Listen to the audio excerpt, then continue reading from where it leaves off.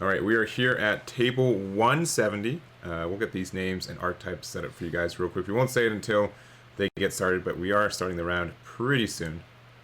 Do you want to talk about the matchup that we wanted to put on? Yeah, we do. We did have a really interesting like GG Rust Tyrannomon. Yes. However, what were they play against? It was funny. In the first pairing, they were going up against Beelzemon, and then after the repair, they were still going up against Beelzemon. A different player, and we're we said like, you know what? We like the deck, but I think it just hard loses. I don't know if it's fast enough to overcome Beelzemon, and so even before the pairings, we're like, all right, if it ends up being that, we'll change it. But instead, we're gonna go on this one here. So again, we'll wait until the match starts to say who's playing which, but we'll go there. Let me get the names though. So we have Brandon Wong on the top, and then we have Andrew Salter on the bottom. Or sorry, flip. So no, that's correct. Yeah, that's correct. You know, I'm probably gonna open up the Twitch too, just so that I can see the reference, because I have left right. Let's see. Any Diaboromon? No, not that we saw. We haven't seen anything yet with Diaboromon, so it might be on the list. It might have just been, you know, in the list 200 or 300 list. So yeah. We have strictly deck list images with no. So to find what someone's player, we have to go find the player's name and we have to click on their image. So we don't have I'd say like amazing sorting right now, so it's not a quick filter. Not a quick filter. Yeah. That's the major thing. Yeah, and let me see when we did have a repair, so it did delay the start of this round a little bit.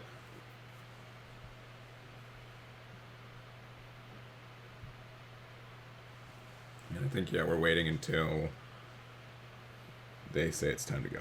Looks like both players did not mulligan because you know, it's good having a strong hand, feeling pretty good, you know, about not mulliganing, because, you know, sometimes your hand can go from bad to worse. Yeah, but you know, that's something that we've been having for almost 2 months now. It's, you know, debuted here in North America, even though I think it was legal in Japan at the same time, but we get it earlier in our formats too. Would you say mulligans also contributed to the success of Beelzemon in general?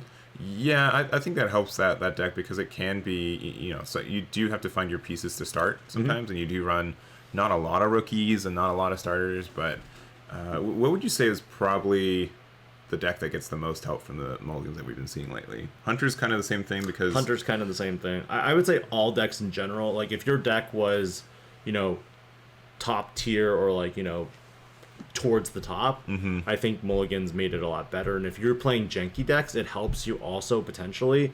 But if your deck was already, you know, having a lot of consistent finders, recruiters, then you're just going to get better. Yeah, and I think in general too, like most decks, I don't think any deck got worse with mulligans. I think it's more of at the rate of which decks got better, because some decks got like exponentially better, some just got linearly better, some just got marginally better. So it's something to consider there. Even with security control, that is one deck that a lot of players despise.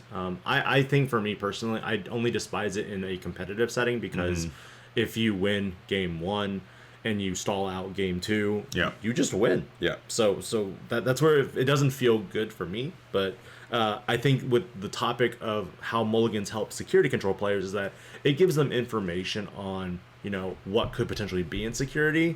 And with the newer mulligans, or with the older mulligans, I should say, it gave you a lot more information. Yeah. So we're just waiting. They did a bit of an extension because they was repairing before we started for first round. But it looks like that is okay, cool. And it looks like they have the timer started. So we get that started on our side too, and I think they should be good to go.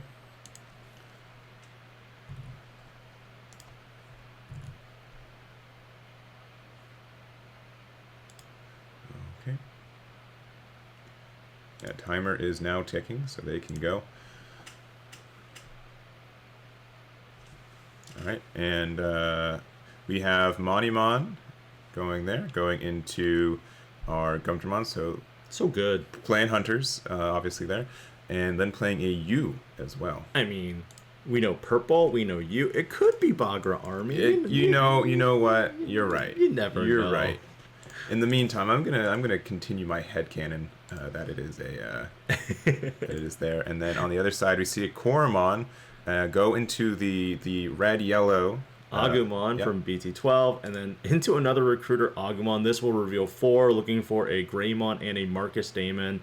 Finding the Rise Greymon X. So could be Shine Gray, could be Yellow Hybrid. It's Shine Gray. Yeah, so that is our round 1 here. Is going to be Hunters versus Shine Gray. I think the last regionals I did, it was also a Shine Gray start. So nice. I did like the deck, and again, it's gonna be here moving forward. Right now, not quite there. It's not quite there yet. If you compare the different Greymon families, Victory Greymon is, even though it has Victory in its name, it is probably the bottom tier Greymon. Mm-hmm. Shine isn't quite there yet either, but it will shine very soon. Very, very soon. Yeah. Very soon. EX4 gives it some support, not quite enough to elevate it to tier 1 yet, but come BT13, it eats well. Yeah. And then you get your Black WarGrey and your WarGreys. Yep, so we tucked a Drachmon underneath the U, and then we digivolved into Restramon, which means we get the reduction there. So we get 1 draw, hits into security, hits into another Agumon, so it does not get deleted. And you got 2 memory left. Playing a Watchmaker, looking at the top 3. Oh, and you got a double hit too. That is nice. Do you want the Gumdra, or do you want the Taiki, or do you want the Resta and the Taiki, or do you want the Psyche and the Taiki? Yeah, I mean, as long as you have more rookies in hand, that's just a really good hit. And again, being able to put them to 1 is fantastic as well. Yes. Will he promote, though? Because if Andrew does promote, if he does have the Rise Greymon from pretty much any of the older sets, except for BT4, he can play a Marcus Damon potentially here. Mm-hmm. Now, I forget, does Geo Greymon let you play a Marcus? The BT12 level 4. one. I think so. Because I feel like BT12 is where we started power creeping into a lot of the level 4s that let you play your tamers with a specific name without, paying its cost. Yeah, so you can play 1, but only if you don't have 1 out already, which is moderately important because you can, like, if you had multiple Marcuses off, you'd be able to use them all, right? Some tamers, like, 1 copy out and 4 copy out is the same, but not in this archetype. The cool thing about this Geo Greymon here, and I think that's why he added the Geo Grey, is that the Geo Greymon can digivolve over this Agumon X for 2, for that special digivolution cost, because it does have Reptile in its traits. Unfortunately, older Agumons, like the Promo 9 Agumon, I want to say, does not have that Reptile or Dinosaur text. It's Reptile. Yeah. It's a little bit willy-nilly. I know, like, most of, like, if it's the Agumon with, like, the armbands, it's it's a dinosaur most of the time, so that is important. And then also falls right there. Yep, to a king version there. And I guess, like, my guess is that they didn't have a tamer to play off. Correct. That's what I'm thinking right now. Because otherwise they would. I definitely would have raised. So, but passing 3 over, deciding if they're using use effect to go to 4. Yep, getting another Gumdramon underneath there. It's also a little risky here because there are 2 tamers in play right now of different colors, which means a superior mode could bottom deck that Rise Greymon under Marcus. That's true. Yeah, and that's part of the reason I feel like this is potentially a lopsided matchup, because you get free removal in the fact that they do have tamers, though. Ooh. Okay, all right. It won't delete it. No, but a free tamer is a free tamer. Yes. It is a free tamer. So that is it's an older tamer. It is Tyankari, but pretty good, especially because it is red-yellow. And you do get the additional draw. I think pretty sure... additional memory. Additional memory if 3 or less. So both players are at... he's at 3. He's at 3 right now. Yes. So Andrew will be able to get the extra memory from there. You can utilize the Black Red Gray X from BT11 in Shine Gray. Yeah. It's a little weird, though. Yeah. Like, it just depends on what your line is. And yeah, so just making sure on memory. So you did play 2 more Tamers, another U, and a Taiki. So you have 4 Tamers out, and then which is important for the Watchmaker. And then you did get an extra memory for there. But going into the WarGrey X. Ooh, here we go. Is there no Tamer? I feel like he has different Tamers. They're just not the Marcus Tamer. Yeah, I mean I guess not. I guess he doesn't have it. Yeah, Tankar's played off. You know he's probably technically right off. Yeah, but, yeah. You know he was searching for him because you did play like an Aandroidd out, and I don't think the X found any, even though you couldn't grab any. So no, you can't find any. You can't grab. You can attack over the Arrestdramon here. The problem is if you put him to 1 memory, they are still able to do 3 tucks underneath Tamers right now, and then reduce cost by 3 and potentially go into that superior mode still. Yeah. Yeah, with all those Tamers out, like that just generates so much more potential there. But yeah, going into the BT12 Shine there, we'll be passing to... Wait. I think he thought that he had like a memory center on the other side. Gotcha, because I was like, yeah, what? Arrestdramon saves, and then also saves the Gumdra, and then the rest will go. Moneymon will draw for its on deletion. And here's that Shine Gray from BT12, as we were talking about.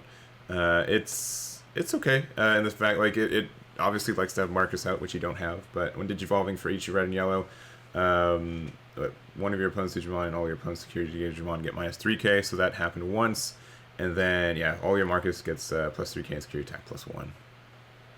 Oh, it'd be so memes if you ran like a black source in here and ran Hades Force. Oh yeah, yeah, you could. I mean, you run red and black naturally. I don't think I've ever seen that teched in Hunter, but there's no reason that it can't be. No. I'm saying in the Shine Gray. Oh yeah, because you need a Greymon for it to work. Yeah, that's true. But like because you can do like there's like the red and black Greymon that some people tech in to go up their lines too, because it can play Tamers, right? Correct. The black-red Greymon from BT12 can play Taikamiya, any Tamer with Taikamiya. Yeah, which includes the one that's on the board right now. Correct. So that's where it's a little interesting, but...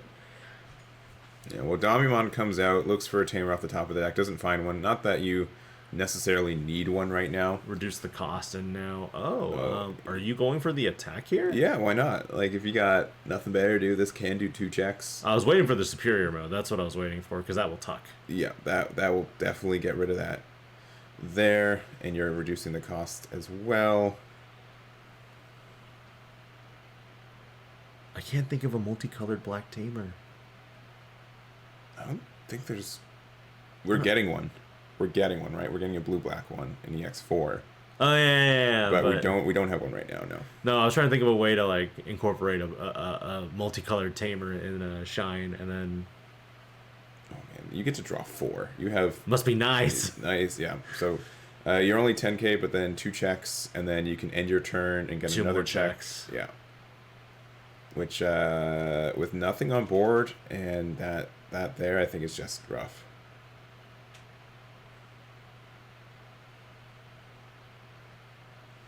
All right, and yeah, there's a Domimon which you played for the. Doesn't find it again, but I mean, you're in a pretty good position. You're here. in a good spot as Hunters right now. Do you end of turn attack?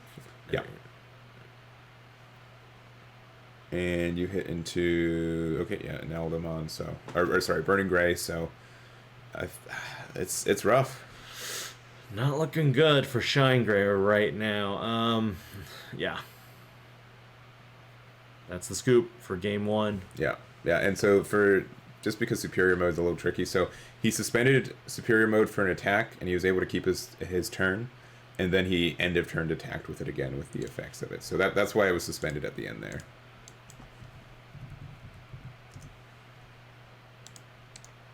So we are going to go into game number 2 again. We did have. I'm trying to think the math there because he went. Did he put him to 1 memory? Gains 2 off the. Uomanos, so he was at 3 memory. Digivolves for free in essence, with two of the tamers, the Taiki and the U. Yeah. And then for 3 memory, he would have been put back to 1, but he reduced the cost by 1 with the last U Amano. Yeah. So that's why he kept turn. Yeah. And the only thing is I'm surprised he didn't put like the Drachmon underneath and decide for like a 4th card draw, just because that 2K could be impactful for what you could hit into that security too. But yeah, if you hit something big enough, I mean, the other thing that ShineGreymon could run, I don't see them running it likely right now, is like Wyvern's Breath. I remember back in kind of like the olden days of like BT2, BT3, ShineGreymon was running all those, security option bombs, and then once Wyvern's Breath actually dropped, then it became more of a yellow hybrid ShineGrey build. Yeah, and unfortunately, like, the good card for this deck is the Sunrise Buster, right? Which I don't think this. I mean, maybe in the future it would want to be back to 1, but the reason it got hit here is mostly for Crossheart and Yellow Hybrid, right? Crossheart was using it so much. Yeah, Crossheart could take super good advantage of it, so you couldn't run it. Like Rise Gray got hit by that just because its card was not restricted enough to its own archetype, which is it's always the roughest part for like an underdog archetype at times, that you lose more of your support because it's just too good for another deck. I think it was also unfortunate that Andrew did not find a Marcus Dame in that game. It is true. That is one of the big things that you want to find in. Even though I think the reason why Shine also struggles so much is because of the fact that there's only one Marcus that can currently become a Digimon at this point. Yeah. And we don't get the next one until BT13.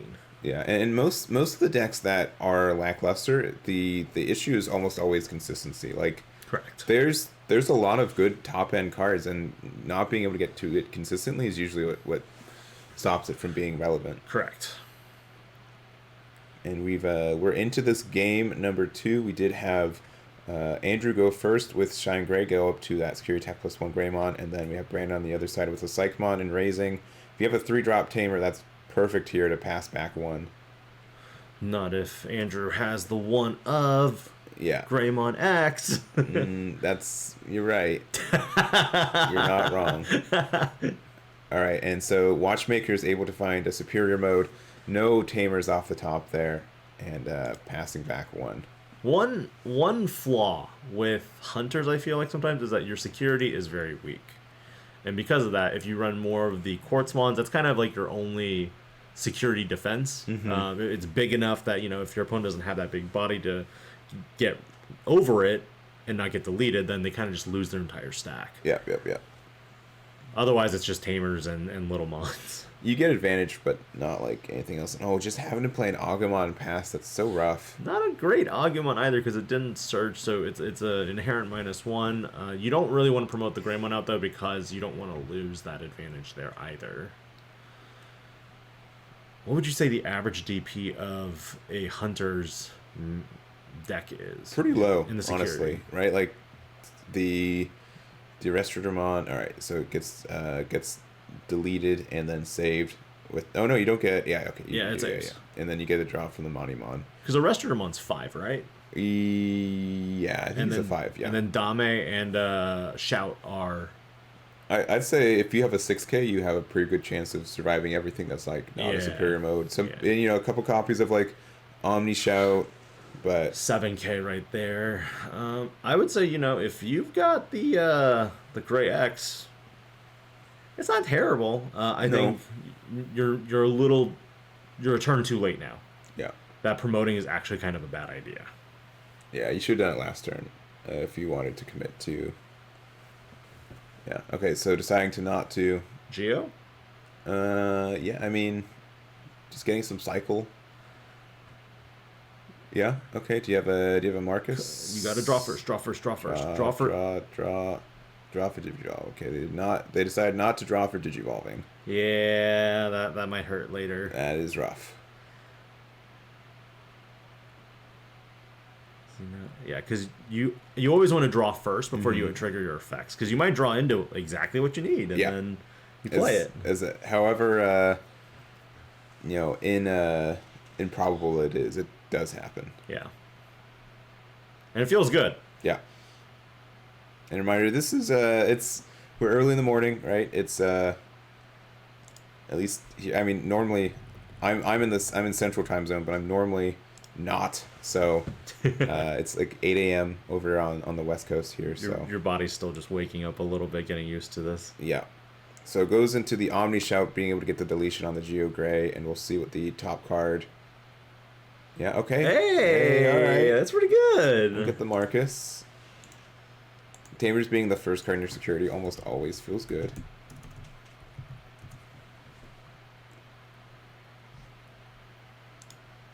That'll be good, because next turn you'll start at 3.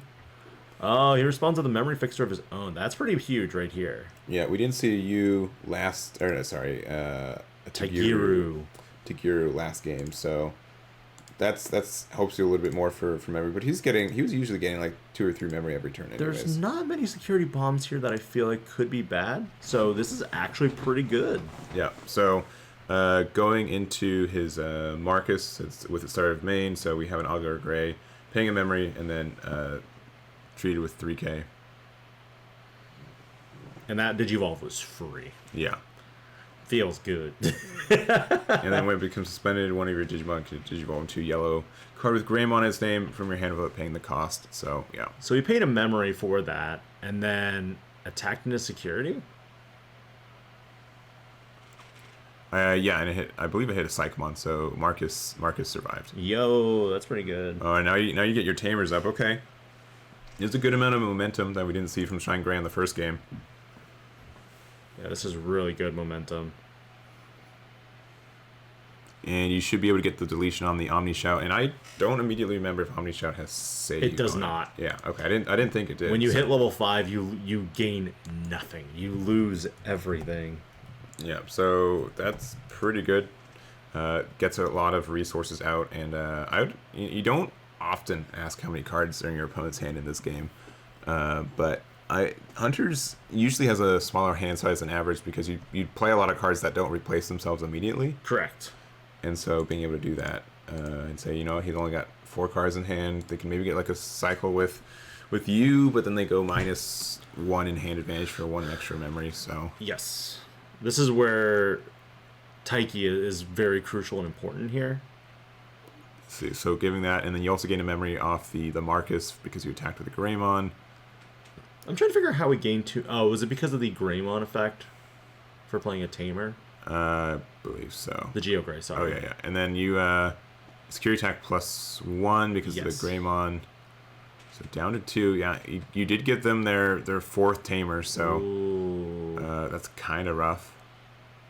If they have a superior mode, they can get a lot of damage out. They can bottom deck pretty much everything at this point. Yeah, but okay. And I'm blanking on the name of that card real quick. It's not Sunrise Buster. It's like the second cousin of Sunrise Buster now. Just gonna put in Tamer. It's in BT12. Yeah, I'm just gonna find it the hard way real quick.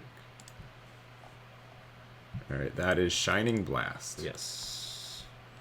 Get that up for you guys too. So Shining Blast is a 5 cost, and it's kind of like Buster, right? Kind of. You can play a Marcus from your hand without paying its cost, and for each yellow and or red tamer you have in play through your opponent's Digimon get -2k for the turn. So you're able to play the... Did Marcus go back to being a tamer? Yes. Okay, yeah.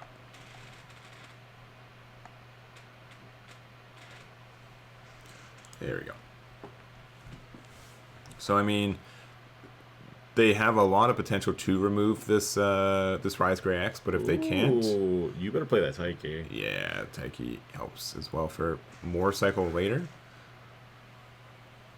But what do you got? This has +2k, you get to draw cards, it has jamming. But the Arrest Room on Superior Mode is going to actually do the most damage here.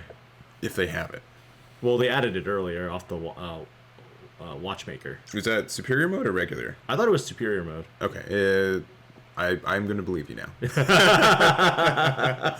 Never doubted.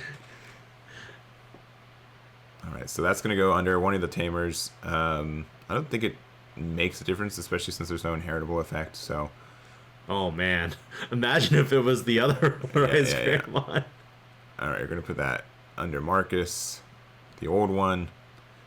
This is going to have 2 checks, and then you're going to be able to end your turn and do 2 more checks. Yes, and your opponent doesn't have anything in raise, so I think this is another...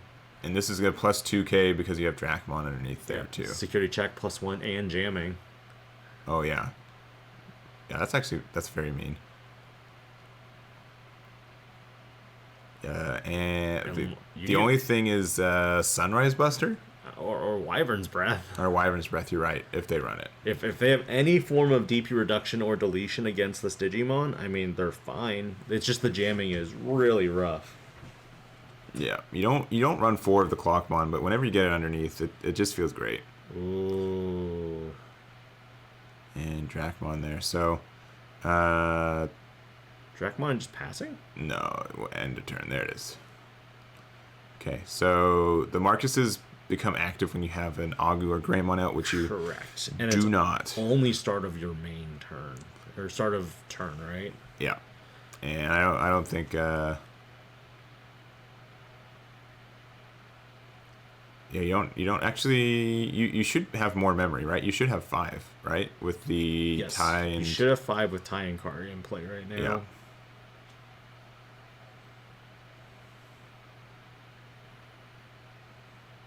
I don't know if that would make a difference, though. Again, like, a lot of these decks that are really cool, like, you just have, like, one... he got it. Yeah. Yeah, there it is. Okay. So he's at 3 now. Oh, yeah. And, Brandon being a good opponent, making sure it was, since both players are below 3, the tie and Kari, yeah, it does get that extra 2.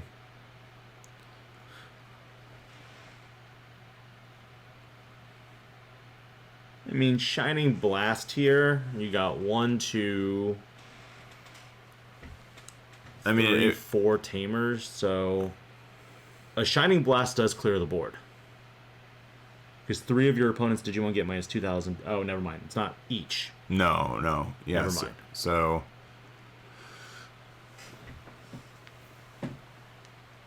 digging right now for an option, I think.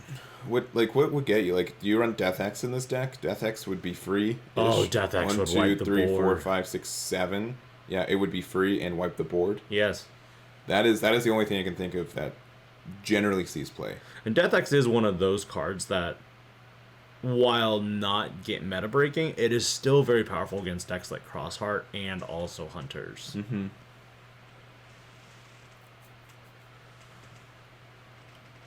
All right, Shine Gray, and yeah, that is going to be it. So I think Brandon's going to be taking this one 2-0 over Shine Gray in about half the round. All right, we've got round number 2 here. We do have our 2 players. We'll put their names up once the round starts so we can see their archetypes naturally. But I will say, we did try to find Gamma against BWGX. We went to the D Reaper to see what they were playing against, and kind of wanting to see, would it be up against Beelze X? And lo and behold, I don't know if this is good odds or bad odds. Yeah, what is it, Ben? So it is a mirror D Reaper match. Yeah, it is a mirror D Reaper match, which we were like, maybe, but nah. Yeah. So, but that does mean, unless they tie. Which is honestly possible. Very possible. It's possible. Very possible. We'll have a D Reaper undefeated going to round 3. So we'll keep our eyes on that one. See how they finish. But for this round, we're bringing Bloomlord to the table and play against Red Hybrid. Okay, there we go. I was like, well, Yoko could be. Okay, there we go. So yeah, we started off with Palmon searching, adding a slew of vegetation Digimon, revealing it and only adding 1. And then on the other end, we've got a Yokomon Digivolving into a Flamemon being played out for 3, adding the Burning Greymon, no Tamers revealed. And are we just gonna burn that Palmon out of existence? Is that how we're starting this, or are we gonna go? There's the Aguni, passing to 2. Yeah, so Palmon does survive another turn, and I have a lot of people like. Do you, in the situation we saw before, do we play the Palmon? Do we Digivolve on top of it? Like, are we more strapped for finding our level 4s? Like, what's our trade-off, right? It's always one of those, if you can give 1 turn to find maybe more pieces, you're good.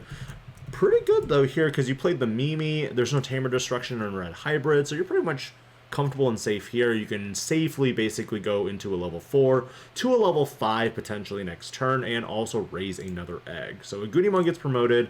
The Agunimon Digivolves, maybe? There's the Burning Gray. BT12. So there's going to be a lot of BT12 cards here. Yeah, so let me get that Burning Gray up. It's still coming in from the digital dimension. There's a little bit of pixelation there, but it's Burning Gray, we swear.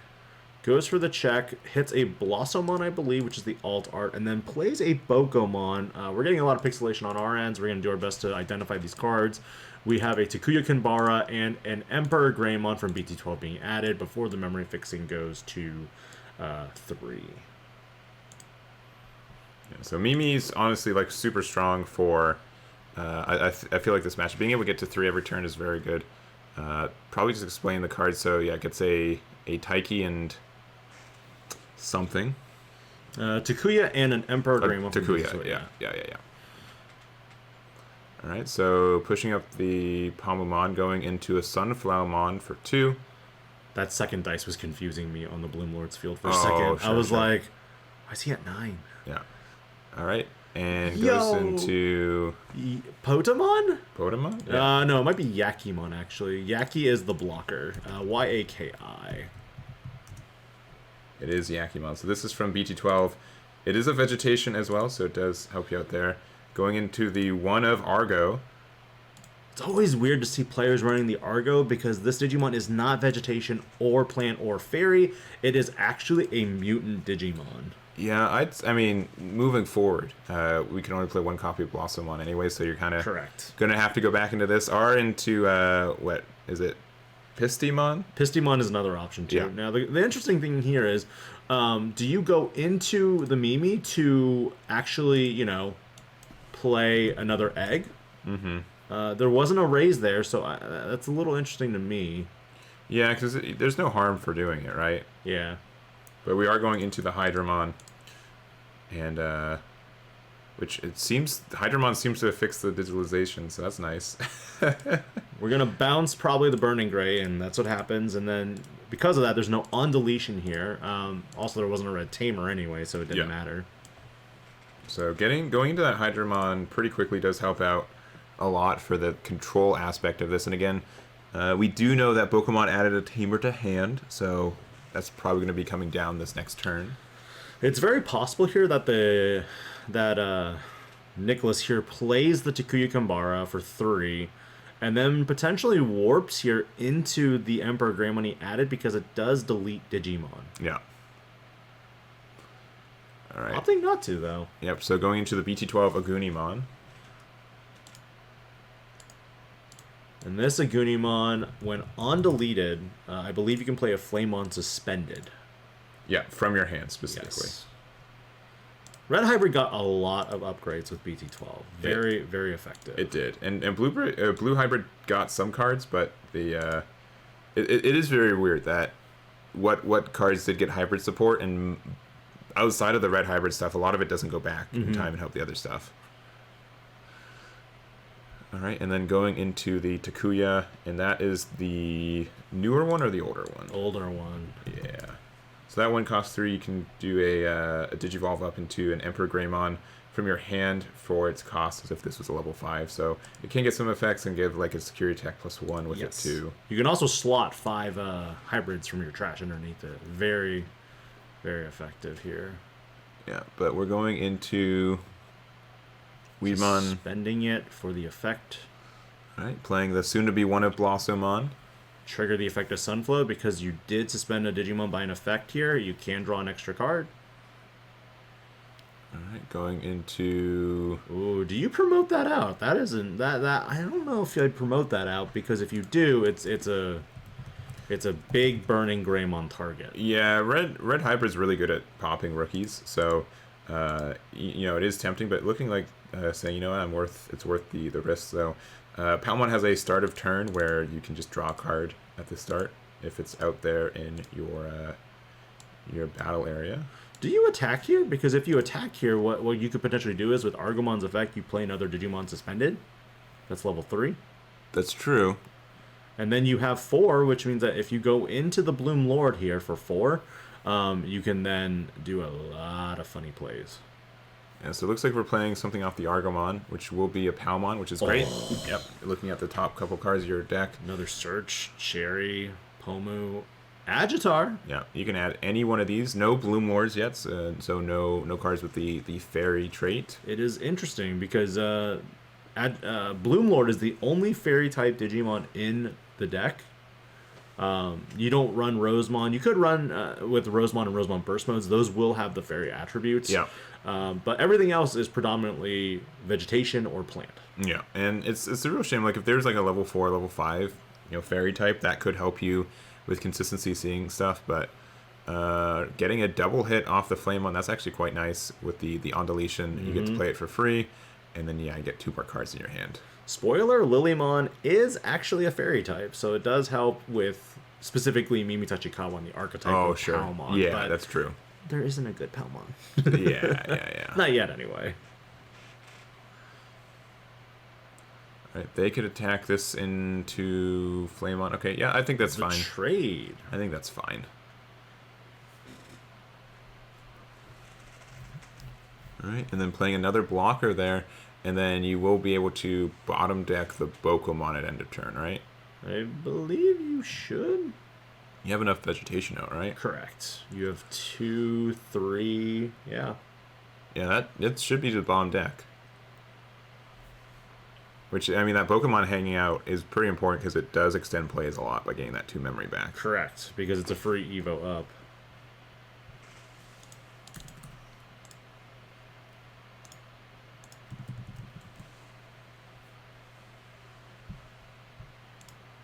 Because you should have 2 with vegetation. End of turn, once per turn, if you have 2 or more suspended Digimon with vegetation, plant, or fairy in one of their traits, return. Oh, the card needs to be suspended for it to be bottom decked with. So Bokomon's, yeah. That's right.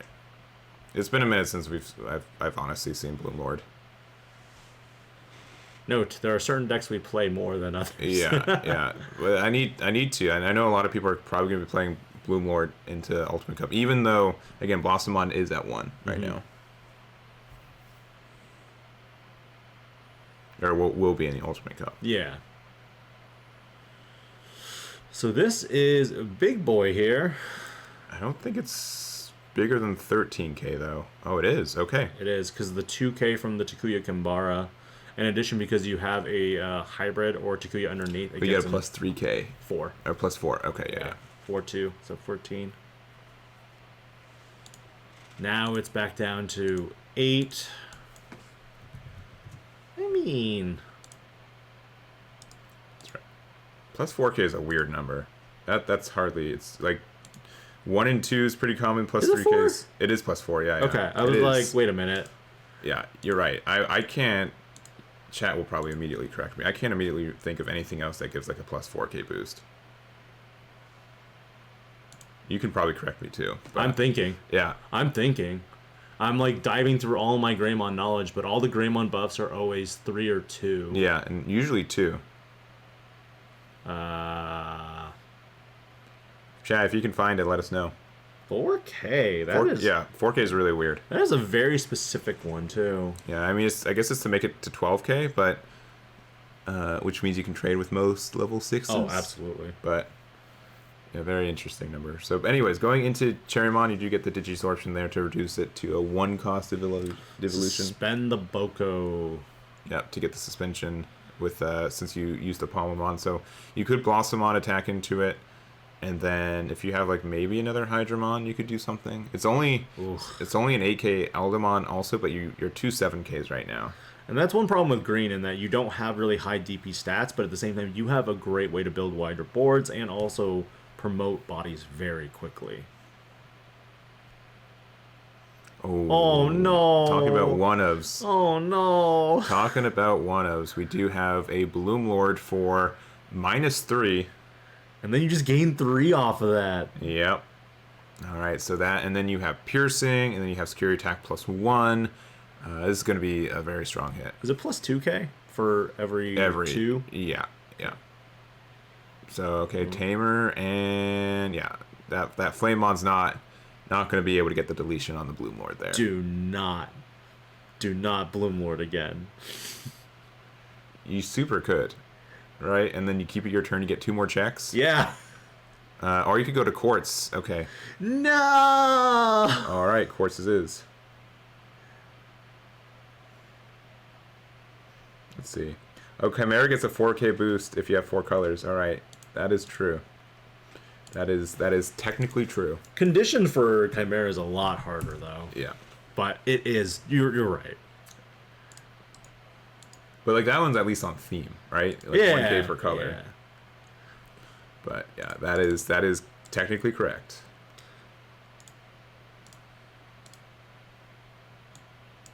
The best kind of correct, in my opinion. Attacking here, what does that do? So you get a draw, right? Yeah, you redirect into the courts and then you draw. I mean, can Ancient Greymon, if you go up the line, be able to get the deletion there? With Emperor Greymon. Yes. The problem is, it's still potentially game on board. Because Cherry can attack, Poma can attack. Well, you would raise first, yeah. Digivolve into the raise, promote with Mimi's effect, and then... Yeah, so... yeah, we're going... we're putting 5 underneath our Takuya. Oh, I think he has the Blitz one from the OG. That doesn't do anything, though. It has to be the BT... 12 one. It is the BT12 one.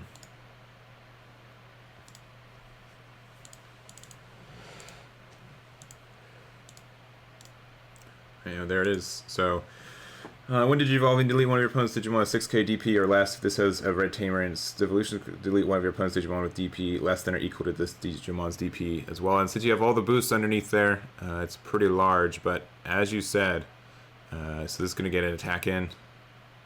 Hits into... Atomic Inferno. Okay, if you get another turn, that's pretty scary, but we're going to continue this one. We're going to attack in with a Palmon, another Tamer, and Cherrymon's able to end this game.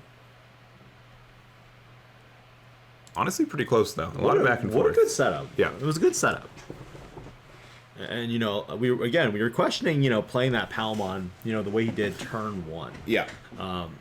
Normally, I think I would just Digivolve in the raise because I want to, start my climb up. But I think, doing that 3 was really good.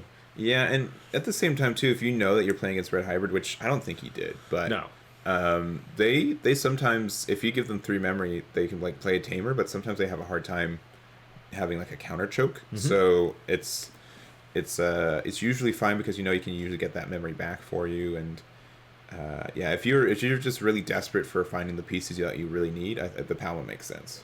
I think for the next game, I feel like Red Hybrid has more of an advantage now going forward. Mm-hmm. He knows what he's playing against. He knows that if I'm going to really deal with these wider building boards, I need to delete the smaller bodies too. And he has Burning Greymons to do that because one flaw with Bloomlord is that while you might be able to build wide, your Digimon on average have a DP of 4,000, 3,000 DP. Yeah. Burning Greymon deletes them. Yeah, for free. Yeah, on the swing, you have some ways to attack over. Yes. Red Hybrid has even in Digimon too. Yeah, has in archetype just a lot of ways to interact with this wider but less powerful board. Would you want to go first or second as Red Hybrid? Oh, man. Let's play this game again. I hate this game. I always lose this game. I'm gonna guess Red Hybrid will want to go second. I would say second, too. Okay, all right. On average, your play cost is going to cost 3. Because you're typically playing your Flamons for searching, your Takuya Gambaras for memory fixing. Ideally, I'd say you'd want to go second because you don't want to give too much memory, especially but again, we're just wrong. Yeah. Super wrong. What do I know? What do I know? I know how to. This as soon as I flip it, where I say, you know what, I'm gonna guess wrong. I'm gonna be wrong. It'd be technically right. Neemon is an interesting play here. Yeah, I mean you do have a tamer out already, but green generally doesn't have ways to interact with your tamers. Correct. Besides Quartzmon getting the suspension on them, mm-hmm. But I have been seeing a lot of Red Hybrids tack in 1 or 2 copies of Neemon, which wasn't really popular this time last year. It wasn't, and I think it's because Neemon can, play the tamers from underneath your Digimon when they're deleted, but the thing is you have so many effects already in Red Hybrid that do that for you, it feels like a waste. Yeah, I mean, you did get to play the tamer for free, but yeah, it's just like, yeah, the space for it is a little rough, especially since, you don't get any cycle with it or Digivolve with it. It just kind of hangs out. Agitar in Ryan's raise right now, really strong. Yeah, they were just able to go all the way up to the stack, but you have your second Takuya, so memory fixing very strong. The only issue is that like that Takuya, it's a memory fixer, which is strong, but the inherit effect is also better. Yes. So you have to like play the game of like which one do I want to play at times. Because again, like you want the inherit effect, but you have to give up the memory fixing. Yes, and not finding the Bloomlord here, but am finding the Sunflow here, which is pretty good considering, playing that Palmon for free already lets you go Sunflow to play another body for free. So you're building wide. Luckily, again, there's really nothing to worry about yet unless you draw the one of HPD and you go into Quartz. There's the Yakimon again for that blocker. Yeah, I honestly didn't recognize he was vegetation. I don't think I've seen him played outside of this match I've seen or watching right now. So Yaki is used in conjunction with Potamon and then Jagamon from BT12. It's basically exclusively kind of a like potato. It's based off of a sweet potato, I believe. Sure. While Potamon is mainly for like fries. Okay. All right. Sure. And then Jagamon is literally a potato. Yeah. All right, you go on to Bloom there. You'll be able to keep it your turn. Yeah. Narrowly. And then one problem with Red Hybrid is that you don't have too many security bombs. No, you do not. Like most of like the Inferno's good for like a crackback, but you're already down to 3, and you could potentially just lose this next turn. Correct. No! Ooh, and the Quartz there with nothing in raising, and you don't have a lot of cards in your trash, so it's going to be... I don't think you even have enough to use your Tamer effect. Not the Quartz. Quartz is... honestly, like, it's even though it's not like an official... Like, green traditionally, I feel, has had like underpowered level 7s in the grand scheme of things, right? It really has. And so Quartzmon being a level 7 that the deck can tech into and get a lot of advantage from is great. It's really crazy, and there's the Burning Grade deleting that Yakimon, but the main thing here, the problem here is that Quartzmon. Yeah. And I don't think you can go all the way up your chain. And I don't think you keep the 4K through your opponent's turn either. Well, I was wrong earlier, so I'm gonna go check. That is the Emperor Gray. Is that... Let's go! That is big enough. Okay, cool. Let's go! Deletes it! Alright, so obviously they couldn't put any pressure down this turn, but they were able to get the deletion of the Quartz there. And that Emperor Greymon can start punching in a little bit this next turn, too. One problem. What's the problem? Starts with H, ends with Aandroidd. Hidden potential. Dramon. Hydramon could potentially return here, but you need other vegetation. You do. And that's one issue right now. And you don't have the setup for it. So like you'd have to play like a Mushroomon into HPD into Hydra. Yeah, actually you don't even need HPD, but you do because you need something. You need something suspended too. Yeah. Which is possible. Alternatively, HPD into a level 6 and then another Quartz. Yeah.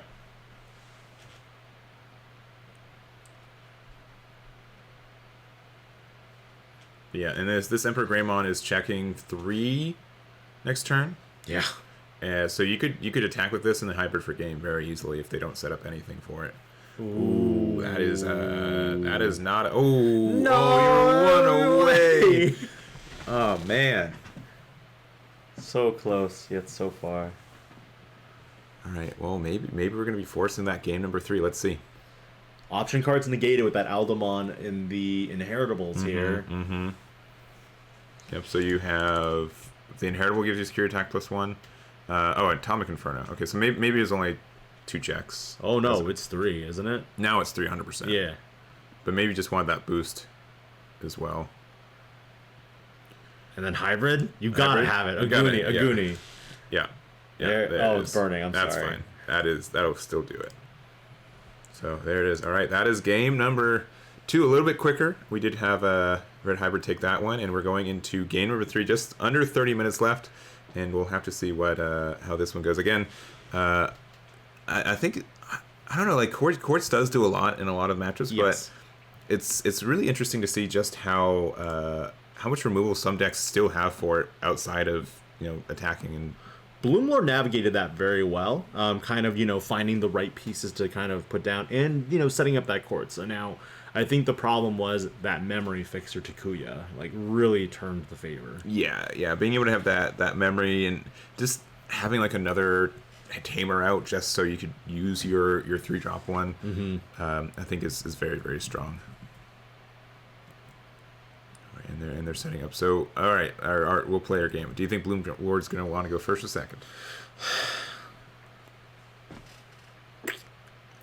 I know. It's tricky. I'm going to say first. Okay. I'm going to say he goes first because he wants to find his pieces. He'll probably either Digivolve and raise and then play a Palmon to search. Realistically, I think that Digimon is in a much more aggressive format. Yeah. With Beelzemon, there's not much time for you to kind of, wait and look and kind of give your opponent that extra turn for setup. Yeah. Beelzemon especially, I personally like to go second against Beelzemon because I need that extra card, but I'm typically playing Greymon decks, and I don't feel like my deck is consistent enough to find what I need. And on average, Beelzemon decks will put you to 2 or 3, which means that you can play your Memory Fixer to counter choke them. But that's besides the point. yeah. So I'm gonna guess. Yeah, I'm gonna guess that Bloom is gonna want to go first, and strictly because I think they won the dice roll and they wanted to go first. So I'm cheating, but we'll see. They did mulligan their hand back, so Ryan will be trying again for their hand. Meanwhile, Nicholas on Red Hybrid decided to keep their hand, feeling confident about it.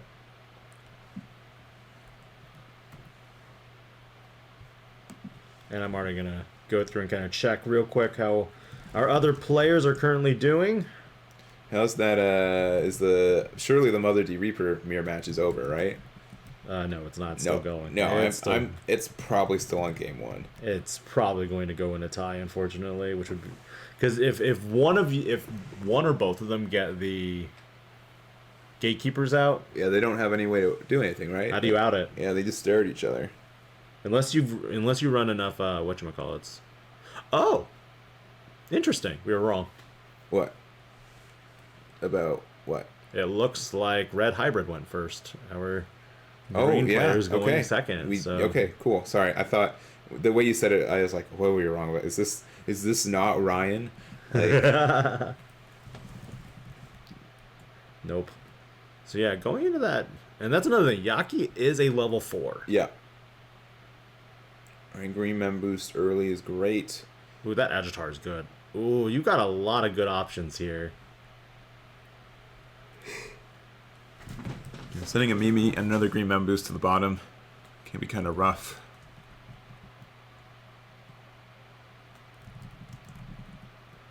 Well, it looks like our Melga player is doing well still. All right, heading into another one of them, so getting the deletion there, going down to 4. Going down to 3 with another Flamemon, hitting a Sunflower, so narrowly deleting that one. And then playing it to Kuya, pass and turn. Memory fixing is always nice.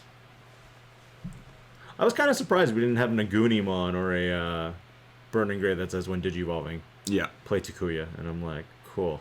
You kind of get there, right? You do. Like it's the reverse way, right? It's the on deletion to play it after the fact. Yeah. So I still think that's good. Yes. Oh, and then Agitar? Yeah. I know Imperial players would have loved it if XV could play Davis for free. Oh, for sure. Yeah. no doubt. That is yeah, that Davis tamer is so good, especially since it just turns on Megadeth by itself. Yes. Very strong. So we go Flame, Burning Gray, and Alda. That's pretty good. Yeah. Next turn, he is set to go into an Emperor Gray. Since Emperor Greymon is 3 cost from BT12, that means that he has a guaranteed deletion here. Oh, promoting. That seems a little scary.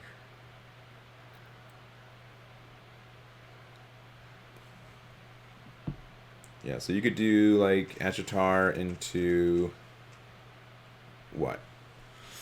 Probably Play something like a Palmon, maybe be best hit, and then Palmon would be the best option here. Do you even Bloomlord though? Like, would you want to do Bloomlord here? Would you want to do Hydra? Is he attacking? No, he's no. I would say what? All right, yeah, Palmon. Best card. Oh, yo, double hit immediately. Double hit. Let's go.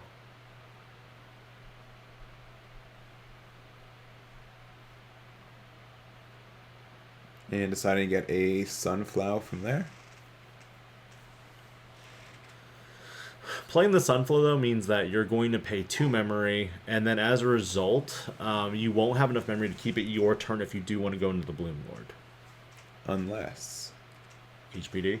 Yeah, but I don't think HPD is worth it here. I don't think it is either. I think you'd probably do Sunflow, suspend Sunflow to play another one, and then probably at that point go into... if you have the HPD after this, then yeah, it's fine.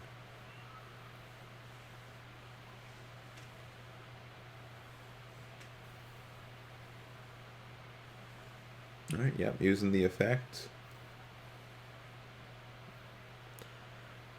Potentially wide board building here to maybe set up another Quartzmon play. Problem is the Quartzmon would immediately get deleted. But it does answer kind of the I don't want to deal with yo. The other one. That's pretty good. Alright, just you get any one of those that you want. Probably the red veggie? Yeah. Also, the Emperor Greymon only deletes if it has a Tamer in its source, which it doesn't have. Otherwise, because it's just 6k or less without the source. So if you go into Emperor Greymon on the other side next turn, you won't. You would not be able to have an immediate out to Quartz. Correct, because you don't have enough DP buffs. Yeah, that's correct. Which is really unfortunate.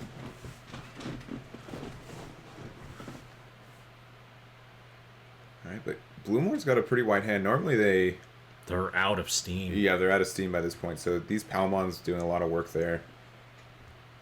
And if you have Bloomlord, which we do know that he does have, you Digiball for 3, you get the suspension on the Palmon, and you get your back.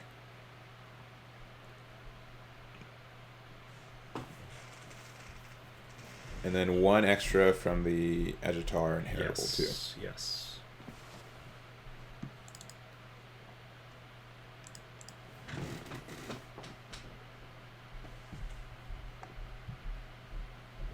Going in here, 2 security, 14k.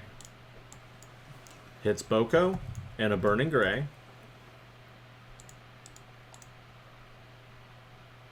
You kind of have to go into the Quartz here. Yeah, even though it's going to be really expensive. Because it'll pull the memory back to... Oh, maybe not.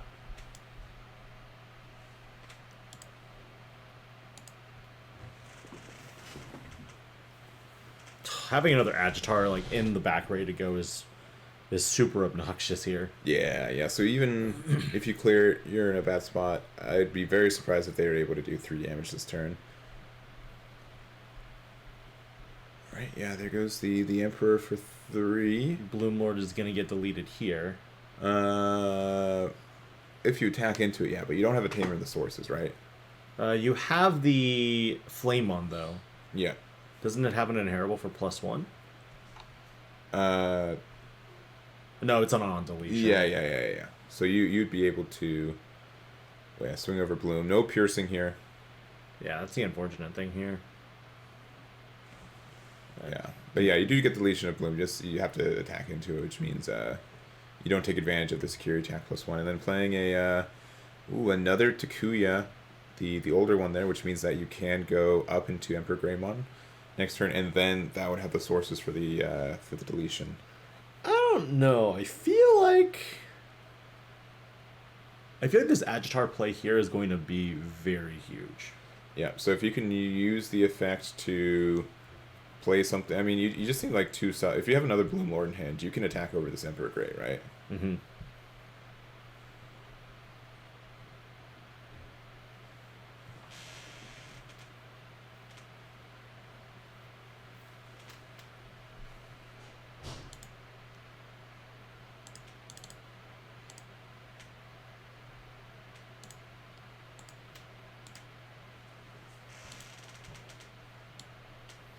There's Pomu. But you could have used Pomu to play off Agitar if you want. But we'll see.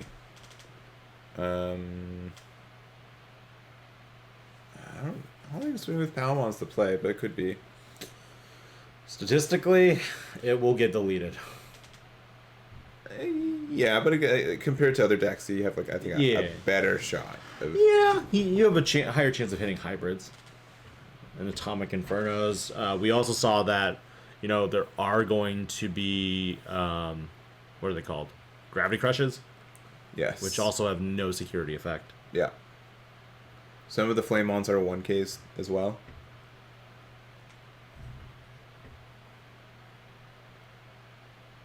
Alright, going into Cherry for 1. Ooh. Okay, so if you've got Bloomlord now, you get 1 memory back, and now you have a redirect alive, and then you should be able to get Piercing. Yeah, so getting the suspension on the Palmon, getting a memory back from there. And then gain 1 off the Agitar. Yeah.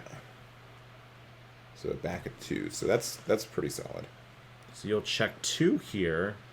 And if you go in, if you're able to go into Quartz after this, I think you're in a really good spot. Yeah. It puts them in a very rough spot.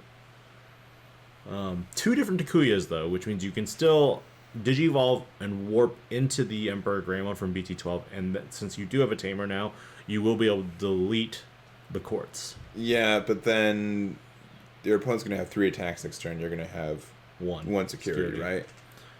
Yep. So as long as you should be larger than this Emperor Grey right now, I believe, right? Mm-hmm.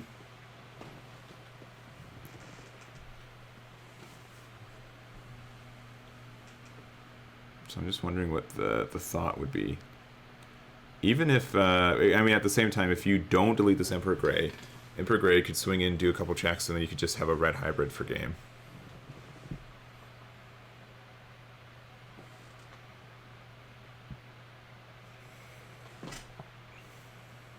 Yeah. So 2 checks here. With Piercing. At 14. Yeah. So, yeah, alright, so, yeah, on deletion you get to draw a card, and then you get to play a Takuya as well. Not that you need another one. Imagine if the Takuya was like, oh, gain a memory when a Tamer Digivolves into a red. Yeah, okay, 4th Tamer, and then a Flame-On. Let's go. Yeah, luckily, like, none of the Takuyas, like, search on play. If they search on play for Red Hybrids like that'd even be more consistent. That'd be really good. Oh yeah, I think we're getting the Quartz. We are. All right, this is a really good position for Ryan. So 1, 2, 3, 4, 5, 6, 7, 8. Pull the memory back, but he will go to 3 automatically.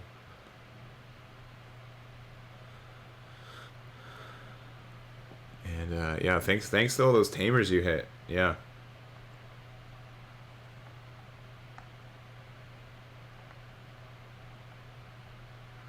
So you warp here into... Oh, I don't know if that was... Okay, I think I know what he's doing. He's panicking. No, I think what he wants to do... The problem is there's still 3 bodies on board regardless what you do. Yeah. That's the big problem here. Because if you Boko into a Burning Greymon can delete the Palmon or the Yakimon. And then you warp into the Emperor Greymon from BT12 off of one of your BT7 Takuyas, which means you can delete the Quartzmon. But the problem still remains that there are 3 bodies on board. Yeah, there's 4 bodies on board and 1 in raising, even with the 2 deletion. Well, after deletion. So, you're gonna need a lot of gas here, and I don't know if you have it. Oh, he's just going right into it. Yeah, but that costs 3. You get 1 or 2 back with Boko. And I think that just passes turn, right? Is there any memory gain off the inheritable? No, there's no inheritable. There's no gains. That's why.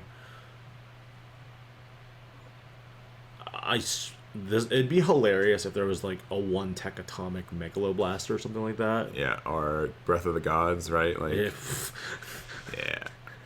It's always this Breath of the Gods is always like, oh, he could technically tech it, and like, there's no restriction, but you could. I saw an Alphamon for a little bit back, in September and October last year. Yeah. But it is not present elsewhere, and we do have Ryan taking it 2-1. In a pretty good match, a lot of back and forth. Very much so back and forth. All right, we have table number 1 for you guys. It is going to, I guess we'll wait. We'll wait just for fairness too, for we have. But we have a match and a half, I would say. Match and a half? Uh-huh. How'd the half come here? Because we might get tied. I don't know.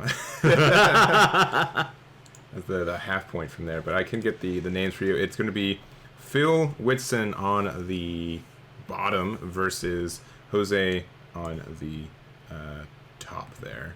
Let me get those names for you guys too. We haven't seen either of these players play yet today, and spoilers. Neither of these are playing. I would say are conventional ones that we're talking at the top. Yes. And this is table 1, so both the players are 2-0 right now as well.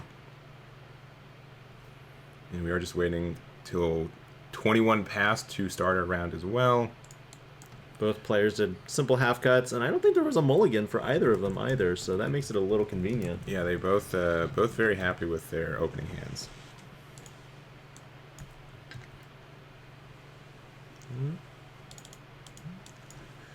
All right, and let me get there. Yeah, so it's again Jose on the top versus Phil on the bottom.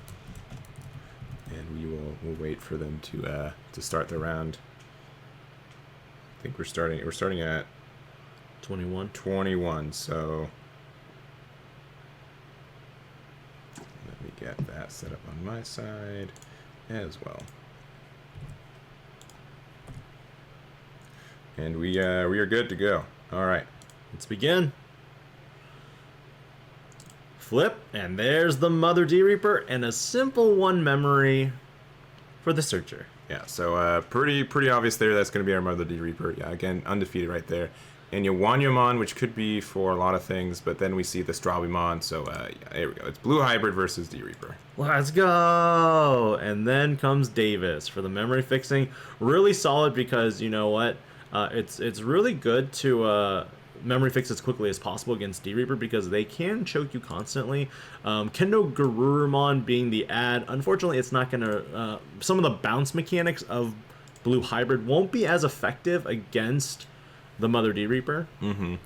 And I may have missed you saying that was setting up, but yeah, if you get a Gatekeeper out, Blue Hybrid might not really have an answer to it depending on what they're playing. Oh, it's really hard to, because the most you can do is you can bounce it, but you'd have to use conventional cards like Cocytus Breath, because everything else is level dependent. Yeah, and so we are. I mean, this is the month of Mother's Day. However, we are about 1 year away, or a couple months away from it being around for about a year. It came out in EX2, which last July? Yeah, so about 10 months ago. It's probably one of the more polarizing matchups and archetypes that it's never the worst deck in the format, right? No, it's never the worst deck. And if you're not careful about it, some decks just don't have an answer to like the amount of control that you have to, and just the effects that you're able to do. And since they don't have levels, and just how interesting and unique this archetype is, maybe interesting is stretching it, but unique, this archetype that is, some decks just don't have removal. Nope. And one thing that you really need to do against Mother D-Reaper is to, as quickly as possible, you just need to take out all the security. Yeah. Even if you fear the Gatekeeper isn't turned on until you have at least, at minimum, 6 sources underneath it. Yeah, but we see 2 already, and we also do see the X antibody being slotted underneath as well. So you already have 3, which is quite a lot. You're going to have a 4th one with that other Searcher guaranteed on there. And we'll have to see from there. Triggering effect to ingest? Yeah, it looks like just going to be attacking over the Stravimon, and I think like the only removal you have is like some players are still playing like Kakadas Press in blue, but like that just still doesn't get you there, right? So Rai can also slow down potentially because you can prevent all of your opponent's Digimon from attacking. This does include Reaper. Yeah. Because you can't attack and tuck. Yeah. But we do have a we did see a bit of color there. We did see a Starmon's in hand. Normally we've seen like traditionally like some yellow ones with was it Spiral Masquerade? Spiral Masquerade, another oldie but goodie card. Yeah, and if you have Starmons out, you're able to get some removal there. There's some okay yellow tamers you can tack into the deck as well. Not much to add though. You could put in the TK just to be like, oh, I'm looking for this in my security, and just see what's going on. Yeah, Death X also does nothing in this deck as well, against this deck rather. Right, but you're going up your chain. You're going into the Beowulf, being able to get that back to hand, and again, since none of these cards have levels, you can't really interact with it. Correct. Hitting into security, hitting a Death X of your own, as we were just talking about it. So, not looking too great. You still have 3. Oh, Hammer Spark. So you could pressure down another damage right now if you wanted to. Yeah, seems like to be the case. One thing that's nice about the regionals is that there's no restriction to Death Xmon. No. So it makes it a little bit more of a wide spectrum, overall representation of the card game. There's the Gatekeeper. No security battle here, but there is the recovery because a Mother D Reaper is currently in play. Yeah, and this is is this the BT7 Kendo? Yes, this is the original BT7 Kendo Garurumon. Yeah, so not a very popular card in like the original Blue Hybrid that was running amok a year ago. But if it has a Blue Hybrid, its traits are Koji, and its evolution cards gains jamming, which is nice. Another Hammer Spark. And that Gatekeeper can do a lot. Gatekeeper is 2 sources away from being turned on. Other than that, the problem here also is that the Gatekeeper can attack over the Kendo Garurumon, and that will kind of be another body that is removed from the game. Yeah, and then you're a little bit scared of having your Gatekeeper being able to be attacked, but I don't think Blue Hybrid would be able to get enough DP to get there. Correct. Yeah, and I think D Reaper is also in a good spot because another way to get rid of like your cards, or even the Mother itself, is to have like Metal Greymon underneath your WarGreymon and be able to have enough DP to attack over it. But honestly, a lot of Greymons are opting to not use the BT8 Metal Greymon anymore. Correct. But the other reasoning for that is because you have Raid. So you can just raid into the Mother. Yeah. Assuming she is not DP buffed by anything. Yes. Yeah, and you'll get your own plus 3k boost as well. But these Seekers will be able to get the boost as well, so getting that attack over the Kendo. You don't need to attack into security at this point. No, and I think you don't want to, because you can give your opponent some tamers that they can take advantage of. Oh, and Gatekeeper is live now. 6 full sources underneath. Yeah, with another Bubbles, you're able to use that. And sure, yeah, now you can start attacking into the security again. Not really afraid of most anything that could be in that security. Nothing's really a problem at this point. No, and I think you're clear. Yeah, I think you're clear. I would probably not attack with the Gatekeeper just in case. Hammer Spark? No, I don't think so. No. A Plasma Decadrill launcher? I think so. Which is, it returns the hand. Yeah, I believe it is. Yeah, it's the launcher. Oh, but can you return it to hand? It's leveled. Yeah, right? Right. What does it say? Well, read this security main effect. Return. The security effect can. Okay, yeah. The security is different. That's weird. It almost always says activate main. Almost. There are a lot of like security option cards as of late that have differing effects than their actual main effect. Yeah.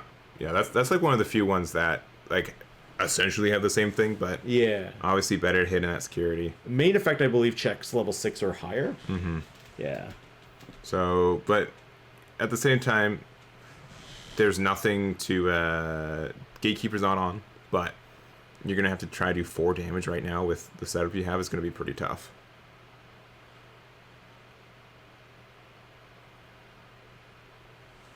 All right, yeah, hitting a searcher, and that's like the one thing about this deck. Like, since you're running like 15, 20 searchers, yep, you're pretty safe in a lot of sense of security. Oh, did you another Hammer Spark for 1? Ice Wall, okay, and then a Tamer there. That Koji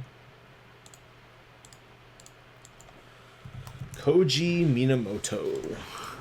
The original BT7 Tamer. Yeah, because for some reason we didn't get one in BT12, but we got Takuya and Pals. Yeah. So BT12 was basically the archetype that was looking at all the main characters from each series. Mm-hmm. So you had Taikamiya from the original Adventure. You had Davis from Adventure 2. Takato from Tamers.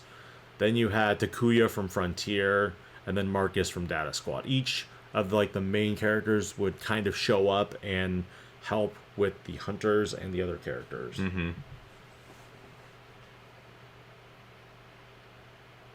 Mother could just easily slam down the Gatekeeper. Yeah, it'd be pretty easy to do that.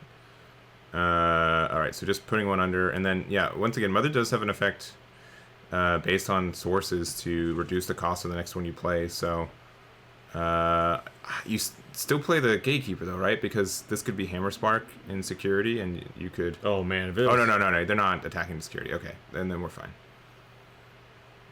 Yeah, Gatekeeper. Yeah, we're fine there. Okay, this is fine. Unless you're Jose, and then it's not fine. You are in trouble. Yeah, what do you do here?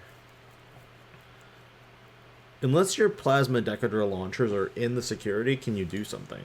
Yeah, and let me remind myself what Magna Garurumon does. You bounce a Digimon underneath it, and then you return a Digimon on the field the same level. Yeah, so unless you've got no level, which ain't a thing, yeah, and deciding to scoop it up with Phil taking that first game.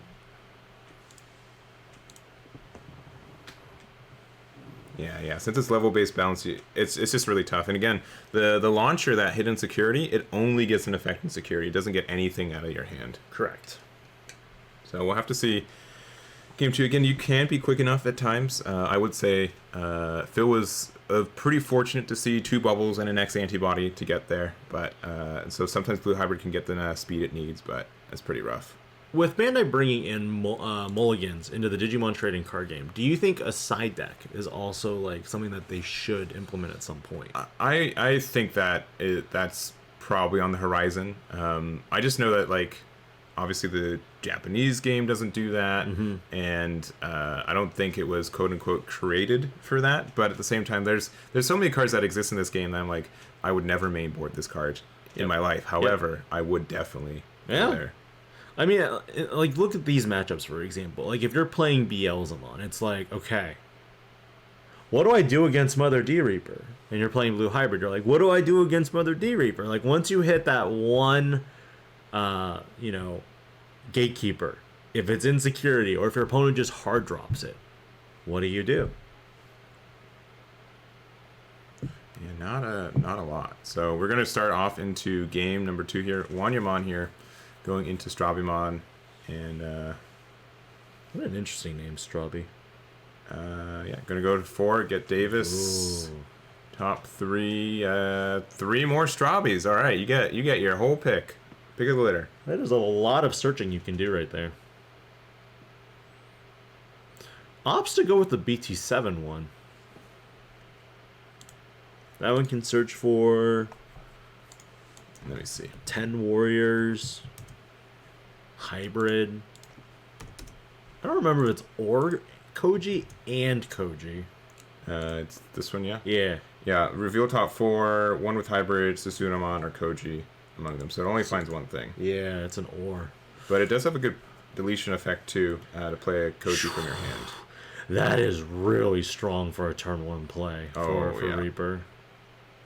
Yeah, that is getting there. And unfortunately, like, compared to, I would say, maybe like Blue Hybrid, I think has a better matchup for this than Blue Hybrid, because you have to go wide as Mother, and Blue Flare would have a field day. Yeah, yeah. Blue Flare is, I think, strictly the better matchup in this. Yeah.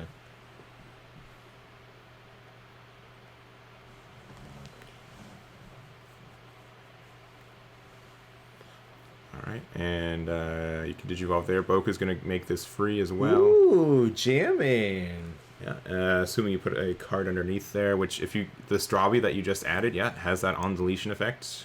One of it also gains memory when you attack. Yeah, yeah, and the Lanamon does not need it to be under the same thing. It just has to be against something, but it's the thing that gets jamming, I believe. Correct. The wording's kind of weird.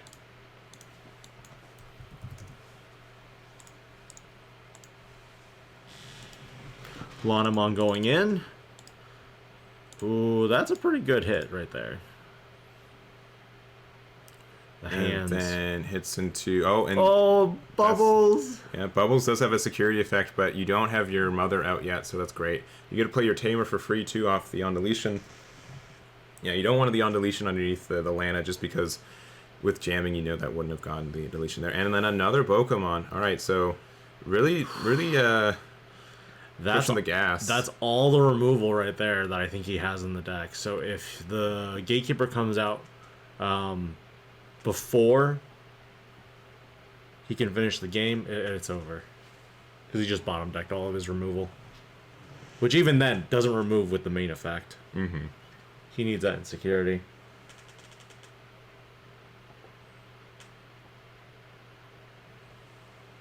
Promoting the Mother.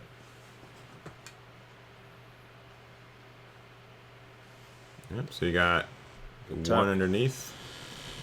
Question is, do you activate Jerry first, or do you play a Searcher and then...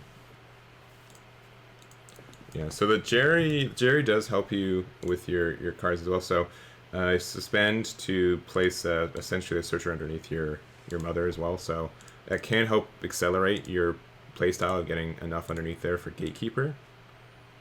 But then it does mean it's a little... vulnerable there, and doesn't look like they hit anything. No, they decided to attack into the into the Lanamon, right? Yes. Yeah. All right, Bubbles out there. So what? You have two cards underneath there. Like, see anybody? Playing a third one. Ooh. And just passing with one, which that's like the big thing about this deck too. Like, you don't have a lot of cards in hand at any given time, and you don't have as much direct cycle compared to a lot of other decks, but you are... Searcher to just pass one is very strong. And if you don't have any cards with DP-based destruction, it's you have a hard time. Sorry, Red has a field day. Yellow also has a field day a little bit.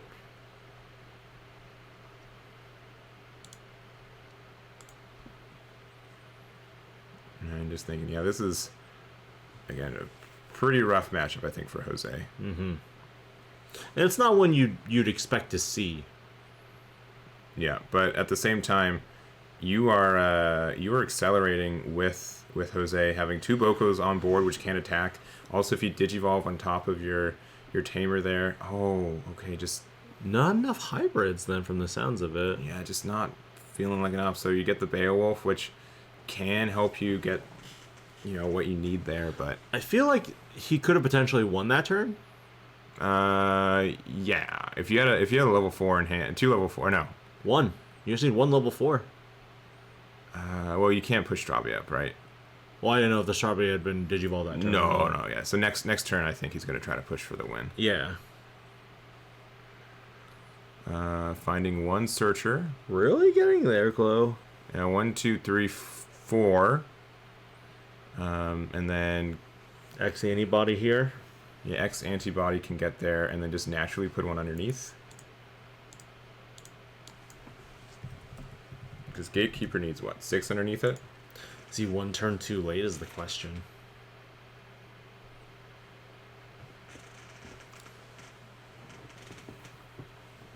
Alright, playing the Pendulum Feet. Oh, found the Reaper. And a Searcher. Okay, yeah. I think they were digging for that.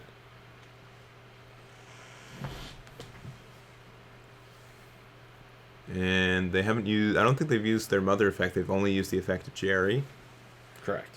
3, 4... So pretty sure, anyway. If they have X antibody, and then they put a 5th one underneath... Oh, no.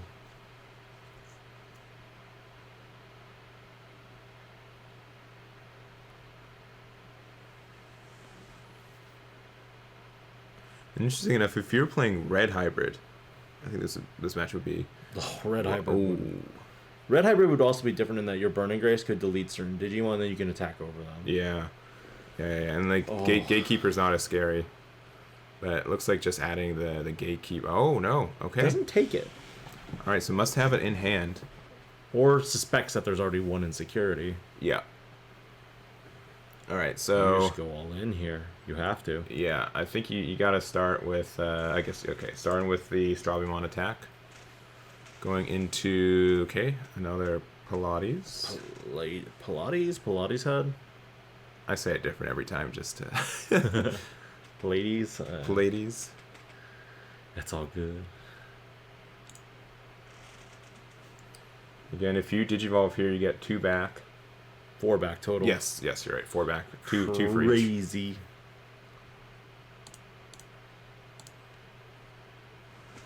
Okay, going into... That's the new blue hybrid, yeah? Yep. Calmeramon.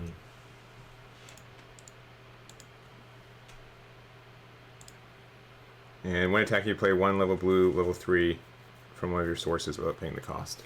Oh, no. Oh, but Beowulf there. Oh, no. That would be enough attacks outright. So Beowulf can use the effect to put the Calmera back to hand. Oh, but...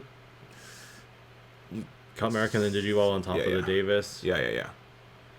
So, I think you can get there. Assuming there's no, like, Spiral Masquerade in there.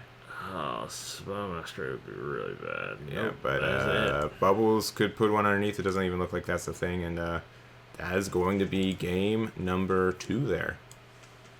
So Jose able to take it back, get to a game 3, and we'll see what goes on.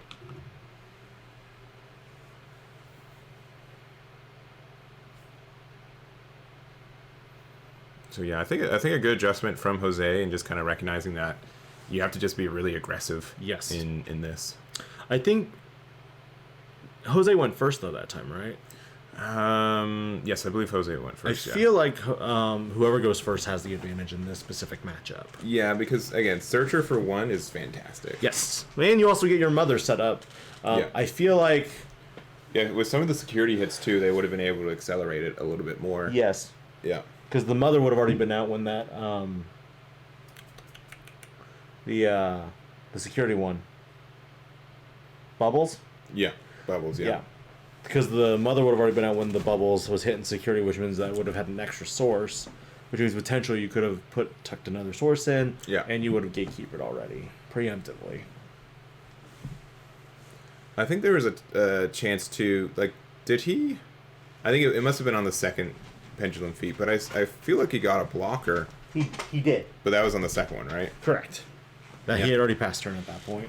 Yeah, because if you had on the first one, playing that blocker would have, I think, been at least made him force him to have a little bit more. Mm-hmm.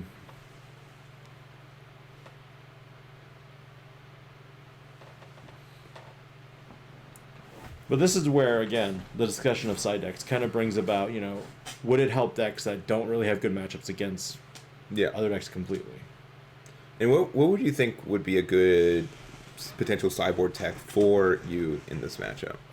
If I'm playing Blue Hybrid? Yeah. Innocence Blizzards, Sorais, I guess, is what I'd go with. Yeah. D-Reaper starting off pretty clean, and then Blue Hybrid, one ice wall. Yeah. Which I don't think is as impactful in this matchup per se, but... it's a saving grace. If your opponent doesn't have, like... If you're trying to out-aggro your opponent, your opponent is likely going to respond the same way. Now, the thing about this, though, is that with D-Reaper, you just need to set up a wall. A Gatekeeper is all you need and you win. Yeah, and so added the Magna Garurumon to hand. Could have gone the Lanamon, which could have gone some advantage from digivolving on top of the Strawbymon and then attacking and getting a Koji from hand. But looks like we're just gonna use Pendulum Feet, get a Searcher and a Bubbles. That's what it looked like. I think it was a Bubbles. Yeah. Play it for 1, passing 1. What an easy play. It's pretty easy. Not for nothing. A lot of D Reapers pretty understood.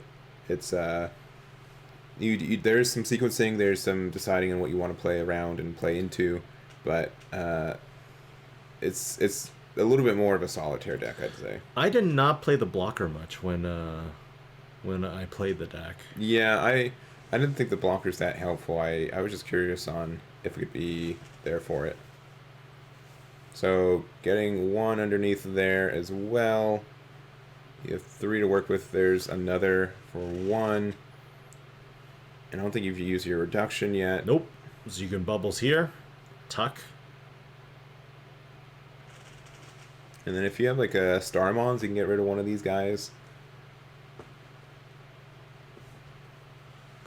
And the Sora, or not the Mansora? Mansora, I don't think it's really good in this matchup. It's not. No, because D Reaper usually doesn't have a lot of cards in hand, and you can't bounce back any 3s because there's not any 3s. Again, side decks. Alright, you can bounce back that Starmons if you want to, but I don't think you're going to want to do that. I mean, you could. I don't think you want to do that. Let's see. Max with the raid. Yeah, thank you, Max, for the raid. That also means that your tournament run is short, so sorry to hear about that, but do appreciate it, and thanks for stopping by.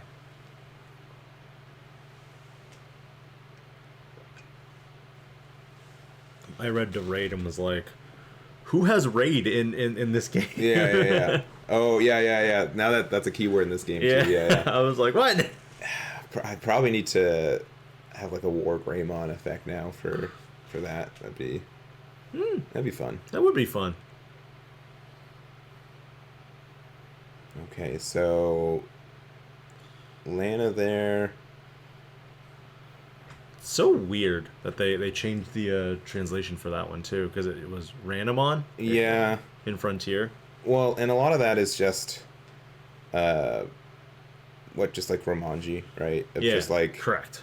A lot of, even though like Japanese is really consistent in its sounds, it gets some of their sounds are like in between for what English ones are. So that's why we have Lydramon instead of Raydramon. Yes, correct.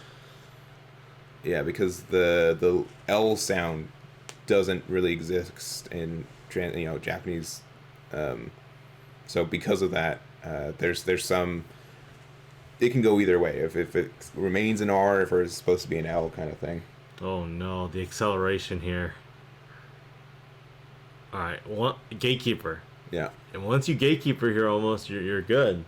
Yeah, because you have 1, 2, 3, 4 underneath it right now. You haven't used one this turn, I don't think.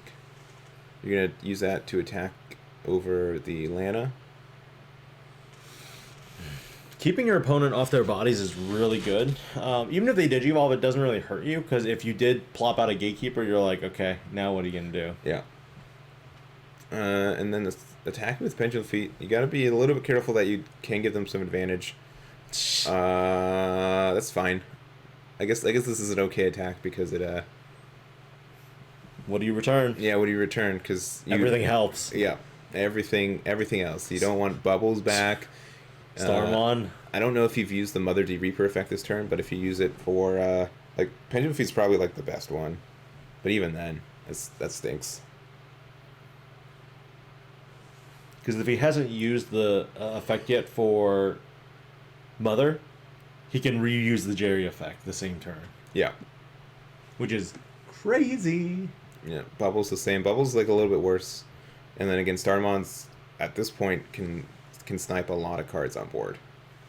So if they try to play Bokomon, you can just play Starmons again and get rid of it. Now, if it was a Gatekeeper, you'd be like, get the Gatekeeper out of here. But yeah, I'll bring it. So this card's actually weirdly good in this matchup, Insecurity, which Smart. it's shown up twice already, which is kind of bizarre. But the activate main cares about levels, but the security effect does not care about levels. We were thrown for a loop for that as well.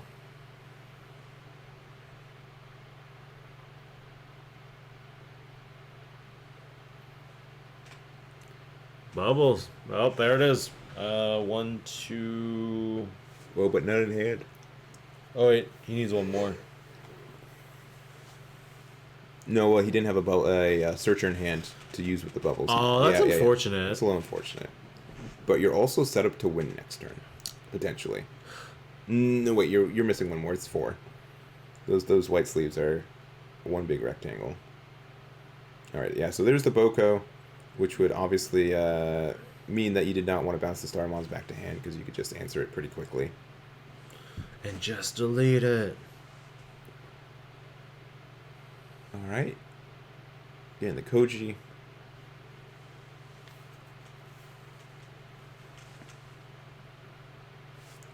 And Strabi, yeah. Interesting choice. Can you race is the question. I don't think you have enough to race. I do not think so. So goes Strabimon there, Digivolving into the Kendo, which I believe has jamming now. No, because it has to be specifically still Koji. That's right. A hybrid R Koji. Yeah.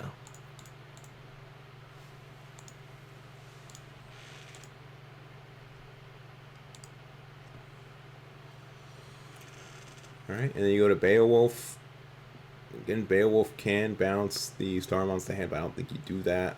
Yay! I believe you have to mandatory, like... Oh, you do. You have to mandatory. If you return, you have to return the other person's too. Okay, that's really rough. And there's the deletion off the Reaper, yeah. Unfortunate. Yeah, and another Boko. So, you answer both. I mean, you probably can if you have another Starmons, but please don't. Double Starmons would be rough here. But at the same time, there's 3 security left for Reaper, and there's at least... I mean, let's say you play Starmons to get rid of the Pokemon. You can easily get 2 attacks and then a third one. So you're kind of just 1 attack away from losing. He is in the right setup, though, because if you promote next turn, you have 4 attacks next turn. Yeah. So if they don't play Starmons, you have a good chance of winning. But I'm 99% sure they're going to play Starmons here. I would, yeah. We also know he has a Gatekeeper in hand. Mm-hmm. He just kind of flashed it to us. All right, and I'm going to guess that, yeah, reducing the cost of that to play it for free. Oh, there's 2 searchers. All right. That probably makes you pretty happy. Oh, there goes the X-Antibody, though, because he's still 2 away from the Gatekeeper actually being turned on right now. Yep, so you need to put 1 underneath. Yep, using the effect, so you're at 5. You've already used the reduction effect for the pendulum feet. Mm-hmm. I don't really agree with attacking into security, but... He might be just trying to potentially outpace here. Yeah, maybe. But there's so much good stuff in security that could be happening here.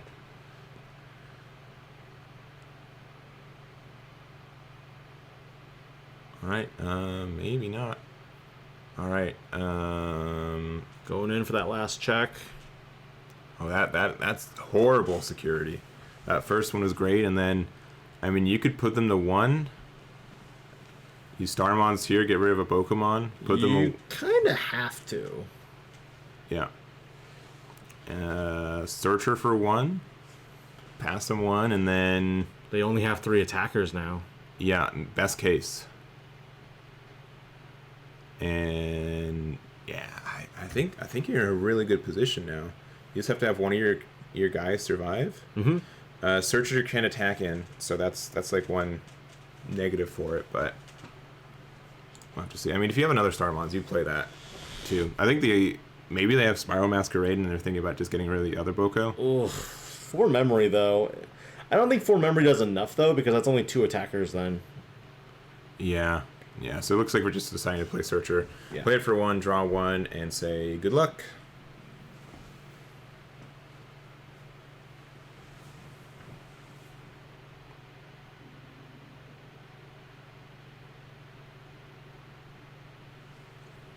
Alright, again, 1 memory. You can get a free Digivolve. And neither player, I think, have 8 cards in hand, so you can't even use the draw. But going into another Lanamon.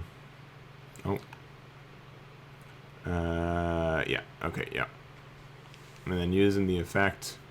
What's our inheritable? What's the memory gain? Alright, being able to play Koji from the bottom. Or not play, if that Strabi gets deleted, you get to play Koji. You get the jamming on the... Lana. Yeah. Oh, sorry, no, that's the other Strabi, you just get it in memory. No! Right, you are... That is probably it. That is probably it. That is a gatekeeper. He's doing what his name implies. Yep. Gatekeeping the win. Always. And so, like, what? Maybe a Zulong? A Zulong would be nuts here. Yeah.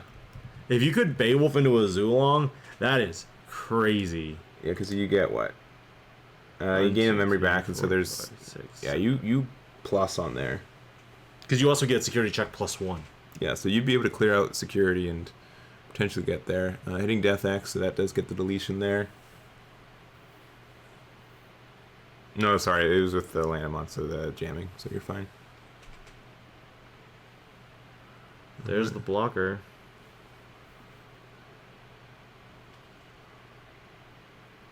Gotcha. And so... Yeah. Yeah. Just showing the hand. Yeah. Oh, you've got so many tamers. Oh my gosh. Yeah, and it's like, what do I do? What do I do? That is it. So, Phil, with the... How important was that extra check, the recovery you got? Did that save you the game? What do you mean?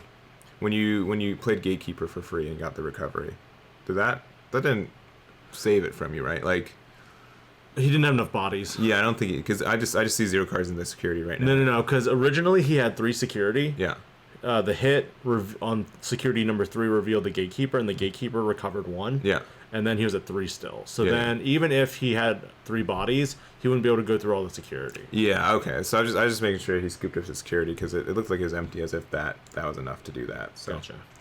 All right, we are probably gonna stay here, and no extra information. It's gonna be Crossheart versus Red Hybrid here at table 28. Basil versus Christopher. Head judges typing right now. We should be seeing some changes here momentarily. They have not gotten the official word to unfreeze yet. We are at freezing. We're ice walled. Yeah, we are ice walled. No memory left. Typing though. Typing. I don't see a full repair happening yet. You know those the moment where you message your significant other. Yeah, and they've been typing for too long. Just like, oh my gosh. Oh no, what did I do? Am I in trouble? Yeah. Yep. I am unfortunately aware of that scenario. Good thing you always stop watching the stream. Yeah. Who knows? It's worse like when there's no typing though. When there's no bubble, but it seems like they left you on read. Yeah, left you on read. Yeah, I think that's slightly better. So we'll have to find out. Okay. We have decided to end the tournament after round 3. Thank you all. The final pricing. Oh my goodness, no. No way. Not like this. Okay. So how do you think this matchup is? Obviously, it's all very aggressive from both sides. It's a little bit different with how you do it. Both of them are very tamer-centric, right? And I think both games both players can get a lot of advantage and momentum just if there's tamers and stuff in their security. We are unfrozen. All right. But to answer your question, because Yes. I was waiting for Eric to finish typing and I read his message. Yeah. I don't know which version of Cross this is. That's true. And I honestly don't either. If it's Mervacross, I think Mervacross has slightly an advantage. It's Mervacross. Okay, cool. Awesome. And the only reason why I know is I saw Blinding Ray. Yeah. The Blinding Ray was the indicator already that we have a Mervacross deck. Yeah. Yep. So, going into the the ballista underneath, and you'll be passing. Wait, did you pass the full 3 back? Nope, because are they waiting for something else? I think they're just waiting to resolve stuff. Going into a cross already? What? Do you have the pieces? Let's see. Oh, he does. He does. All right. For one. All right. Yeah. Tamer in the back. That's the card is missing. So it was the Takuya Kimbara that put him to 4. Okay. So that's why he has the ability to do it. Oh, man. Going ham. There was the Gravity Crush. So yeah, this is indeed the hyper-aggressive Mervacross variant. Yeah. So attacking to there, you're able to keep it there. Oh, and you had Darulu in hand because we added 2 off there, so you get another card draw. Oh, that's pretty good. Obviously, you get more value if you're able to do this to pop like a Flamemon or a Bokomon. Mm-hmm. But you also have another Ballista or a Darulu in hand, so you're not really worried about it. Yeah. There's the Agunimon. Will it challenge? It could potentially go into the... Oh, it will challenge the cross. Do you go for checks or do you go for the deletion here? That's a really good question. It looks like you're going for the checks, all right? Another Taiki. Finding Zenjiro, Ignite Mon. Not a whole lot. Not super great. I mean, you put the Ignite underneath, but then whatever tamer you like the most. Do you put Dracmon in this deck? No. Okay. No. I know, I understand like why you might. Yeah. But no, I do not. 2 checks, Ballista, and Taiki. Nothing too scary. The problem also with Red Hybrid is you almost always put your opponent to 2 or 3 memory. Yeah. Like, the only out here is you go into, like, a Burning Gray, but then you give up the effect of the Aguni. So it's kind of one of those, what do you want to do? Okay, and, going into another Aguni, passing. They're 5k, so the Darulus can't really do anything here. You need explicitly something that's bigger. But this will check 1, 2, 3. There's nothing that does security check +1 in a Crossheart deck. Yeah, I mean, Sparrow could, trade with the Agunimon if you wanted? I don't think you care. I think at this point you're just going to go all in and attack. Because if that's 3 checks right there, I don't know how many Blinding Rays he has or Gravity Crushes. Because he'll draw at minimum. Yeah, but you can attack into the Goonie with cross 3, get piercing there, right? Correct. So that's what you want, and there's no tamers to. Okay, yeah, that's right. You play Flame, and there we go. We have 2 hits right there. Yeah, that's fantastic. Really strong opener right there. And looks like you're sending Emperor to the bottom, which means either have it in hand or you're banking on you need another Flamemon in case they do have deletion on the Aguni again. Going to security? It seems like it. Oh, Gravity Crush, which does nothing. Yeah. Saying I run this card too. And that's also really good there.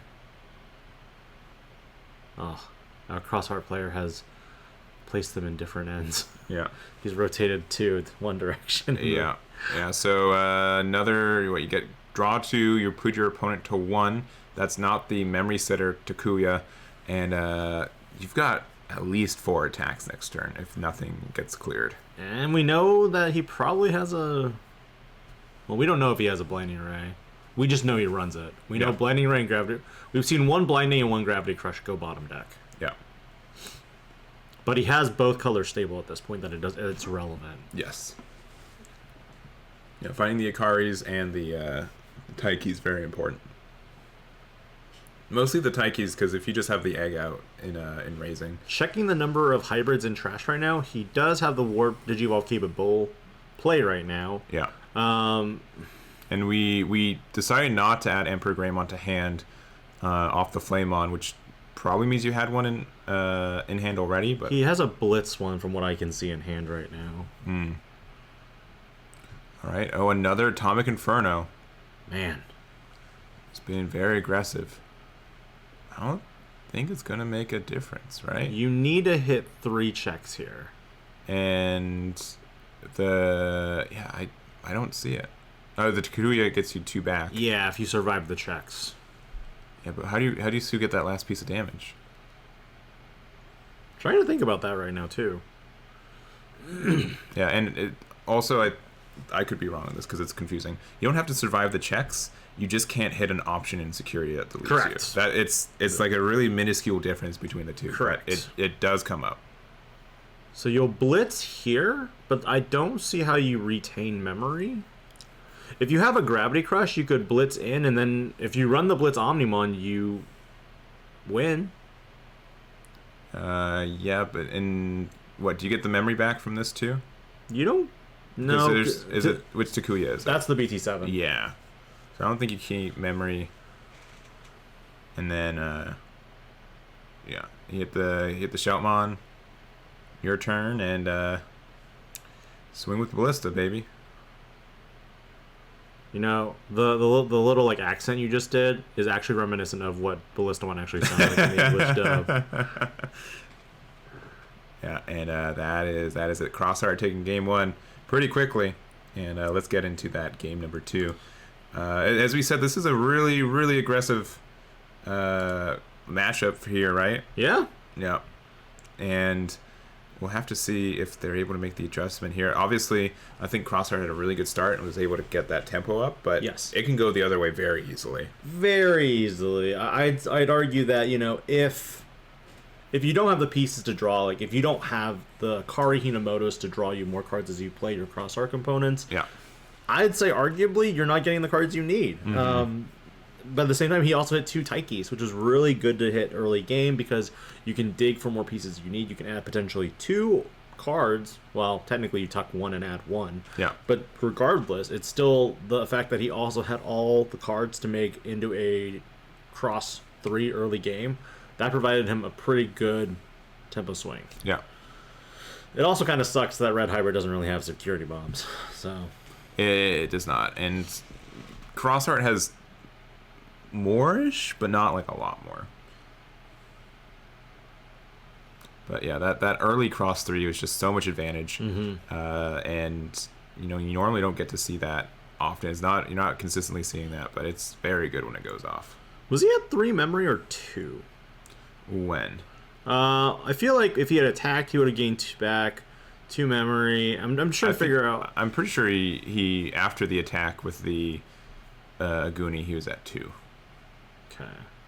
Oh, because so originally Flame Rod, Atomic Inferno. Yeah, he Atomic Inferno. I think the better play would have been to attack over certain items first, and then use because you could have warped into the BT12 Emperor Gray for 3. Yeah. Delete an opponent's Digimon and then attack over something else. Yeah. So, yeah. All right, going 5 to the bottom again. And I believe that Basil kept their their opening hand, so feeling pretty confident. We'll see if Christopher enjoys the second hand and assuming going first. Assume going first. Yeah. All right, got one today. There's the Flamemon for 0 on top of Yoko. No Tamer, which means that Yoko is a little dead. Yeah, you obviously get the card draw on deletion if you're able to get the Tamer out, which.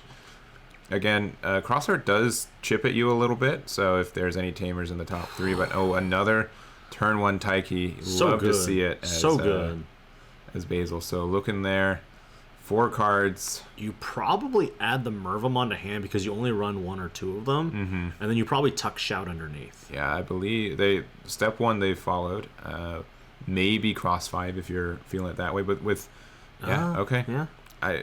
Maybe Merva's in hand too. Probably already has the Merva in hand, so he feels good to bottom deck the other one. Yeah. They don't run 4 Mervas. They typically only run 2.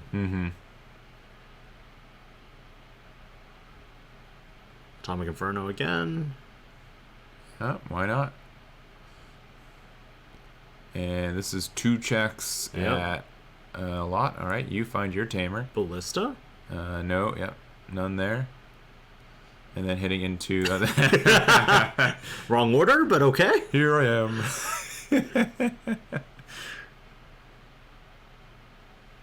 Yeah, so three security to 5 right now, but obviously a little bit more setup for the cross-heart player. Yeah. Memory, you can cross next turn. I don't know if that would be good. I just don't know what's in... Now, the thing is, if Beelze has the... If he can cross into something right now, the Ignite can actually attack and pop the level 4 to pop the Burning Gray. Yeah, I think it has to be an active mode for Ignite-mon. I could be wrong. I think, let me see. That, check me on.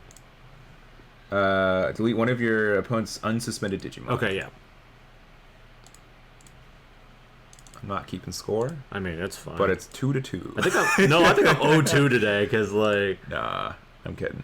But the big thing about Digimon is there are so many trading cards in the game right now. And surprisingly, you play in not just Digimon. You also are specialized in Dragon Ball Super, One Piece, a little bit of... I don't know if specialized is the word. I'm a jack of all trades, which means... Jack of all trades. I hit like 85 on any card game on a good day. I specialize in production for card games because I have little to no competition on that. But the main thing I'm getting at here is that, Dragon Ball Super, for example, you've mentioned to me, has over 30 sets. That means that there's roughly, 3,000 cards? Digimon right now, we're at 12 sets, average roughly about 100 cards per set. And that's not including side sets, which means that we have roughly, at minimum, 1,200 cards right now at this point. Yeah, and so real quick, cross 5 with 4 materials, missing the Ballistamon, which may have been the important one if you wanted to push some more damage, especially with the security attack +1, but you were able to play a Tamer as well for free. Ooh, finds the Ballista this time. Yeah, and putting the Mervis, deciding just not to have it, and, with Sin Zero in tow as well. Reboot? And, Reboot, you do have blocker, so looking okay. Pretty solid. 3 security to 4 right now.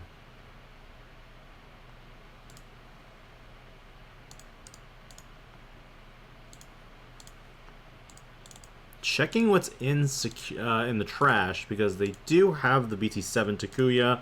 We could see a Warp Digivolve up into the Spirits. Yeah. Which, by the way, those Detector cards are expensive. Oh yeah. I've been seeing those pop up on socials. It is a very pretty card, but they are not as on the marketplace as some would maybe want. Going for the Aguni play here on top of that BT12 Takuya. Burning Gray on top of that to pop probably... Shout? I would do Ignite. You want to stop the draw, but... Yeah, but you can also attack over it. You could attack over it, and then maybe Warp Digivolve. I mean, I know you can't attack into it because Cross 5 is blocker. Unless you have enough DP right now. He gains... I don't remember some of these effects.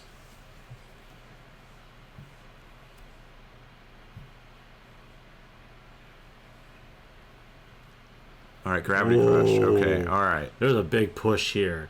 The Aandroidd from BT12. That's an interesting card. A lot of people do not like this card. It's a bit bricky because you do want to find your pieces, but he does have the 2 pieces underneath it, which is quite strong. And let me get that guy up. We're going into Emperor after that too, which should get the deletion on a... Correct. On the Cross 5. No Blitz, unfortunately. Yeah, no Blitz on this one. But that will also mean that Gravity Crush will take effect now, and you will have to pay an additional 2 memory in the form of attacks. Yeah, so Aandroidd has a active main from hand. By placing a Goonie and burning underneath your trash underneath one of your Takuyas, you can Digivolve on top of this if it was a level 4, so for 3.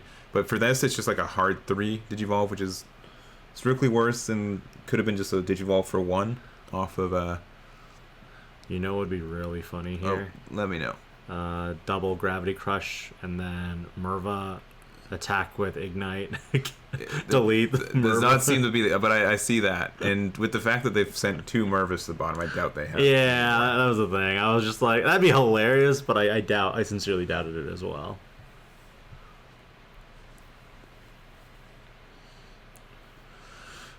All right. Well, looking, yeah, you have 5 memory to work with, and okay. We know there's the ballista. Yeah. So this is probably cross 3. Okay. Yeah. Yep. No star means it's cross 3. It's pretty good too for 1. All right, yeah. For 0, excuse me. Can you sweep here? I don't think so. You could. Okay, you know what? You could, but it'd be very dependent on the pieces you see and when you see them. All right. That not being deleted usually hurts you in it, but we'll see. I mean, it also is a little taunt to your opponent that says, deal with this, otherwise next turn I get an extra memory too. Yeah, but there's a good chance you just lose to Red Hybrid next turn, right? Very true. There is the memory gain. This is why you need... Cross 5. Cross 5 would help a lot, because you have a blocker. Cross 5 or a ballista here. Yeah. He did... Beelze did get rid of the Sparrow, though, so that's another thing. He hasn't Digivolved in the back yet, which makes me think that he doesn't have any other level 3s.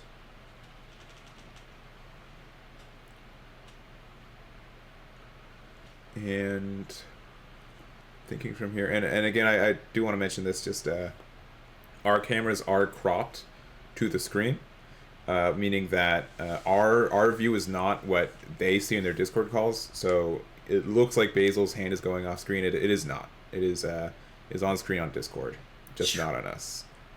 Interesting. All right, so going into the Merva.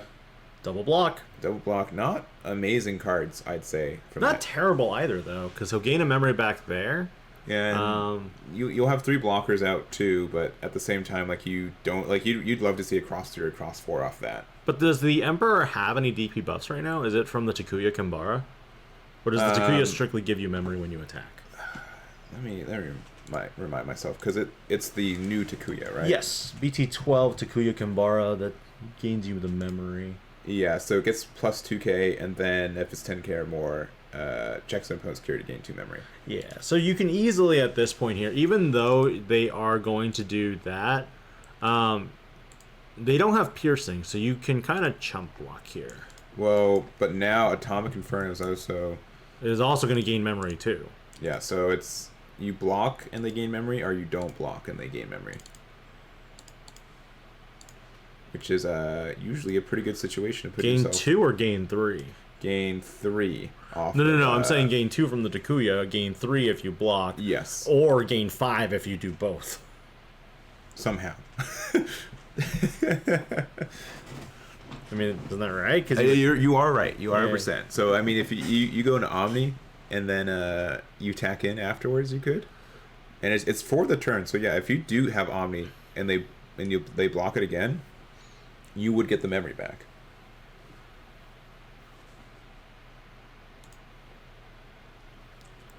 And these decks are very... Ooh, the Omni. So this will be for 4.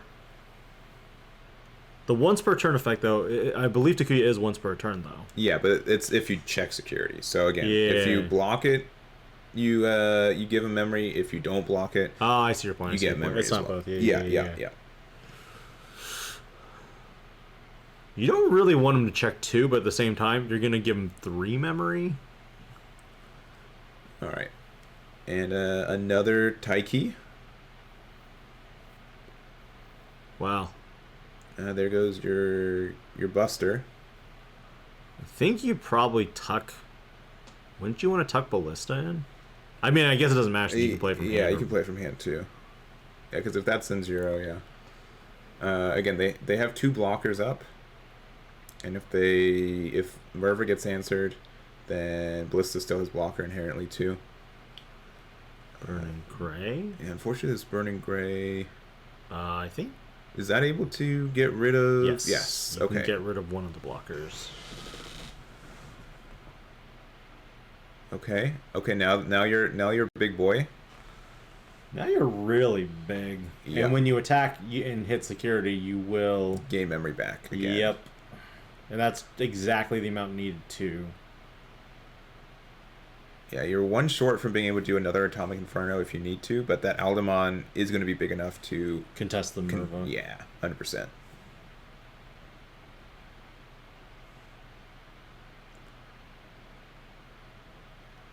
Yeah, this is getting really interesting.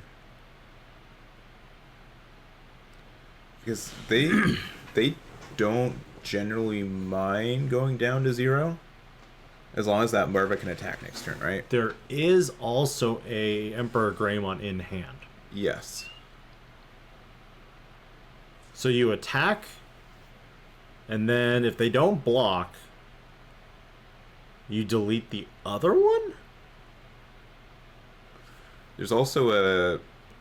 Do you swing into the cross 3? Okay, no. I guess not. Because you could swing into the cross 3. Correct. And then attack over and like pop the Merva. I think he goes into the Emperor Grey here, and because there is a Tamer in the evolution sources, this will delete either the Merva or it'll delete the cross 3. Let's see. The Blitz Emperor doesn't... Wait, let me make sure. Do you unsuspend? You do not unsuspend. Yeah, I don't think you'd be able to attack with it. Red has very few cards that unsuspend. Raid WarGreymon's probably the first one that unsuspends. Yeah, because the additional one... Yeah, you wouldn't be able to attack with the Blitz. You would have had to have done it that last attack. Yep. Yeah, so BT12 gets rid of the Merva, and we go from there. You have to win this turn. Pretty much. One... Again, I would have liked to see them attack into the cross 3. Because that's just guaranteed one less attack. Yes, that is true. I would have... Yeah. It's a slight nuance, but I think that's probably better. I agree with that. He's like, what do I do now? Yeah, because they block with Merva, then Emperor just gets rid of it too. Mm-hmm. Boko.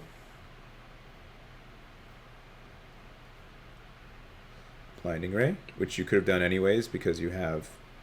Yeah, see, so Blinding Ray would have taken rid of it already. I love it when these moments where players are like, oh, I have no security. I guess I'll just play this now. How did this happen? Yep, there's a cross 4. 2. He has Ballista. He has Stars. So this will draw 2 cards. Reverse the order, my dude. Yeah. There we go. Wait, yeah, all right. We're getting there. There we go. For 1, suspend, gain memory, draw 2. I saw another Blinding Ray. Draw a card. Hitting into Emperor. Oh, we get... I mean, it's strictly worse that this gets deleted, but... Unfortunate, but... You already have a Shoutmon underneath as well, so you don't... Why. Yeah, you don't need that one. You save 3 or 2? I believe it's 2. I mean, another hybrid here wins it. Or not hybrid. Cross 3. Yeah, cross 3 you have... Okay, with Ballista in hand. Yep, yeah. there it is. Yeah, there it is. So again, like with one less Ballista swing, you would have potentially... You would have forced them to have one more piece, right? He wouldn't have had it, though, because there are already 4 Ballistas, I believe, already used. Or 4 cross 3s used. For sure. All right, we've got a special treat for you guys. I personally haven't seen one of our players play in a long time. It is Chungman Chan, who's playing on the bottom setup. He's our North American... No, he's the world champion. World champion, yeah, North American and world champion for not 2022, but 2021 with Blue Hybrid a year ago. Was it Blue Hybrid? Yes. Oh yeah. Oh, for sure. Okay. Yeah, it was mostly World Hybrid, Blue Hybrid for that. So okay. Back at it again. We'll see what he's playing. Yeah. But I haven't seen him play in over a year, so we're really excited. It's crazy, yeah. And currently 4-0 against his opponent, who is Tyler Smith, who's 3-0-1 right now. So this is the pair down, but it's the match that we have right now. Tyler Smith starting with Koro into Agumon, and then plays Yuya, giving 4 memory to Gary, and then Gary, on the other hand, goes into a, what was the baby? I think it was an Argomon into a Pomu into a Weed. So he is playing Balasso. We're going to see a Pomu come down for 3, and then just a hard pass.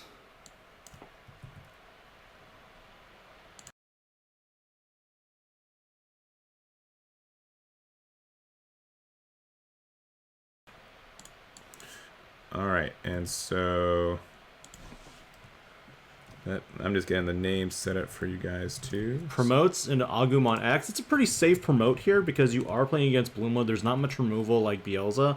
And you reveal Greymon, Metal Grey, and then a Raid WarGreymon. So a pretty neat ad there. Into the BT5 Greymon for 2. Effect, gain a memory for the Agumon underneath. Do we see the Agu X here for some protection from option cards? We do not. So we're going straight into a Metal Greymon, and that is going to threaten quite a bit on the next turn. This Digimon is not a blocker, though.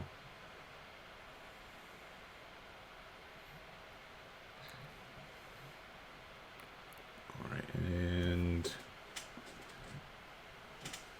yeah, what do you think of this matchup in general? Like, traditionally, if we were looking at like more traditional black or gray in BT11, they were able to go up their stack and they were able to get a little bit of protection. Also, the fact that Black or Gray X would prevent like the restand of Bloomlord, or at least we get the pop win. Yeah, so that's typically what happens. But at the same time, I think there's a yeah, it is Chungman. That's my bad. But oh, you got it. It's fine. It's fine. Yeah. But let's see. Yeah, so going into Hydra. Ooh, that's some good removal there. Yeah, he did use the HPD to get there.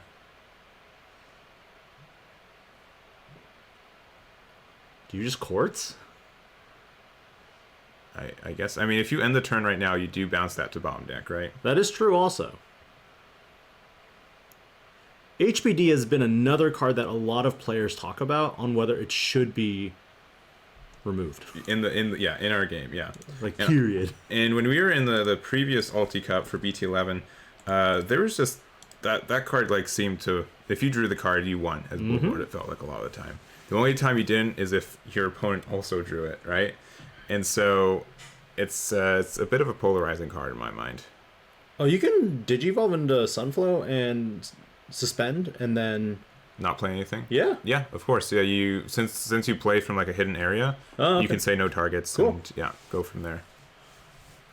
Yeah, HBD has been one of those cards that people heavily dislike and And here's a weird thing. If it was at 4, how many copies would you play in your deck? 2, 3? It's not a 4 of. It's 100% not a 4 of. Yeah. It's probably a 2 of for me. 2 of and 3 if you want to be really greedy. Cause it can just be dead in hand, right? Correct. Because you need a body on board to use it. Mm-hmm. But again, like just being able to resolve it gets you so much advantage in so many situations. This will be interesting because we know at this point that if this Hydramon can stick, we know he has the Raid WarGreymon in hand. Mm-hmm. So you don't want to put anything on field that's going to be a Raid target to let it unsuspend because you also have Piercing. Yeah, but Bloom's really good at just ending your turn with everything suspended anyways, right? Correct. Alright, attack with Pamu, getting deleted by the Metal Grey. Hades Force would have felt really bad there. Yeah. And going into Ajatar.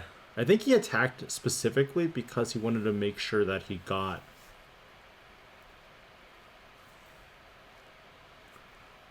What do you play?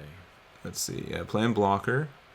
This Yakimon is seeing a lot of surprising play. Yeah, I've rarely seen it outside of today, but we've seen it in 2, well-placing Bloomlord decks so far today. Oh, the pass turn. No. X Antibody being pretty good in security, getting to add it to your hand, and then also passing to 1, which passes to 3 with the Yuya. Funny enough, so if Tyler goes into the Raid WarGreymon here, because we saw him add it earlier, he can redirect the attack into the Yakimon first and then unsuspend. Yeah. The WarGreymon will be 15,000, 16,000, draw a card and pierce for 1 check. The only issue is you're also going to pass 2 memory over immediately, I believe, because you can suspend the Yaki in response to the attack. And then that will trigger the when when your opponent's attacks. Yeah. So, ending the turn with an active card like this is pretty rough for this Raid mechanic. And so you can Yuya here to give the plus 2k if you really wanted to. Mistiming now on it, so he's already proceeded to the battle of this. Yeah, so, I mean, if he does have, like, a WarGrey X to Digivolve in top, maybe that's why, but... So you can get, like, the protection. So there's the memory gain. Yeah. And then the unsuspend. Yeah, and then you're attacking into the Yaki. And, oh, you do get to play a Tamer as well. So now this WarGrey is going to be 14. And it does have blocker. Okay, so at point of attack, there's no block, so you will only get the one memory. Yeah, and then you should have also lost a memory. Yes. Yeah, okay. That's why it says turn. Yeah, gotcha. Okay. The Argomon inheritable unsuspends, so therefore you go up another memory. It's pretty nice because this Agitar actually survived to see another day.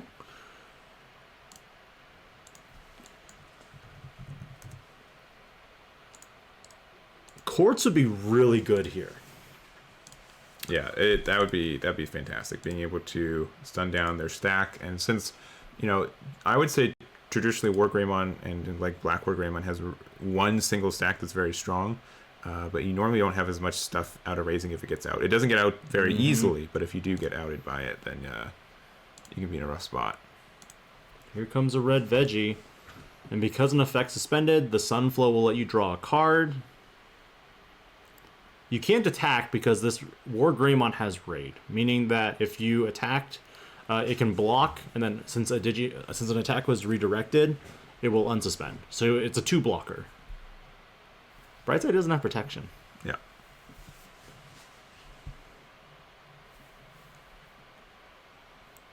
I have not seen Chungman play in a long time. No, but he's got I've in last year I saw him play a lot. Yeah. To the point where I've noticed some of his ticks. Like, yeah. Like just like particular how like he lays handles down his each card one by one face or down. like how he taps the table with like kind of like the side of his pointer finger. Yeah. He's calculating kind of like how much memory he needs. And it's just really cool because, again, we haven't seen him in a long time. No, I definitely have not. So we're going to get the suspend there, which will get you 2 memory back with that, and then 1 back with Agitar. So you're back at 1. Oh, yeah, there's the quartz. So that will get the suspension of everything. And because there's 2... Now, yeah, you balance the WarGrey to the bottom, too. That is incredibly strong. No protection. That is rough. Yeah, and then what's your next play as WarGrey? Like, what's your best case scenario? Well, Chungman is presenting, game on board. He's got 3 bodies, and... Why did it not get bounced? From Hydra, right? I think you need 2 or more suspended vegetation Digimon to do it. And Hydra's not vegetation? Other. Other? Okay. I think other is the key word here.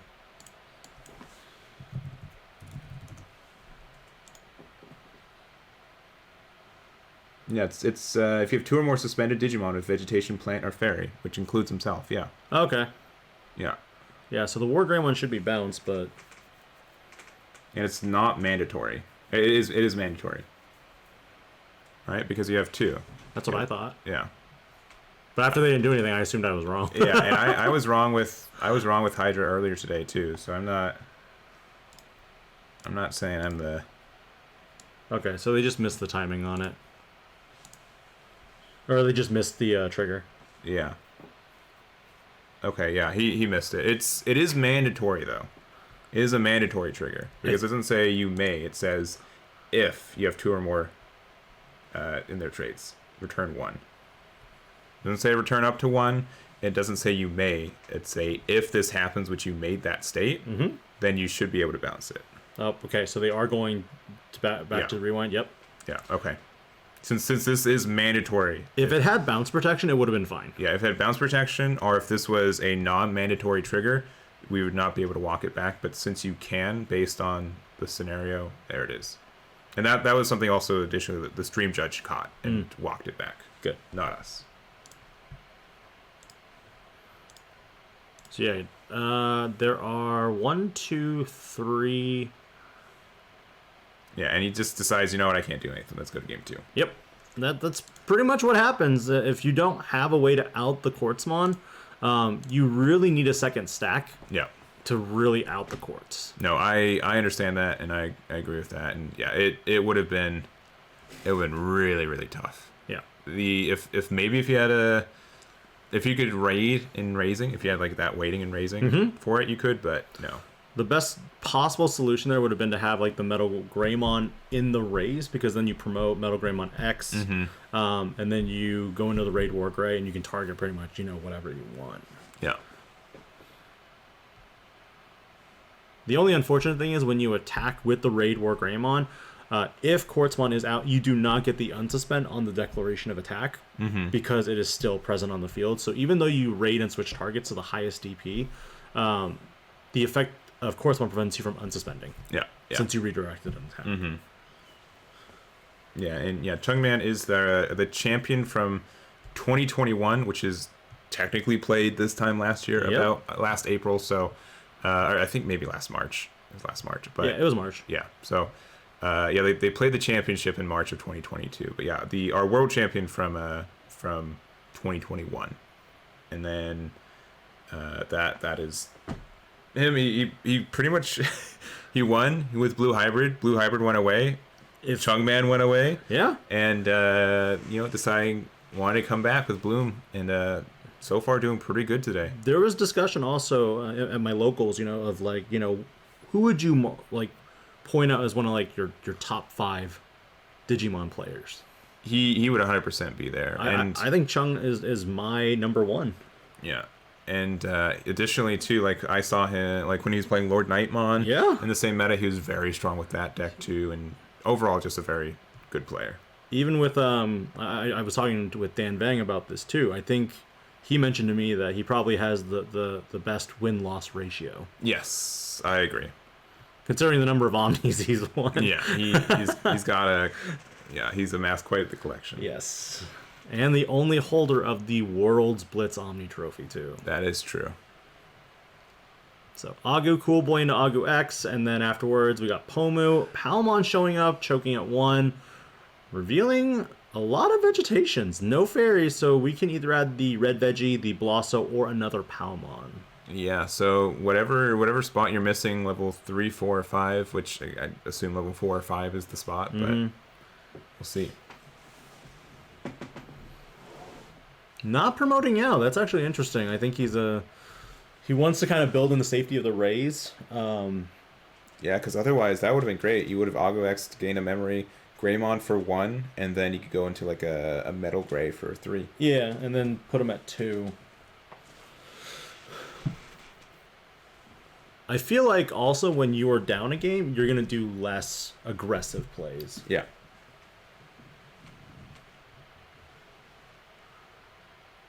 Going into Red Veggie in the raise. Removing a raid target. And Agu. Yep, so trading there, both 2k DP, getting the deletion. Agitar is such a good monster to have in the back. Yep. That just sets you up for a 2 devolution into Bloomlord, which is great. There's the bounce protection now. We got the bounce protection. Yeah, and you have 2 stacks of it too, with Agu X, Gray, and Gray X as well. The only thing is that you feel so bad. You've missed out on 2 draws from Cool Boy, 2 potential memory gain. Yeah. Going to Metal Gray, and then tie for 3, and that will pass it back. He probably has Metal Gray X in hand also, which means that even if he gets choked at 1 memory, he's going to likely go Metal Gray X on top, gain 1 memory each from Cool Boy, and the tie, which will put him at perfectly 3 memory to go into that raid WarGrey play. Yeah. It's also interesting to note at this point that promo Agumon is probably going to be antiquated by BT14. Now, you're telling me this about earlier. It's just, it does everything but better. Yeah, right? exactly. There's no negative for running it. Correct, because the newest Agumon from BT14 is going to give you plus 2,000 DP for your Digimon if it's Greymon or Omnimon now. So, little upgrade there. Yeah, Chungman's still looking at that hand, seeing if there's something. I don't think he wants to promote. I think he wants to chill in the safety of the raise until Tyler puts out his stack. I mean, yeah, that's the thing too. Like, both players want that back and forth, and both players can answer the other stack if they raise first, right? So we often get to these stare down situations. So playing the Mushroom on for 2, a Pomu for 3, and passing 2 right back. Now the funny thing here would have been that if he did, he could have promoted Agitar, and if he had the Yakimon, he could have suspended Yaki and then Yaki HPD or something like that to go into, like, say, Bloom or Hydra, and then go into Quartz. Suspend all the Tamers, and so that even if your opponent can somehow Digivolve up, the moment they swing, they kind of just lose that. And there it is, right there. There's that Metal Gray X I was mentioning earlier. Yep, so you get 2 back for that. So you have 4 open, which is quite nice. You do have the plus 3k security attack plus 1 right now. You've got your protection. Raid WarGrey here is going to do 4 security checks total. Yeah, that would be pretty great. So it would be you attack, you raid into the Mushroomon, you have piercing. You do it again with the... again. So now it's huge. Yeah, this is a lot of pressure. You don't get to double clear the board, so it is just going to be because you can you raid twice? Yes. Okay, never mind. You super get to clear the board. My bad. Yep. You have to do the highest DP first, so you have to go into the mushroom. Yeah. So you get the unsuspension. Oh, what? It's the highest attack. I mean, if he clears the board regardless, which you're large enough for that course. Okay, yeah. Yeah, so he's pointing at security. Yeah, so he's going to raid into both anyway, but it's just the semantics. True, know? Yeah. Didn't make a difference for this. Can make a difference potentially, but yeah, so you are... Blitz to just have a giant, beefy body on board? You don't want to give that much memory. No. Yeah, and another tie. And there it is. Wait. So on play, it's going to get another plus 1k. This Digimon presently is a 21,000 DP Digimon with double blocker. Yeah, because essentially it has all turns once per turn on if an attack target is switched. Yes. So that works for both raid and for blocker. Oh, that's unfortunate. Yeah, but if you're able to get if that was a Palmumon right there, you could get the... You could have suspended it. Yeah, but now I'm looking at 2. You're what? Plus 8k? Yes. You're 20k. There's no way Bloom could get big enough. No, not at all. No. But it doesn't matter if you can get to Quartz. Yeah, or if you can Hydra right here, you can... Hydra won't do anything because you have bounce protection. You do have bounce protection, yeah. I don't know. That's rough. That's pretty rough. Only thing I can think of now is Quartz, as you said, but... You can't get there now. You can't get there now. Even Bloom will only get you 3 back. I mean, you don't lose next turn, though, because as long as you keep everything suspended. Mm-hmm. I mean, yeah, Hydra for 5. You get to suspend that. You get to get 2 back. And then you try to balance it at end of turn, and then it can have protection for it. The problem is you would get rid of the Agu X and the Agumon, because you want to keep the Greymon sources. And then this Greymon is going to be 16k. Yeah, so it can attack over the Hydra, get piercing. It luckily won't get raid, but... so you're not losing immediately on this next turn, but... irrelevant if you have the Omnimon, the Blitz. Yes, yeah, 100%.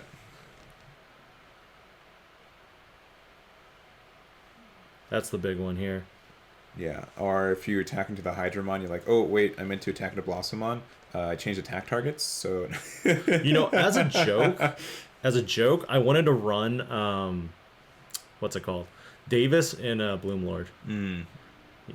What's the reason for it? Lanamon is a fairy type. Oh, I see. Alright, okay, we got a big old Hades Force, which will clear the board, and then you'll be able to attack over the Blossomon, or the Hydramon. Yes. This will probably be it. Yeah, that hits a Mushroom. That's it. And yeah, I can't imagine. you get much more value off this. Nope. I mean, even Quartz, you can Agumon attack. Wait, what? You didn't attack over the Hydra? Is Hades Force attack player? Oh yeah, it's attack player. Yeah, that's why. Yeah, it's not a broken card, all right? It's just really, really, really, really, really good. It's not broken though. Quartz here would do a lot of work, but at the same time, there's a Digimon in Raise.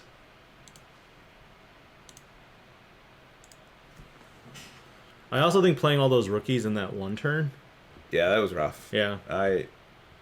It would have been better just to pass. I always just pass, yeah. I always just pass against WarGreymon. I'm like, I don't want to give you advantage here. Yeah, and Gary deciding to scoop it up. We are going into a game number 3. So, obviously I think a good adjustment from Tyler. Maybe a little bit of matchup knowledge needed from... Matchup knowledge is definitely helpful. Gary as well. Yeah. We don't know where he's been. which means that who knows if he's just deciding to pick up the game again for the last couple of weeks. Yeah. I've heard some talk like he's just been casually playing but hasn't wanting to... I mean, once you hit Worlds... What's next, right? Yeah. Worlds number 2? Yeah. I mean, it's not like Dragon Ball where, you have the, oh god, what do they call it? The tournaments? The battle hour? I mean, I'm going more for the sorts of TV show. Sorry, I thought you meant the card game. No. No, who would mention that guy? The card game. Who even produces that game? It's no, because like in Dragon Ball, you've got they had the tournament of power and they fought with different countries. Yeah. Then they had the world tournament and then they had the other world tournament and then to one up it they had the universe tournament. Yeah. I'm like, okay. Yeah. Which is actually called Tournament of Power. Oh, okay. Yeah. See, I don't remember all the different names for the tournaments. Listen, you get to flex with Digimon knowledge. I get to occasionally mention something in Dragon Ball. It's a fair trade. It is a fair trade. I feel like... As Gary, what would you do? First or second? Boy. I guess first, because... I don't know, because I feel like he's really... timid with pushing up, and but that's probably for good choice. So if you go second, your opponent is going to promote first. Yeah. Which means you have advantage then with your Hydras and Quartzmons. So I'm gonna say Gary would probably go second. All right, I'll go first just to mix it up. Okay. We'll see who's right. Which means one of us is guaranteed wrong. So Gary is 4-0. Huzzah! And Tyler is 3-0-1. So 3 wins and a draw. Agu X and then a gray. I mean, it's not terrible. So far, no protection. I don't know if he's going to go Grecian or Mushroom. I was kind of hoping he had another rookie, but Green Memboost isn't bad. You got the Bloomlord, you got the Sunflow. You got, Weedmon, but getting the Sunflow. Not needing a Bloomlord. You can only have once. Yeah. That would have been a great Palmon top 3, but not the case. Unfortunate. Tyler here, will he promote or will he go into like a Gray X and then a Metal Gray play?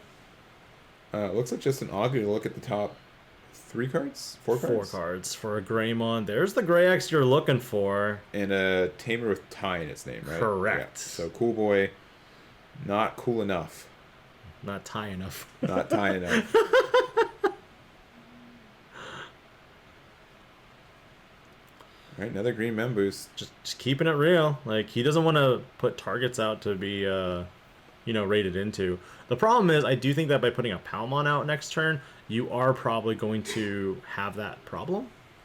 Well, if you play it next turn... You can Memboost, though, to kind of, suspend it. Yeah, I'd be surprised if they had enough extension to get up there. Have we seen a meme yet from Chungman? I don't think so. We've seen a couple Bloomlords today, and it's been, a tick more popular than we normally see it. I normally don't see... I haven't seen a lot in BT12 in general. But is normally played in the deck.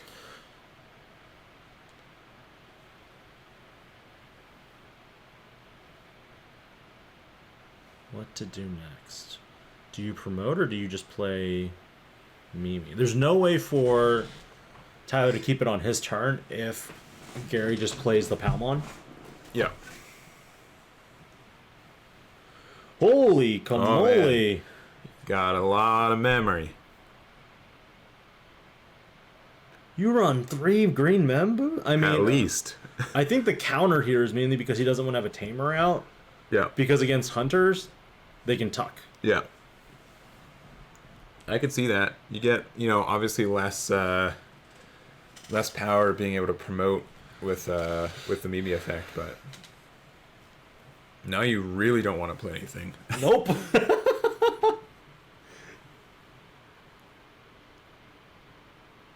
Honestly, like, I probably would have Palmon the last turn so then I could attack with it. Yeah. To try to delete it. I think Palmon last turn would have been fine. It's the same memory commitment.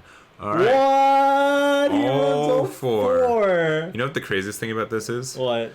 You can't find Green Memboost from Green Memboost. So he's just naturally drawn all 4. That's crazy. All right, if he has a 5th one, though, then something's Okay, up. we got a problem. Judge? No, not yet.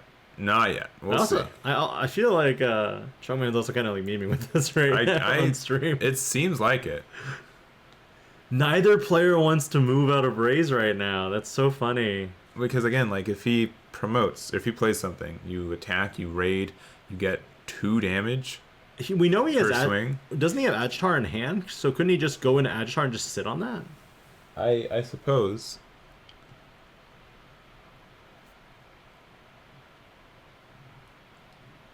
The other thing here is All right, you do play the Mimi. We've figured it out. start of turn. Strongman can go all the way up to 10 memory if he wants to next turn. Yeah. And playing green.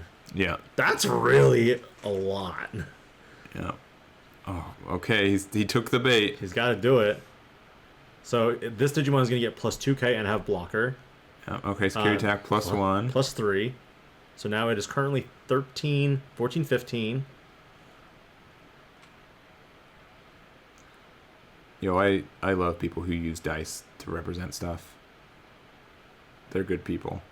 And I mean this unjokingly because they're people in One Piece who have yet to learn the art of using dice, and it's because they haven't. There's some card interactions that. Do you think he's gonna black WarGrey here? Yeah. Whitebeard players got him. We figured it out. Do you think he's gonna black WarGrey here? I mean, he does have Hades Force in hand. Yeah. Okay. WarGrey. That's fine. It has 2 layers of protection right now. Yep.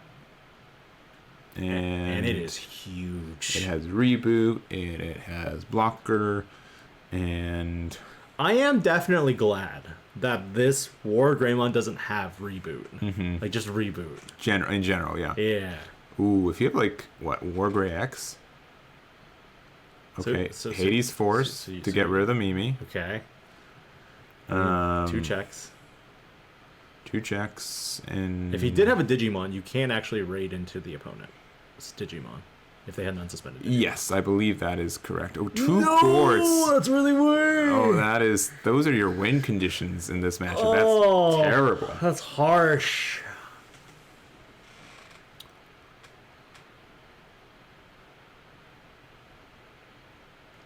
Well, you can still get to 10 memory. That is 12 actually total. Yeah. 12 for the turn. All right, Mushroomon pushing up. Let's go. Let's see what we can do with the little Mushroom Man. This makes me think of one of those TV shows where like the protagonist like is like playing 5D chess in his head. Yeah. And now we're seeing Meanwhile, the fruits of the labor. All right, blend the Palmon. Palmon, top 4. No fairies. Did find the Agitar though.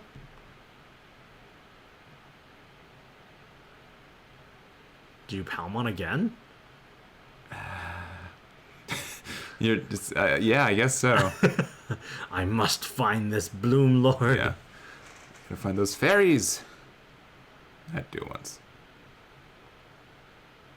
Okay, Sunflower. What? Okay. Let's do it again. 1, 2. There's the Hydras. Yeah. So if you want it, it's yours. Just don't attack, because if you hit X antibody, I'm gonna be sad. Mm-hmm. And again, you've got hate memory in the tank. Yeah, Blossom probably is pretty tempting, but Hydra. He needs a level 6. What's the baby? Is it the It's the Pulsemon, BBmon. BBmon. Is it the one that gives you plus 2k? I believe so. Let me see. So there's Agitar. See, BB is well, all your Digimon is suspended. This Digimon gains plus 1k. Unfortunately, that WarGreymon's gonna be 16. Mm-hmm. And it has bounce protection. Okay, another Sunflower. Spending that.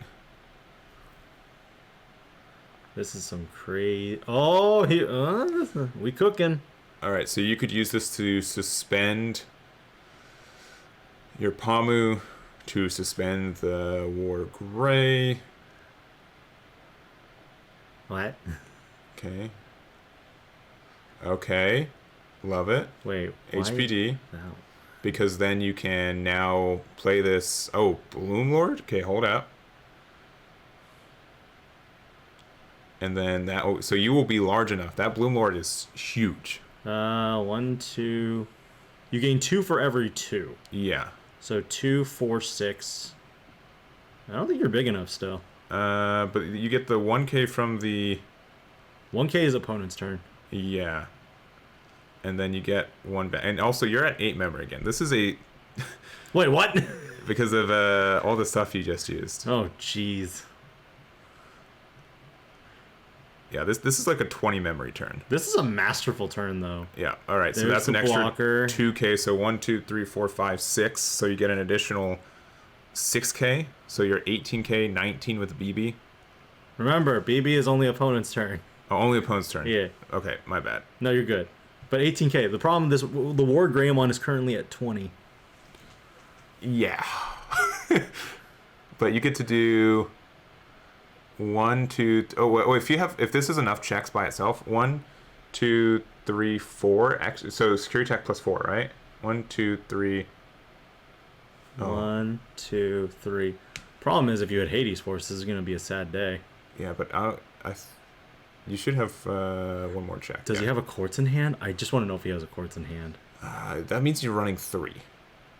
Hey, I believe. All right, so if you have another Bloom, you can Digivolve on top of Cherry. I don't remember if Cherry was played this turn because it's been a long one. You run 3? You run 3? Why are you running 3? Hey, don't be hating. Don't be hating. Listen, I know you're winning. I know your pedigree in 1 month is probably better than mine for like 3 years of Digimon. However, you run 3? That is real good. To be fair, oh, that's just me. It's still your turn, because guess what? 1, 2, 3, 4, 5. Yeah. Protect. Yeah. But you gain the memory back too. Yeah, right? and then afterwards, it's still your turn. This is. I guess not. Right? Yeah. I think Chongman was like, I've done enough. Yeah, because man, that was like a 20 memory turn. You also just attack with. Yeah, Hydra should gain 5, right? You should. Right? I think he's just scooping though. Yeah. All right. That is it. Man, what a wild play. What a patient play. What do you mean? Oh, he needs to suspend. So that's right. That's right. You're right on the Hydra. Hydra needs to suspend for the memory gain. Oh. So it was only like 18 memory that turn. That's fine. Yeah. That is fine. All right, here we are at table 5. Ulforce's opponent has not shown up yet, so we're just going to jump to this game. We'll probably catch that one later on, but so excuse the slightly less prepared. But we have CJ, who's going to be playing the WarGreymon deck. Honestly, I don't know if it's black or gray or not. It's really hard to determine what decks they are because of the fact that their bottom ends are almost identical and their top ends are basically the only thing that changes. Yeah, it's honestly, and I do quite a bit of I'm just gonna put WarGrey with a question mark. Pretty good hit right there. You got the Metal Greymon X. And they're playing against Hattis, who is playing the Red Hybrid. Yep. And that is the Alt Art BT7 Flamemon. There's the Agunimon going on top. And hiya! Right into security. Into a Metal Greymon. Is deleted? I think it is... Would it be too large? Yeah. Yeah, okay. It 7 is too to 5. large. Yeah. I didn't know if you were like talking about a pizza or something. No. And I was about to say, we're about 2 sets ahead of our time on that line. Yeah. No, you did not catch me like on a Domino's app, I promise. I was making sure that the 8K was didn't get the deletion on the Aguni. Plays the suspended Flamemon from BT12 and then trashes an Agunimon to draw 2. Pretty good. And then, oh man, when players flip-flop their suspensions, it's weird. Yeah, okay, they've switched it back. All right, and our Ulforce opponent just showed up. So if this game ends quickly, which I'm going to guess it will probably, we'll try to jump on over there. One deck goes Unga Bunga. The other deck very much so can do a lot of work. Greymon X. There's a bunch of tamers in the back right now. Digi-evolving too much could be disastrous. Arguably, if you have the Metal Greymon here, that'd be amazing because then you could just, build a giant blocker utilizing that Tai Kamiya.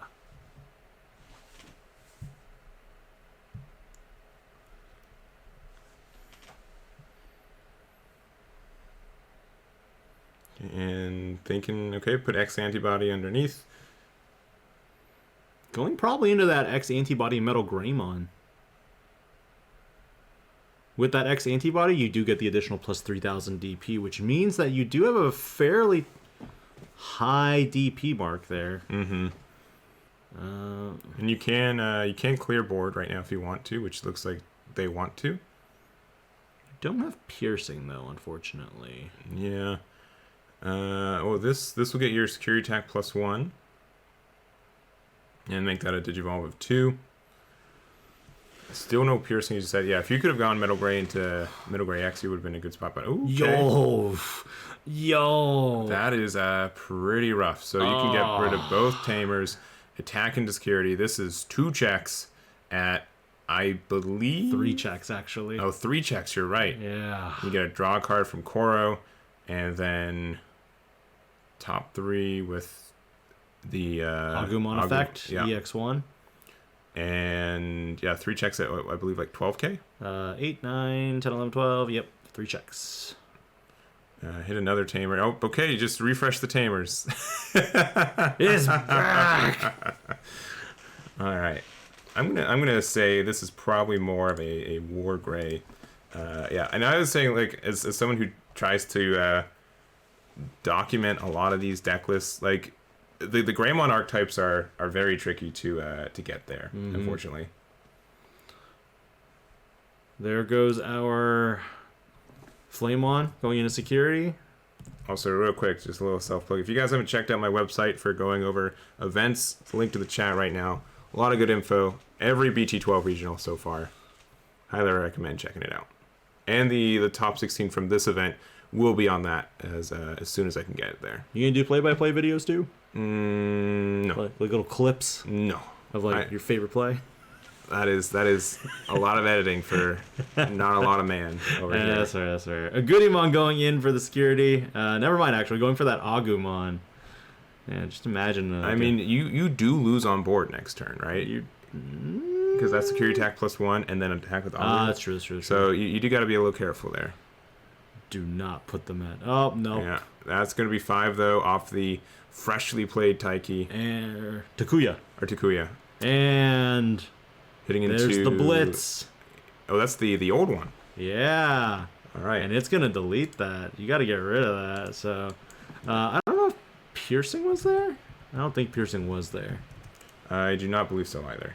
Ah, good times. Yeah, it's weird. Like, the alt art of the original Emperor Grey looks like the regular art for the new one. Because they both have their sword. They're just, like, at different angles. Yes. But it's the older Blitz one.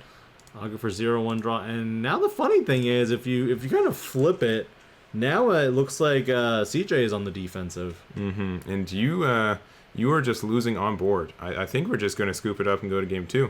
Yeah. Because one of these Digimon will check for 2 security. The other one will check... Well... What? Okay, maybe Death X. That's the only thing I can think of. No. Hades Force here. Well, you don't have a Greymon? Nah, okay, yeah. No, I'm saying Hades and Oh, insecurity. Yeah. Okay, you're right. Yeah. When you're right, you're right. It's not enough, though. I think it's GG here. And I don't... Does he have, like, the original Automon in there to prevent security effects? I don't think that's tucked underneath. I don't think it's tucked under yeah. that. But the thing is, most Greymon decks right now are running just the Hades Forces, which means that it only targets the highest cost Digimon, which means it's going to hit the Emperor Grey anyway, and you have 3 bodies on board. So even if first check here is Hades, it doesn't matter. Okay, Kai, and yeah, that is going to be it for there. We're already in game number 2 with Hadis taking game 1 with Red Hybrid. So if you want to see that Ulforce, don't worry, it's coming soon. Yeah. Well, it's a race now. But the Ulforce player is Martin. Martin's usually I wouldn't say a slow player, but a methodical player. So who's more methodical, Chungman or Martin? That's a pretty good question.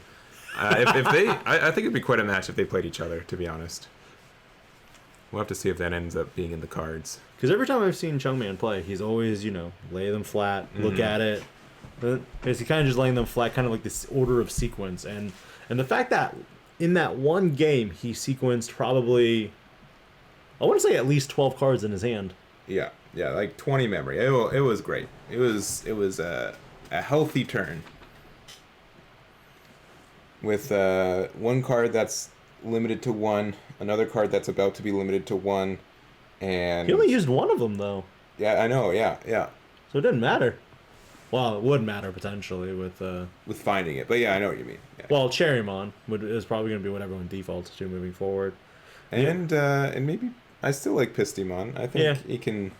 The only other player I know who's as methodical with memory is probably Ying. Yeah, he did play Lilith Loop. So that is a Thinker's deck. Imagine if we still had Mega Digimon Fusion. Yeah, that I don't know. Nah, I don't think about that. Yeah, people complaining about a 0 cost HPD. Problem is, Mega Digimon Fusion could do any level 7. Mm-hmm. So now your Quartzmon. Yeah, Quartzmon with HPD would be insane because that also is a card that gets you memory back too. Correct. So if you have 3 bodies on board. I don't know. Can you HPD from level 5 with save? If it's green? Say that one more time. So, like, can you go... Level 5, that's green, with save in its text, HPD, Quartz. I believe you can, because it's not changing the requirements for it. It just reduces the cost of it. There's only one that can do that, and that's Metal Life Kabuterimon. Yeah. But disgusting regardless. Yeah. And HPD... Does it care? I can't remember. Yeah, so next time... It doesn't even have to go up into the green Digimon. The Digimon Digivolving has to be green. Yeah. This is why I love multicolored green cards. So going into Koro, we just have DP buffs to an Agumon X. And an Agumon X. Ooh, these are always the hard ones. Mm-hmm. Because you know you want to climb your Digivolution line, but you also know that you will lose your Blitz Omni, and you only have 2 of them. Yep. Typically speaking. There goes at least one. Yep. But who knows? He might have the luck of Chungman, who has the last copy in his hand already. Yep. Flame onto a Goonie.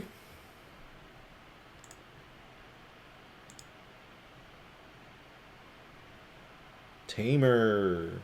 BT7 Takuya Kimbara.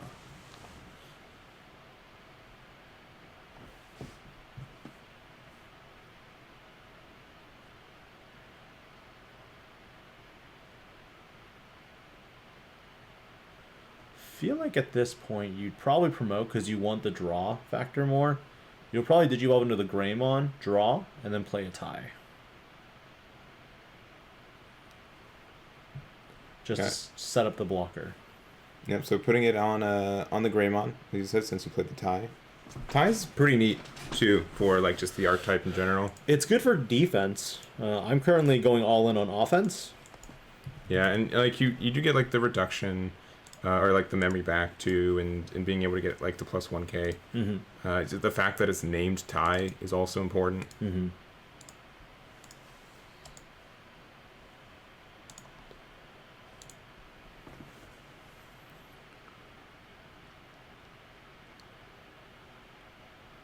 Surprised there isn't any new bond support yet. Yeah, honestly, like, and that was a. I think more people liked it than didn't like it. So I agree. I think that's worth revisiting. Black Red Agumon Bond of Bravery. Mm-hmm. I mean, even when Ulti Cup was announced, the first one BT11, I'm like, Bond is definitely a deck that is mono blue. It has a lot of potential, and it's usually pretty fast. So there's another tie. You hate to see it. If you're Hadis, yeah. If you're CJ, you're like, great, perfect. Because now you can potentially go Greymon X into Metal Greymon X, and check 1, 2, 3. Mm-hmm. Yep, and 3 memory at the start of next turn now, and also you can get another memory from going into using the other ties effect. So all good stuff for CJ. Halda? Okay, Burning Gray, which okay. Doesn't delete anything. Yeah, it's 4K or less, right? Yep. And that's a 5K Greymon. Ooh, that Agumon is the perfect target you want to see. So who gets the blocker? This is one thing that I feel like Greymon players need to communicate better. Which Digimon gets the blocker, which one gets the 1K. Yeah, and he kind of snapped Digivolved on top of that Agumon. So is it mandatory? Start of your... Yeah, it's one of yours. It's not a may. Okay, yeah, one of yours. Yeah. So it's a mandatory effect.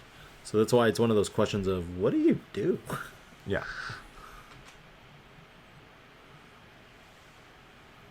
Yeah, so going into the Greymon X, and again, like that tie can be kind of like a mini Cool Boy effect as well, when using the X antibodies, because you get to do it you get the memory back. You don't get the card draw, obviously, but being able to extend your plays. Now you have 4, so you can Digivolve into a lot of good things, and so tucking the X antibody, which means maybe going to Metal Gray X. The card draw would have been amazing. Yeah, so instead going into Metal Gray X, you still don't have piercing.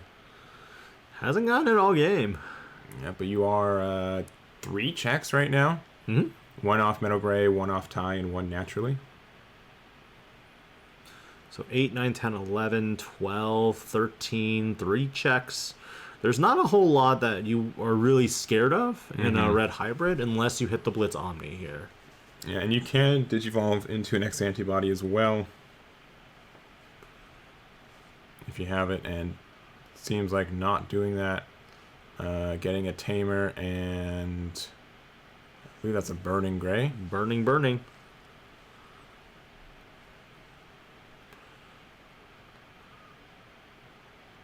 And what is the follow? I mean, if you run like regular Black WarGrey X, you can use it. But no, another tie, giving the blocker to the other Greymon, just to protect your stack in case. Yeah, and so do you get plus 3k from Metal Gray X until the end of your next turn? Okay, so it's through your opponent's turn.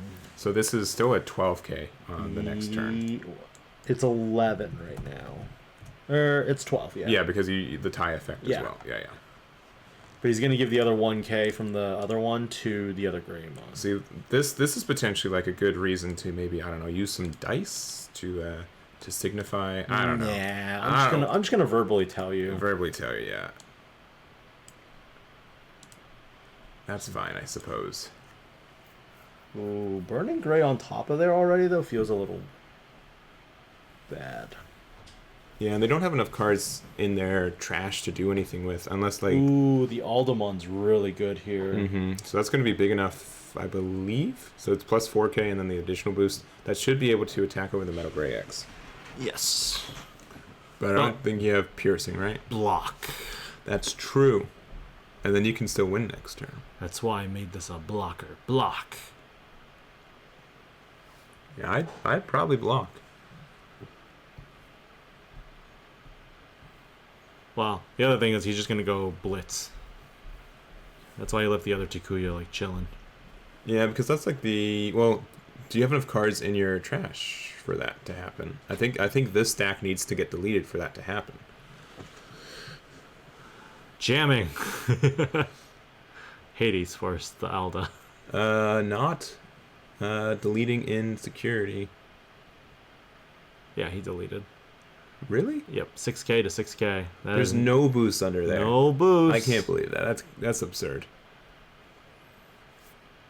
Well, then now you're in trouble. That's why you gotta run the weaker Greymon. Yeah. Yeah, you're right. What was he thinking? Yeah, security +1 Greymon. Come on, man. 3, 4, and 5, and here we go.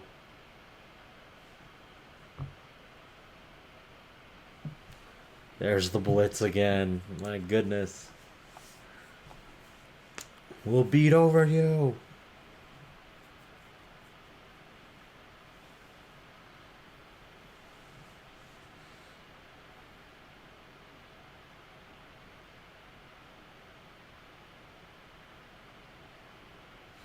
Trying to figure out what to do here. You have to promote. If you don't promote it, you don't have a blocker. Yeah, but like what's your best case scenario? Judging by the fact that he played 2 Agu X's, he doesn't have the Agu X's anymore in his deck. Either they're bottom decked or probably in security or trash. Yeah, because we've seen 2 already. So yeah, agreed. Unlikely.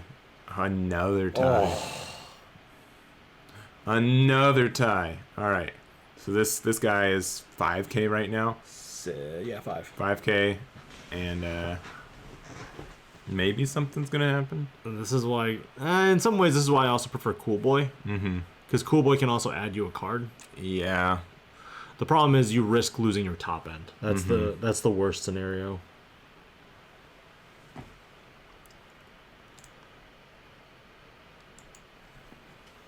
Right, well, attacking with your blitz. Which I believe is just 1 check. 2. Which I believe is just 2 checks. Because of the Takuya Kambara. That's right. Yeah. This is just single check 8. You technically could block this, but like... Could, but you have a Tamer in back and you have a Flame on in right there. So yeah, I don't even know the best case scenario with that, right? It's just asking the question, do I want to lose this turn or next turn? Yeah, basically.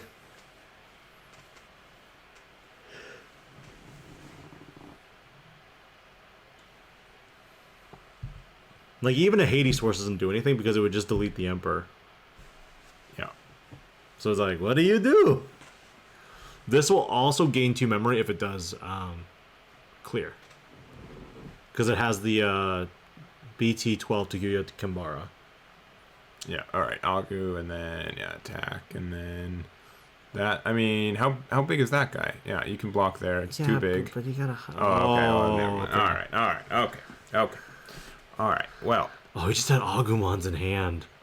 Had is taking that one 2-0. Okay, we have, table 1, we have Gary Chungman Chan on the top, and we have Marley on the bottom playing. I'll wait. You guys probably know. In case they're tuning in, I'll just wait to say what they're playing. Just in case, when the round starts, in case there's a advantage issue there. But they've both been on stream too, but I'll say that neither player is playing BWGX, so which is I think the only table of the 3 undefeateds that we have right now with that. I'm pretty sure table 2 is a mirror match. I believe that is correct, and then table 3 is Red Hybrid versus BWGX as well. Yeah, for sure. So we'll have to see how this one turns out. Again, we have 6 undefeated, so assuming no ties going into round 8, there will be 3 undefeateds, and with one of them being paired down. If the pair down loses, we're done with 8 rounds. If the pair down wins, we're going to go into a 9th round. Ties do screw that up a little bit, but we're just going to pretend there isn't, and there it is. Who do you think will take this one? I think Ulforce is really good. You weren't supposed to say what. You're supposed to say who. Who's the Ulforce player again? See, look, this guy's trying to trick me. I'm not saying I'm gonna. You almost got me. Give us just a minute. We're gonna wait till they start playing, and then we'll reveal their archetypes once they're both known. But again, Gary, Chungman. Oh wait, am I at someone's table? Maybe. Yeah, you are. Oh. Just leave it. Yeah. Whose table was I at? I have no idea. Well, round didn't start. You're fine.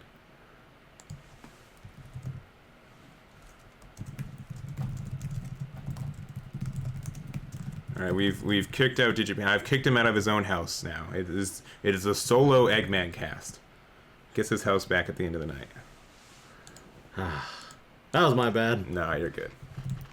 There are so many clickable buttons on Discord. It is incredibly easy. I think for me it was also because my touch trackpad was hovering over, and when I went to move it, it might have just. Yeah. You get what I'm trying to say. I know what you're saying. It is understood, but you're out of there. All right, so we have a Palmamon, which means almost exclusively Beelze. It could be Grandis, but who am I kidding? It is a Bloomlord on the bottom there, or on the top there for Martin, or not for Martin, for Chungman. Meanwhile, Martin, we'll see what he's playing in momentarily. We see a Quartzmon is being sent to the bottom of the deck, and we know chat's been paying attention. We know how many have been in that deck, and we'll find out. So looks like Martin playing Wanyamon going into okay, we know what there it is. All right, enough of that. There it is. So Bloomlord versus Ulforce going into round number 7. I do want to say that I feel like Chungman has the advantage here, and the only reason why I say that is because if you can get a Quartzmon out to stick, Ulforce can't do anything. Ulforce 100% can't do anything. It's that I will agree to that. And then the question becomes, what's your out to the Quartz?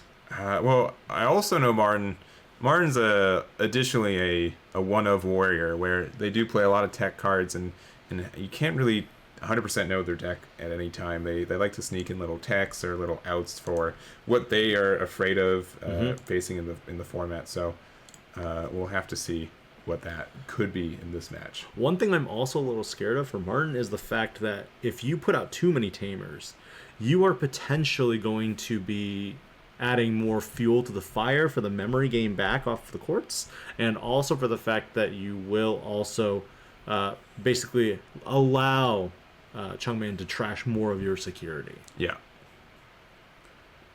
All right, so Davis looking at top 3. We got a Leomon, a Rena, which you can't grab, and then a Vmon as well. Cycles it back so that the Rena is the first thing that you do get.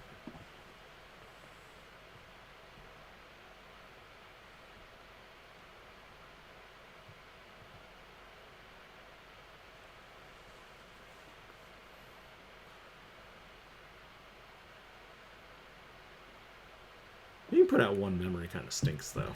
Yeah, I mean, if you have like Weedmon, you can go up to it and then go to level 5 if you want to. You're not really afraid of. I don't think you're as afraid of building in the main area either. I honestly think you're okay with kind of just letting that Palmon chill there, because then if it does get bounced, you have fodder to play. Yeah. But one of those green memory boosts. Here we go again. Finding a Sunflow. And we saw that he already had a Sunflow in hand too, or that he added off the Palmon. So this is a good indicator that, He has already the double Sunflow play that we saw from earlier. Yeah, agreed. So, thinking. All right, blue Mem Boost for 3. All right. That hurts. Yeah, that's the second Rena we're sending to the bottom of our deck, and a Jerry. And a second Vmon sent to the bottom, so we've seen 3 of those guys already. And that's always the rough thing when playing your Mem Boost, because you have the potential to lose some of your crucial pieces that are non-Digimon. Yeah.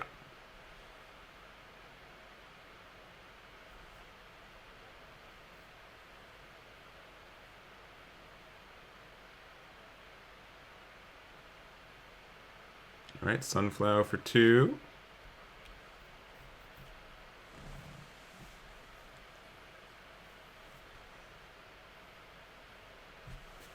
Interesting that you wouldn't do it out in the Rays area, or outside of Rays.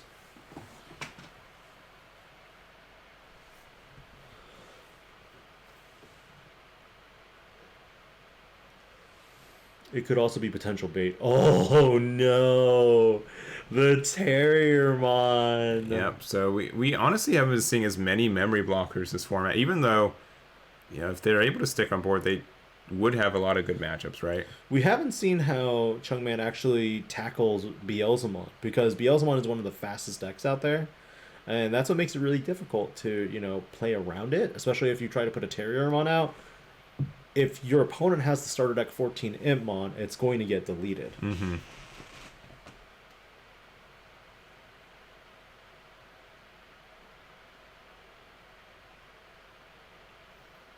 And yeah, just thinking out. And you got 1 memory to work with right now.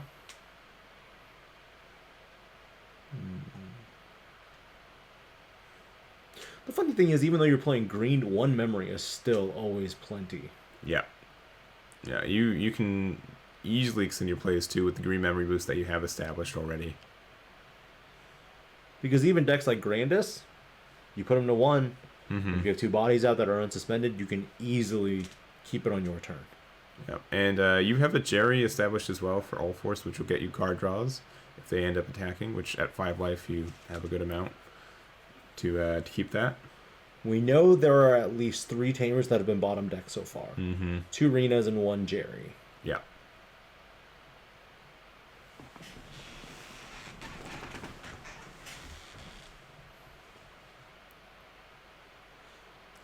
Alright, but instead going for Agitar for 3, getting into a level 5 and passing to now 3 with the Davis that's on board. So Martin just immediately hard playing his 4th Vmon.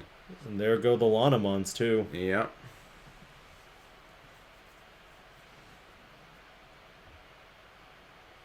I don't think Martin has quite set up the hand yet. I think the pieces are a little scattered. Yeah. Alright, Vmon for 2 again, passing 2. What kind of sleeves is Chungman using? He had like 1 sleeve for all of 2021, which is additionally why I didn't recognize him at first. I'm like, oh, his name is, his Discord name is Chung, but it couldn't be. It couldn't be. He's using different sleeves. Sword Art Online? Oh, Ironcrad? That makes sense. Yeah, I see the Asuna now. That makes sense.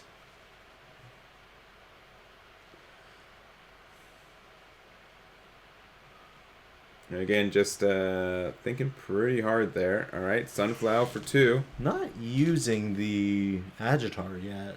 Nope. And you can use Sunflower right now if you wanted to, but deciding to not to. Using Agitar instead. That's interesting.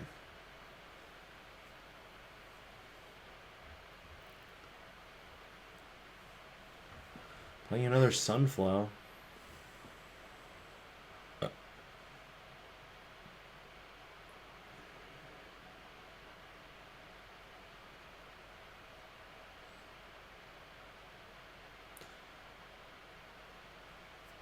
Alright, and yeah, just continuing to think. And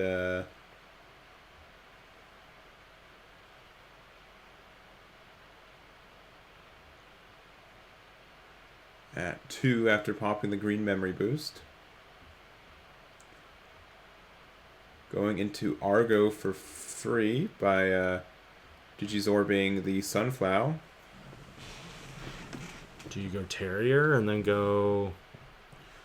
Bloomlord will get the... I think he's wanting to keep his Terrier healthy, especially since it doesn't contribute to anything. So Bloomlord's able to, keep the turn. Now, there's nothing to attack into, unfortunately.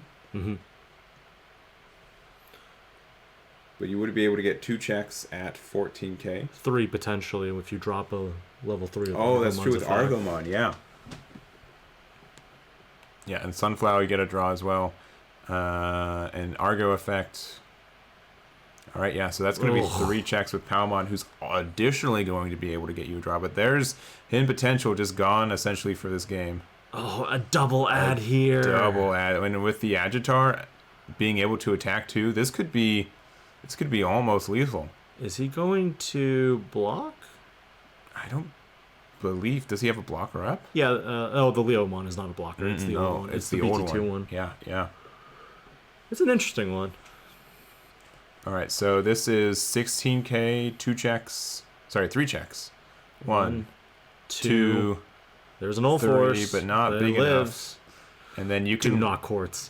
Do not quartz, please. No, you can Bloomlord again and keep it your turn. Oh, gross. This is for free. You get to unsuspend, and then you get an additional memory back for the...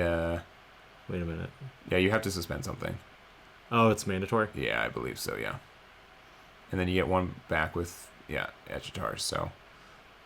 Still healthy at 2. Oh, this is disgusting. Yeah, this is 2 more checks. Okay, you get a Tamer and an Arrow V. Quartz? Quartz would do a lot, and it sure is. Yeah, I don't know how Martin would be able to get out of this. So everything's suspended. There's no memory gain. 1, 2, 3, 4, 5. So, maybe... Death X, you wouldn't be able to keep it your turn. Correct. So you have... Death X, you would de-Digivolve, but then you still lose. Yeah, Chungman is undefeated right now. Yeah, this is table 1. Alright, and getting memory back, so keeping it their turn. Apparently, the Bloom suspend is not mandatory. Let's bring it up. I'm curious.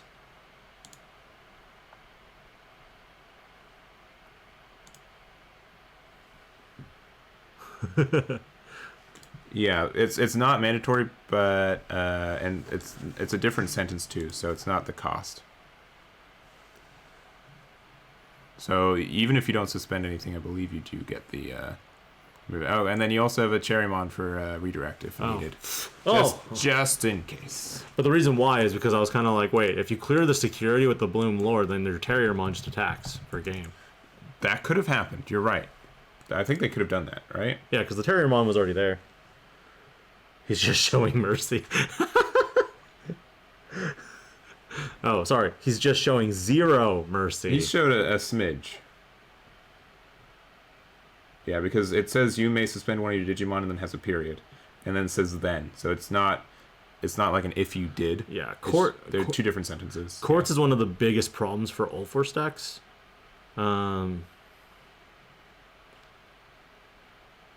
The big issue I saw that, and this isn't Martin's fault. It's just when random number generator generates you bad luck. Yeah, it's like, okay, cool. Yeah, so that was I think I don't think it got cleared correctly. So that was game 1. So Chungman is up 1-0. I think the 1 was stayed from last one, unfortunately. So sorry about that. That was game 1. We're gonna head into game 2 right now.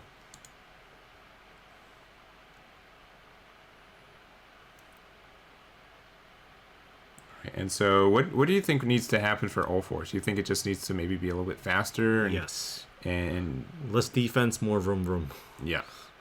And Chungman definitely showing he knows what his opponents are trying to do and play around it and not. I mean, so many times as playing Bloom, you're so forced to be like, oh, I want to push up so I get all my effects, right? But he's been very methodical, very as he's shown with Blue Hybrid in the past. Because we already saw Martin play earlier, and you know, even though he played very well, I didn't see anything in his deck that would counter a Quartz. Mm-hmm.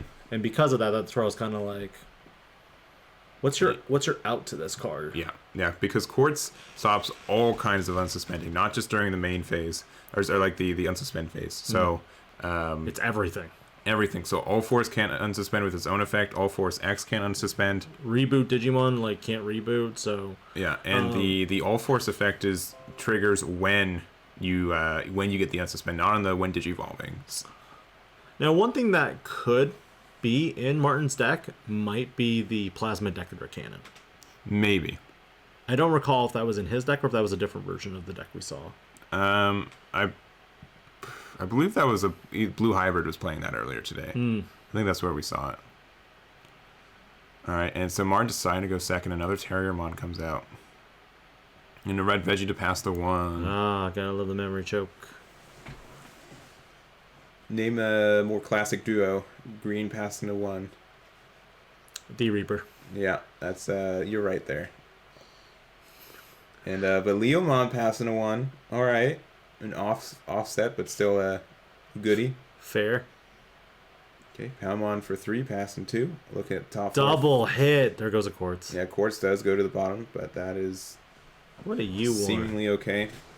And one thing to mention too is with the Ultimate Cups coming up next format, this is an entirely legal deck, right? Yes, it's 100%. The assuming he's running one Blasso, which will be going down to 1, but chicken cards in hand. Yeah.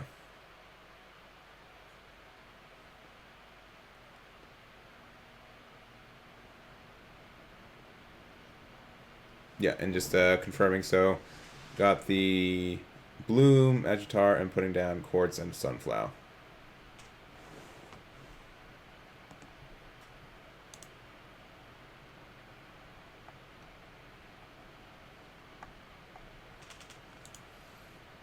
Playing the Davis. It's good to get the memory fixing quickly. You now have kind of a blocker to build up. Oh, again with the Rena though. Yeah. Yeah. Also true. Is Hydra limited in Ultimate Cup? Yes. Well, Hydra is limited to 1, I believe. Okay, so Hydra's going to be limited to 1, Hidden Potential limited to 1, and Blossomon limited to 1. Yes. Though I would say like Bloomlord is still like the. It's okay. Just more Quartz. Yeah.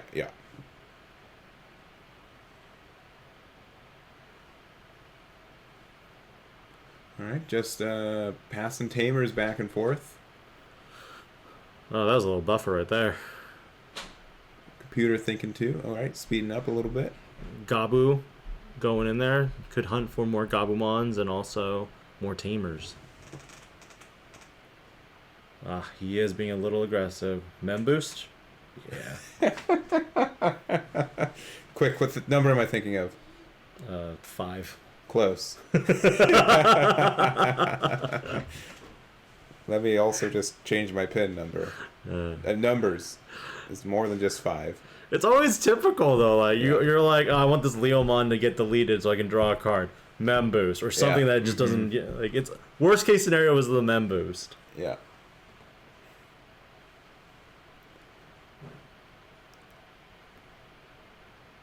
All right, and think again. Again, you have now 5 memory turns if you so need to. I'm surprised he promoted. But I guess with the fact that you can tap Mimi.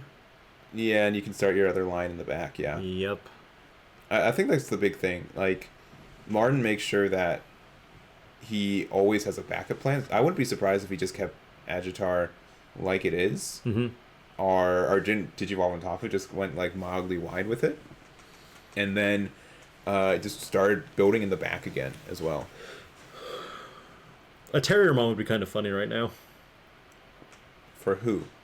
I don't think Martin will be laughing. That's fair. But you can't play it anyway because there's no it's not vegetation. Yeah. But even just playing it outright. That Blasso good.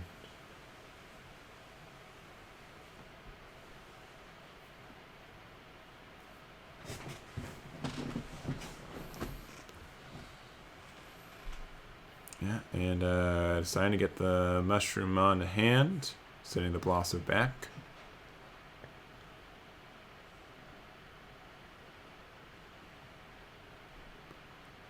And counting some more. Popping the boost. Yep, going to 2. Sunflow. Red Veggie for 1. And then what? Maybe Red Veggie back, and then Digivolve into another Agitar? Oh, Argo. Oh, really think about, yeah. He didn't know if he wanted to suspend Palmon or not. Yeah, so Digizorb's in there, and then you can go into... No, not this again. Go there, get the Palmon, you get 3 memory back. And then... attack, play Terriermon. yeah, or play another Vegetation, and then you get 2 checks. Yep, so Bloomlord going in, attack using the Argamon effect. Do not do this Quartzmon shenanigans again. Alright, so that's going to be 2 checks again.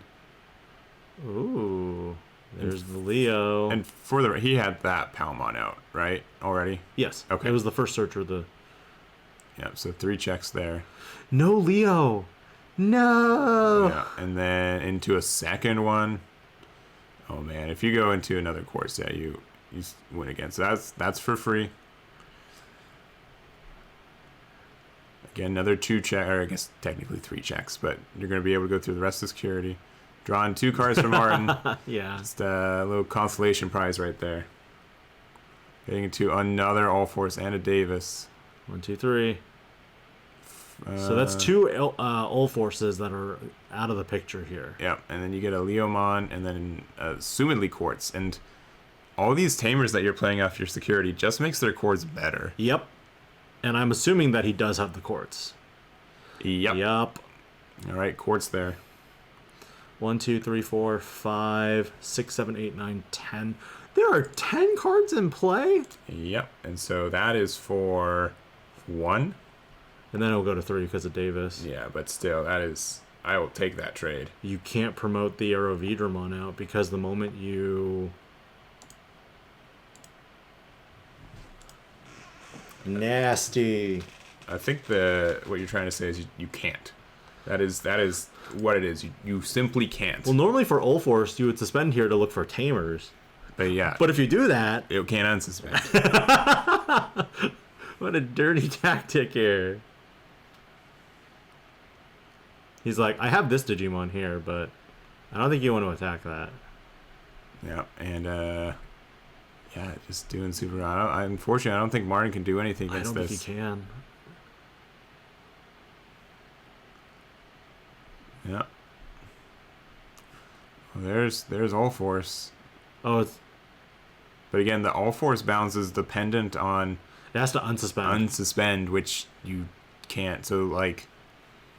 What, merciful mode for the fun of it? Well, no. He passed turn. Okay, well, you have blocker. Yeah, but he has 2 things. And also when Yeah. you attack, you suspend something. Yeah. Yeah, no, you're fine. This is a giant game of checkmate. No, you still have 1 spot. You have 1 memory back. It's Martin. Oh, because he played a Tamer Mm-hmm. for the Vedramons. But again, yeah, blocker. A single blocker does nothing against Quartz. Yeah, you need a merciful mode here. But then even then you have to deal with 1, 2, 3, 4. You have to deal with 4 bodies. Mm-hmm.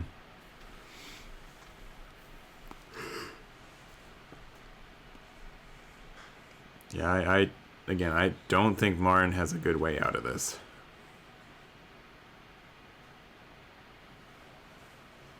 And by I can't even think, like, what? Death X? 1, 2, 3, 4, 5. Can't keep it your turn. You'd...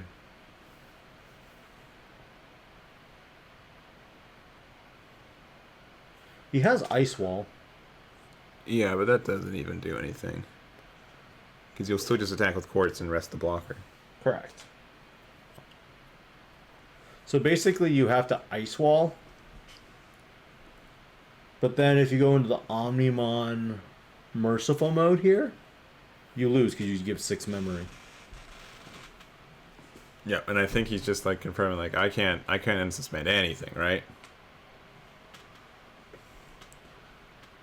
Yeah, if you could keep it your turn and play Death X does do a lot. 1, 2, 3, 4, 5. Yeah, Death Xmon would cost literally 5, which is 5. too much. Yeah.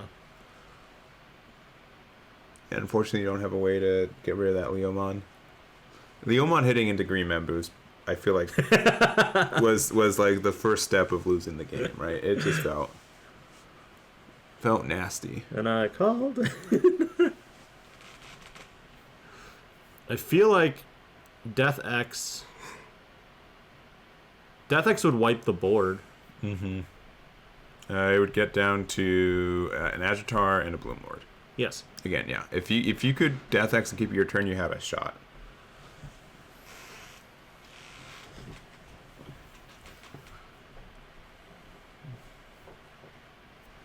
Yeah. The Pomumon in the Rays is really rough. And that's what we saw. Like he could have pushed it up or like been more. How do I say it? Like just more aggressive with it. But I would have been swinging with that Leomon. Yeah. Right, Ice Wall, but that still won't do nothing because they're gonna suspend your blocker. Correct. And the sad thing is 1, 2, 3, 4, 5, 6, 7, 8, 9, 10, 11. You would trash 2 security normally. But what a crazy play. Mm-hmm. He's has not disappointed. Yep. And Martin is scooping it up.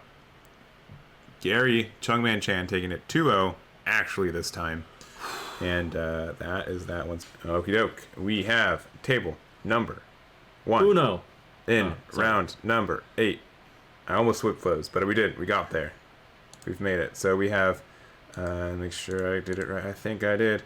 We have Haddis on the top there, playing the Red Hybrid versus Jorge on BWGX.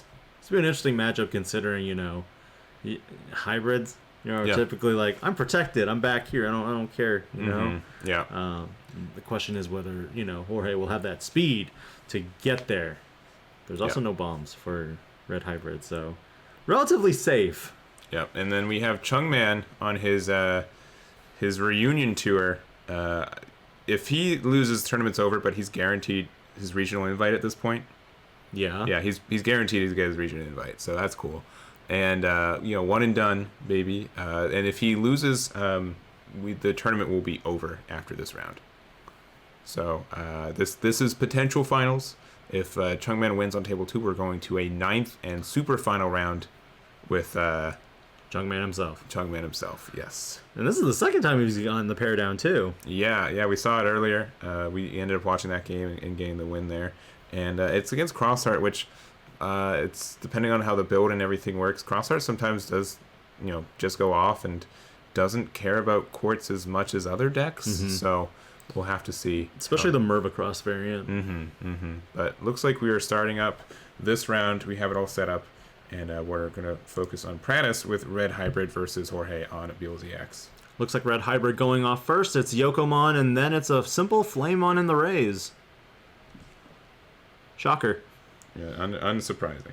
I mean, the deck at this point basically runs 4 different searchers? Yeah. So, choose your poison.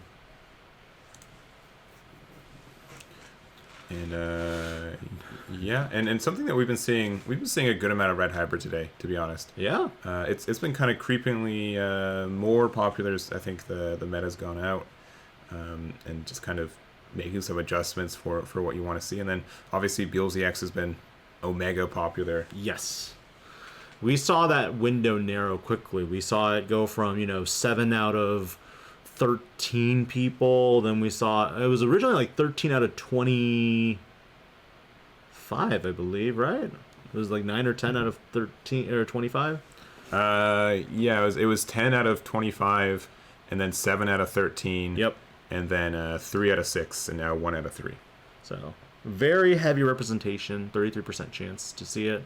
On the other end, we're seeing a lot of trashing here and a lot of memory gain. Impmon to Impmon X, and then more searching. Having that Ion Mako established already is really good, and finding that EX2 Impmon, just even better. Yeah, and we've been really fortunate with matches today. I think we've seen a good variety of decks. We haven't had to watch a Beelze X mirror match, and we won't today, since there's only one undefeated. So we almost did. We almost did. We were close.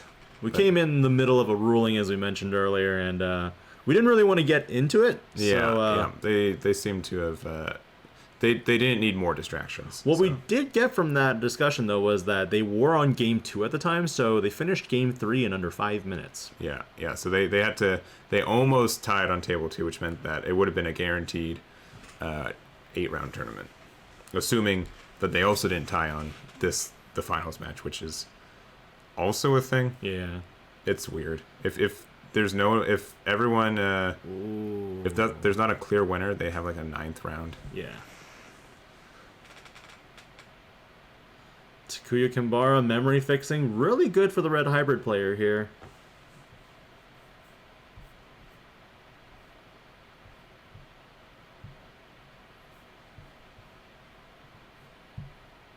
All right, and hitting the Mako.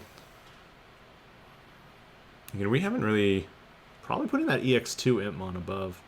Oh, it's a Rivals. Okay, and then getting another memory because there's got to be Wizardmon on top of there. So already hitting 3 of your memory boosts. Your turn?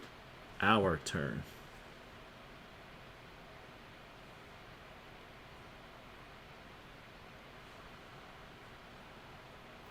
Let's see. Beelze here. Yep, and there's the winner stamped. Oof. An EX2 Impmon 2. That's really good setup. 5 cards there. You'll pull it back 1 more memory, but they start at 3 regardless. Yeah. So.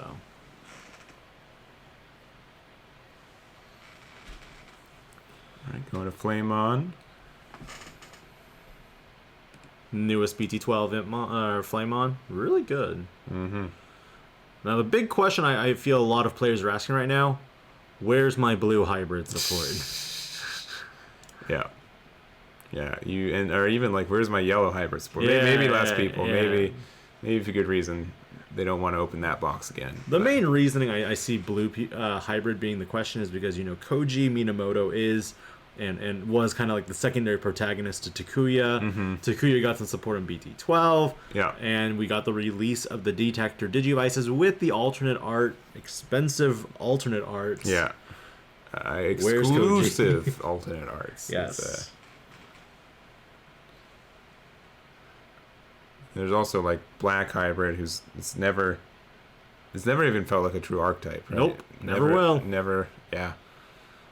Unfortunately, this Burning Greymon is going to get deleted by this Beelzemon because there are currently 10 cards in trash. For every 10, you increase the level deleted by 1. Yeah. Yeah, this is the EX2 Beelzemon with the winner stamp from the Cup events that we've had in the past couple weeks. Even more trash, double Rivals Barrage, and also a Wizardmon for another memory gain. On the bright side, this is not the starter deck Beelzemon, so it's not like you have to worry too much right now about having to deal with, multiple security checks. Yeah.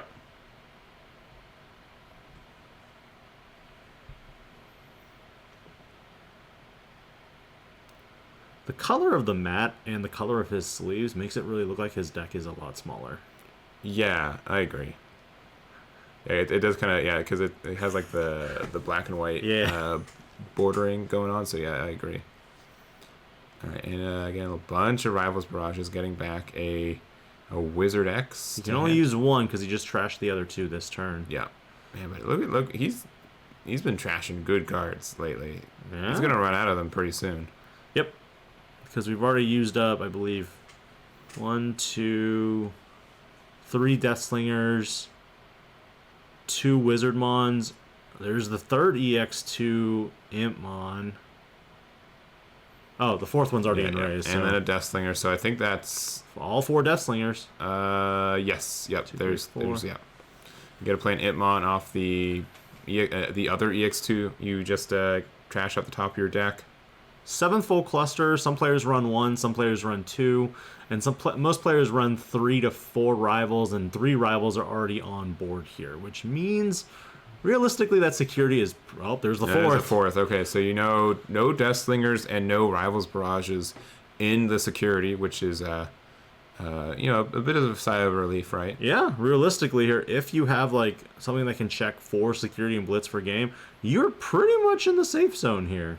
Yep, and the effect to delay the Rivals Barrage is optional, so deciding to keep it there to get to exactly 20 cards into the trash there. Oh, double Wizard. Why not? And He's decked out. You are decked out. Okay, well.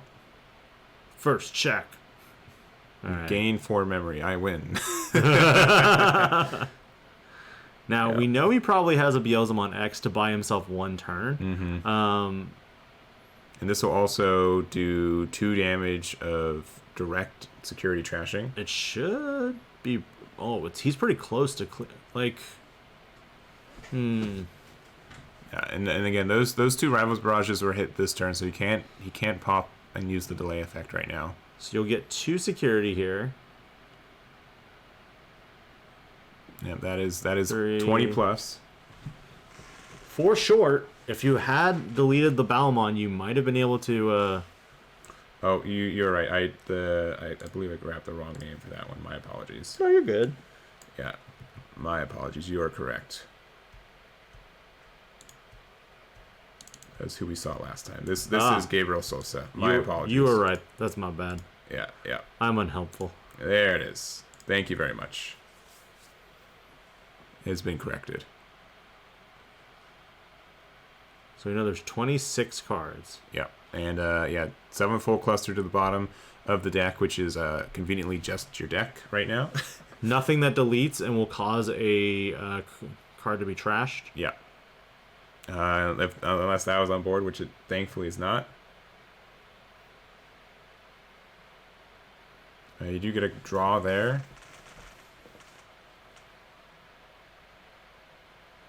Yeah, I think like 7 full cluster. When you look at the card itself, it looks kind of meh. It looks like it's really particular. It's tough to interact with, but man, the fact that it can help you like not lose to deck out, the fact that it can get some extra deletion, the fact that it's an option card that's really good in security, like it's an honestly really solid card. Wait, what do you do here?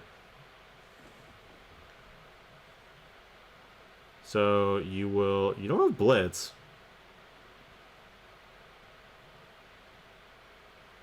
Oh no, I would not have deleted that one.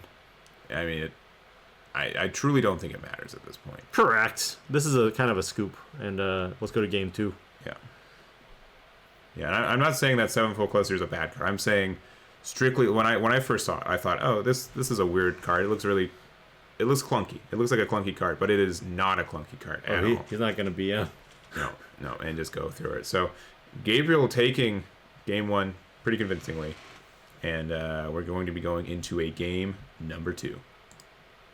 Pretty simple.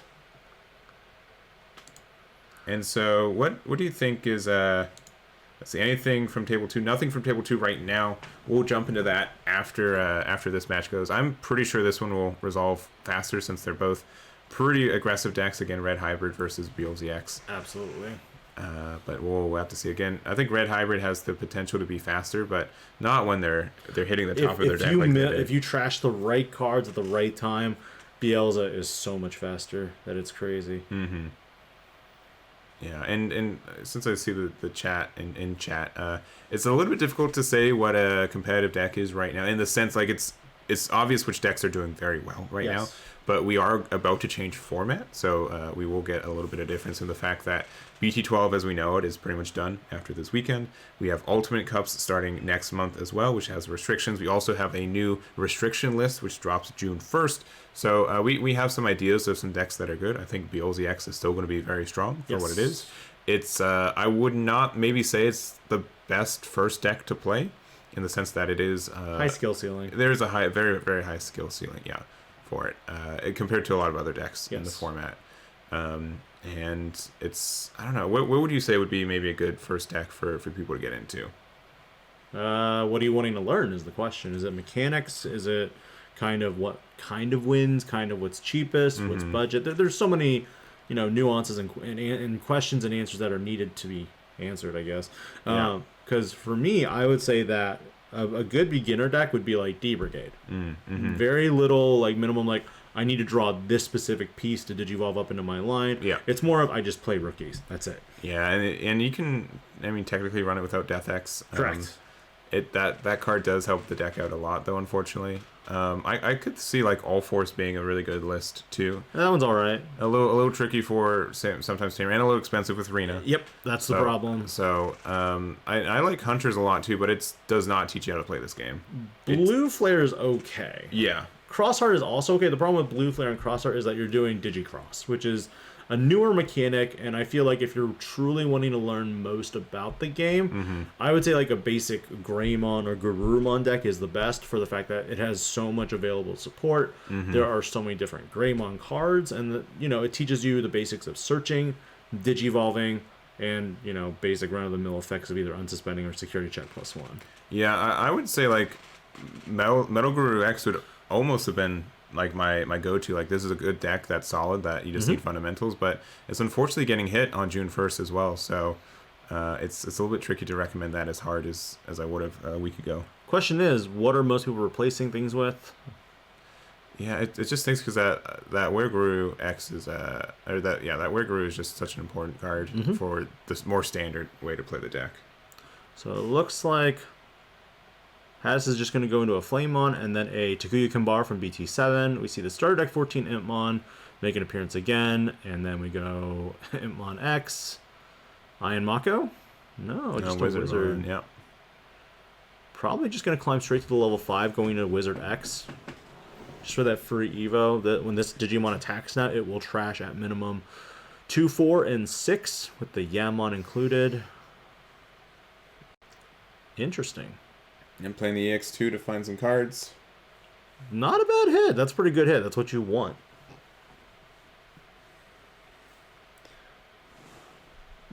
D-Reaper is beginner friendly. The only issue with it is it doesn't really teach core mechanics of like digivolving. At least with D-Brigade, you still have a little bit of that. Yeah, I agree. Like, that's why I don't recommend like Crossheart, Hunters, or D-Brigade, because even, or not D-Brigade, D-Reaper? D-Reaper, yeah. They're very cheap, though, I will say. They are very cheap, 100%. Yeah, so like if you're wanting to get like a friend into the game for under like $20, granted, you don't really need to play like cross fives if you want to just teach them the basics of crossing. But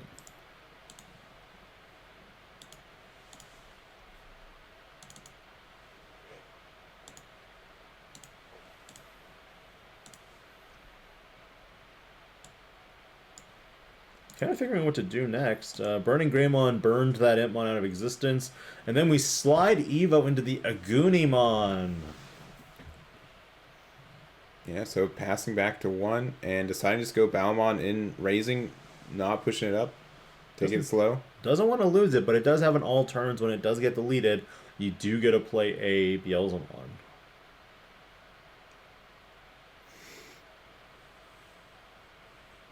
And the only issue with that is that you just currently don't... Is it from trash or from hand? Trash. Trash, yeah. So you currently don't have one in trash. The best part about it, though, is when you attack, you trash 3, Wizard X trash 2, Impmon X trash 2, and Yammon trash 2, which means you're trashing a total of 9 cards right there off the bat. That is true. So that will get you from 2 to 11. And assuming you don't hit any more. So attacking into the security... And which version of Takuya do we have underneath there? BT7. Okay, so you don't get the memory gain from attacking to security with this one. It gets +1 security check if you have a Digimon with 10,000 DP or more. Which I don't... yeah, you are not quite there yet. Nope. You're close. You're chilling. Alright, meanwhile, this is going to be a bully. This is a pretty big stack here. So we're trashing potentially 9 cards here, and honestly, I feel like we're going to see a lot of reasons why the deck is as good as it is. Mm-hmm. Luckily, we have 2 EX2 Impmons out of the deck already, Yeah. so there's only 2 left to deal with. We don't know if there's any more in hand either, so... I think probably deciding if they want to attack into the burning or into security themselves. I think they are also trying to figure out if they want to go into the Beelzemon or not, but at this point, you kind of want to attack, because then you will have 12 cards in trash for a good setup. 3. Delete nothing, because there is not enough in trash to increase the level by 1. And that's another good upgrade from the original Blast mode that was in EX2. Yep. 2, gain a memory back and play an Impmon. Spawn. So... Probably the one from BT2. Yeah, EX2 is good as well, because it does get another on, Warp. Yeah, our top 3 check, but okay, just going for the Star Deck one. The Star Deck one is good for the Warp, which I think he wants, because now he has a Beelzemon in there. Yeah, you're not even halfway to your 20 for that yet. All right, yeah, casually. All right, I think EX2 Impmon is overpowered. Don't get me wrong. I still think Deathslinger is more of a problem card. I agree to a certain degree. And it's not to but like just the fact that you can run. Yo. That is, you are now afraid. You are now afraid that is of that. Potential game right there. Yeah, so hit into the Atomic Inferno, which gives a blanket security attack +1 to all cards that you play that you just attack with next turn. So it doesn't matter if you just play it this turn, or if you play it on top of the Takuya, which can also give security attack +1. You can just get all the way through it if needed. I feel like it would have been nice if Red Hybrid had like a when this Digimon deletes a Digimon by like effect or something, trash the top card of your opponent's security. Like just one. I don't know. I think it's a little absurd how much security trashing exists right now, so I'm not sure how I feel about it. Oh, I agree. And I think the worst defender at this point is definitely the Beelzemon deck. So there goes the Burning Gray. On deletion, Aguni will now trigger because it was one of the inheritables underneath. So you do get to play a... oh, yeah. Huzzah! Memory! So another Tamer there. Additionally, the security attack +1 is again a blanket, so if you can play 2, you can get there. And Impmon, so you will be passing to 3, so you have the new Takuya and the old one. Do not Burning Gray. If you do, Burning Gray the Impmon that's from the starter deck. Yes, yeah, do not fall for the charm of deleting the BT2 Impmon. I've had to do it because it's a mandatory effect, and then it trashed to Deathslinger. Yeah. And then it was end of turn. Alright, so this is for 2 checks. Come at me. Ian Mako. Yeah, Ian Mako. Ian Mako. Wait, what? What just happened? I think he deleted... Okay, this is what he did. He attacked into... the Impmon to guarantee deletion, or Beelzemon to guarantee deletion. Guarantee deletion to get enough cards into there. So now we have the... the BT12? Is there an Aldemon in there? I believe there is. You get the deletion there, which didn't have the Star Deck Bowmon, so... Oh, so you'll check 3 security here? And if there's Aldemon in there, you do not check any security options. And then you have the on-deletion, the effect. Oh, does he have the right... I mean, no, we'll see. We'll see what happens. Yo! All right, it survives. If you have Omni takes it, and Omni does. That is game number 2. Haddis even it up 1-1, and we're going into game number 3. Finding a clever solution for it and really paying off. Yeah, because I was like, wait, why'd that get deleted? Yeah, and that single check into security hitting that Atomic Inferno made the entire difference. Exactly. Some players run the Omni. I think one issue I have with it is that you can't add it. It gets bottom decked. That's true. And I get that. However, it can also get you an 8-0 finish at a regional. So Yep. That is true.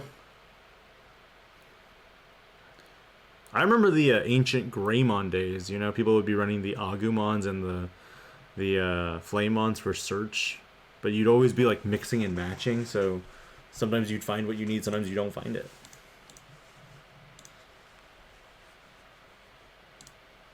Let's see. Did he may have had enough checks without the atomic. I think you guys are right. Because he had, I think I thought he was going over the BT12. So he went over the BT. Yeah, because he went into the Emperor Greymon. Yeah. So the Emperor Greymon has its own inherent +1 check. Yeah, you're right. And then the BT7 one gets the +1 check too. You're correct. So Atomic Inferno, yeah, you're right. Did not change that direct outcome.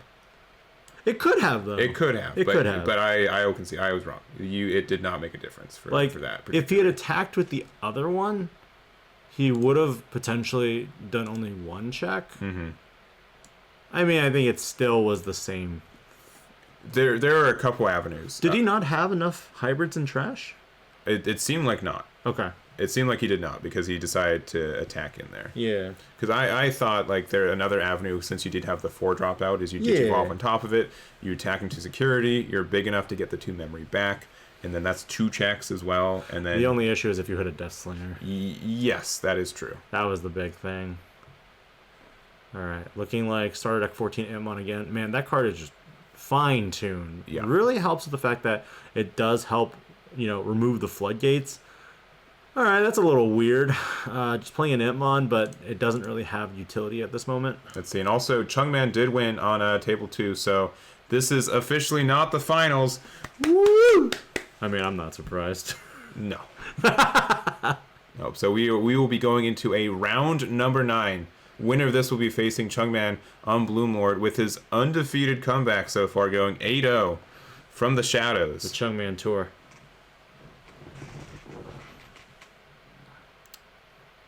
And we got 25 minutes left in this round. Plenty of time. Plenty of time. I doubt either player will take it to time, and I doubt this table will be a tie. Mm-hmm. Yeah, I'd be very surprised. Ooh, which one? Pretty good. Gain a memory.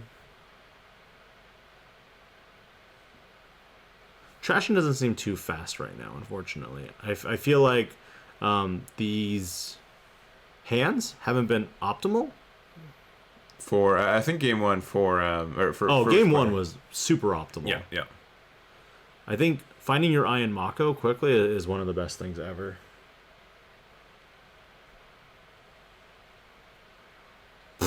All right. I guess I'll just delete this guy. Yeah, it's fine. Like, this is like when you'd want to, so. Yep. Probably a Flamon from BT12. Pitch a card. Draw 2. Looks like you are correct. Huzzah!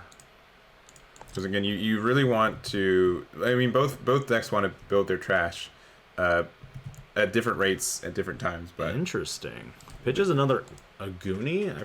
I feel like I would have. Well, I don't know. Burning Gray. Burn something. Is he trying to? All right, that's 5. Yeah, because you don't want to give them a free proc of that Impmon. And then Aldemon, okay. Oh man, this is gonna be 2 checks. 2 checks. And then potential memory game back. And you could be going into Blitz as well if you so desire.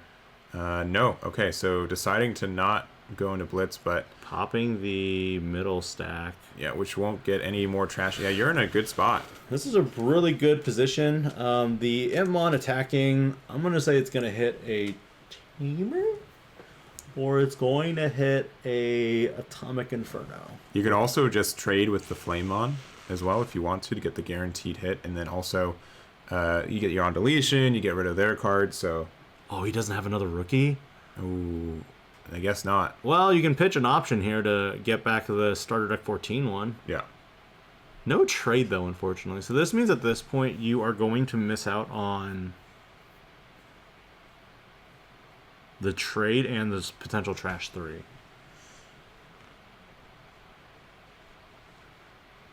Yeah, and just look at this hand again. Not what he's wanting, probably. Oh, with Eggman and my track record, we always do 9 rounds. Yeah, I've... Listen.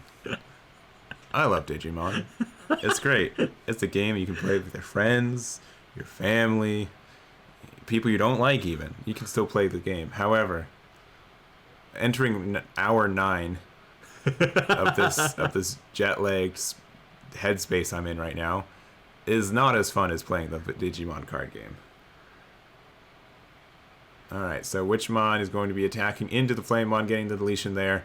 Getting a couple more mills, but nothing too crazy off the top of the deck. Yeah, and the Rivals Barrage. So that's for, passing 6. Trigger Emperor Greymon's effect. Yep, which will let you play a Takuya. Is it strictly from hand or can it be from trash? I thought it was trash. Yeah. I thought it was both, to be honest. It's been a hot while since I've played Red Hybrid. Yeah, clearly me too. It's hard to build like 30 different decks and like, play test them. Yes. When I see other content creators with like, a deck profile every 2 days, I'm like, how are you testing all these? Spoilers, most are not. No, there's literally no shade because I have no idea. It's hand or trash. Yeah, I do know a lot of people do tests and do all that, so there's no, that was targeted towards no one. Maybe myself. Nah.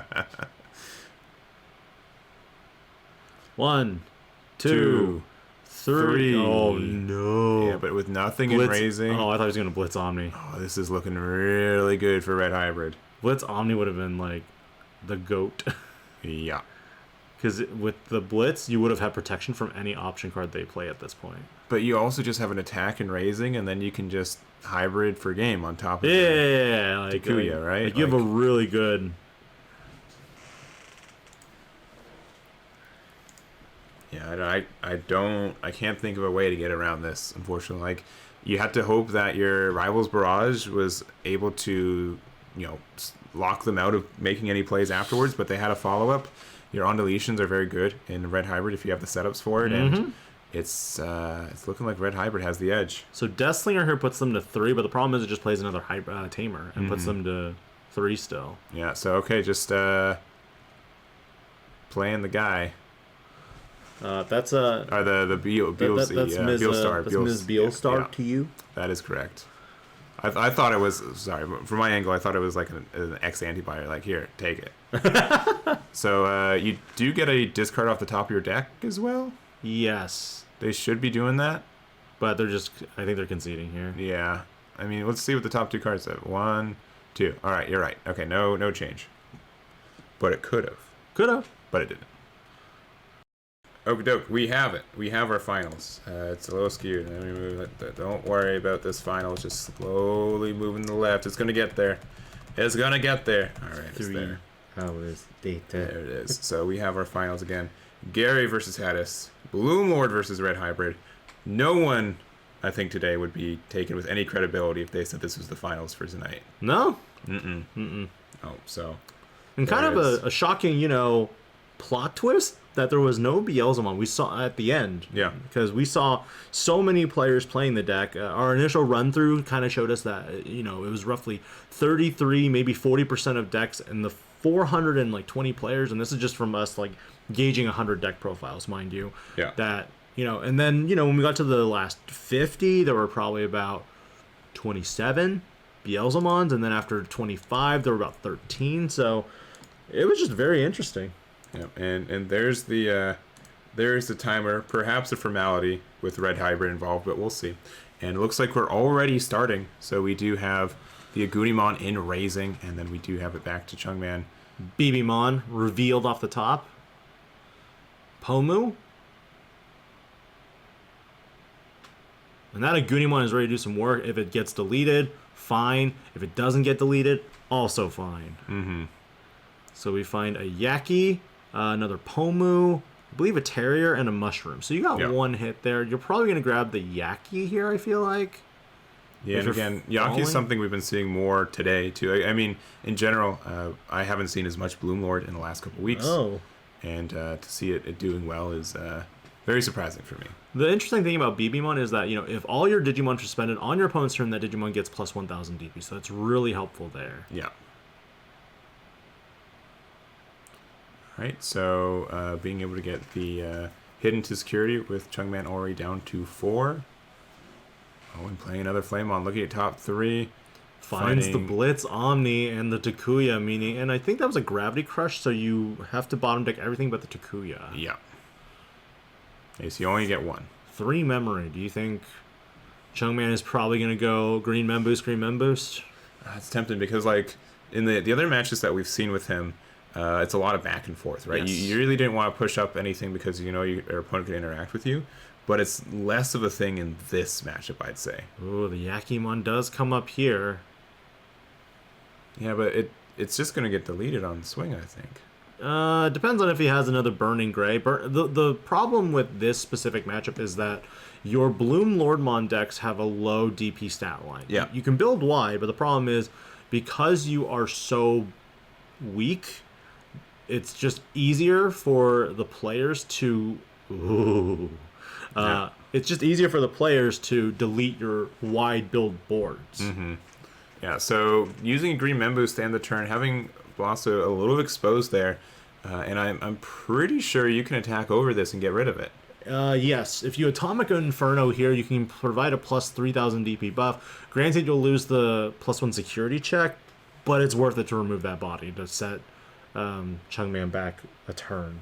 And you don't have a Tamer underneath your Burning, so you can't ult them on for 1 either. You'd have to pay the full cost. Mm-hmm. But I don't know, would you be tempted to maybe Gravity Crush to go up and attack over it? Or what would you want to do? From my experience, I feel like a Red Hybrid player... Okay, I thought he was big enough. Yeah. Is it big enough? Yeah, because of the inheritable. I was...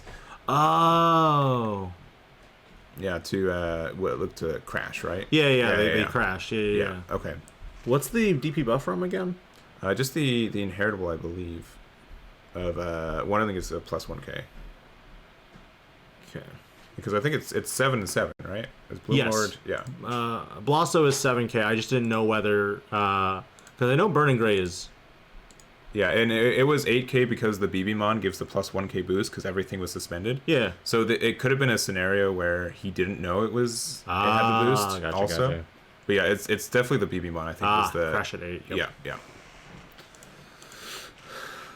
Chungman 2 security down already. It's a little bit of a yeah. So it was 8k to 8k because Flamon gives the +2k of this one right here, and then the BBMon gave a +1k to 7k, which made it 8k. Agitar is really good here. The problem is I don't know if there's enough memory here to last out because there's not any security bombs that I'm aware of in a green deck at this point, unless you're playing the Grandel Soul, or you're going for more conventional suspensions like Needle Spray, Flower Cannon.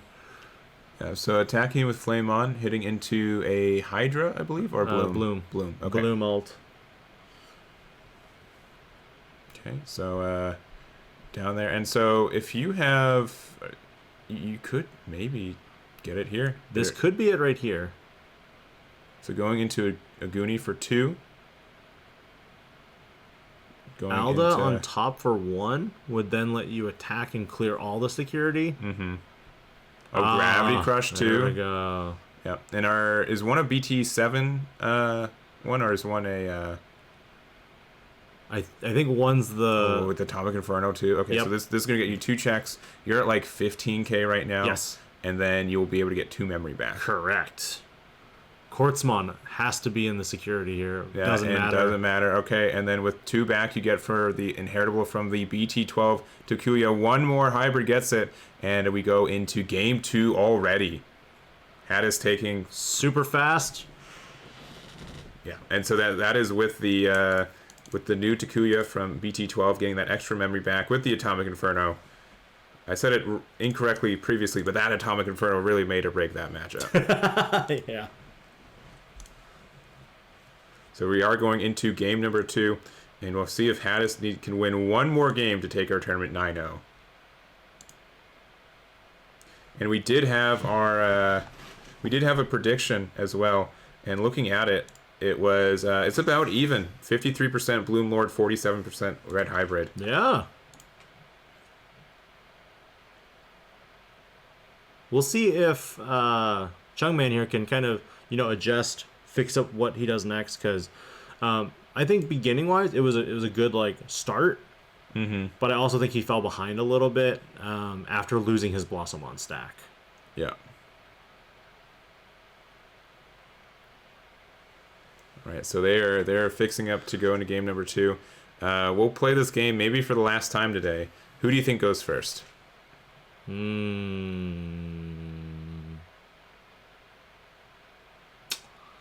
gonna say,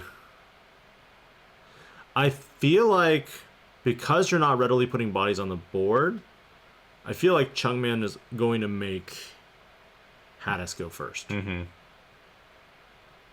Yeah, I think that's very fair. The other thing is he can memory choke, but like that extra card can really help, and then having the memory to like focus on your turn makes it a little easier.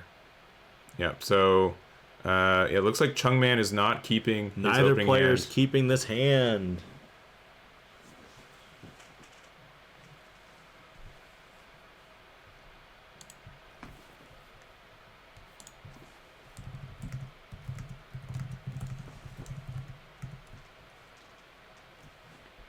All right, so looks like, yeah, both going into a mulligan here. We'll see what their opening hand is. Going into game number 2.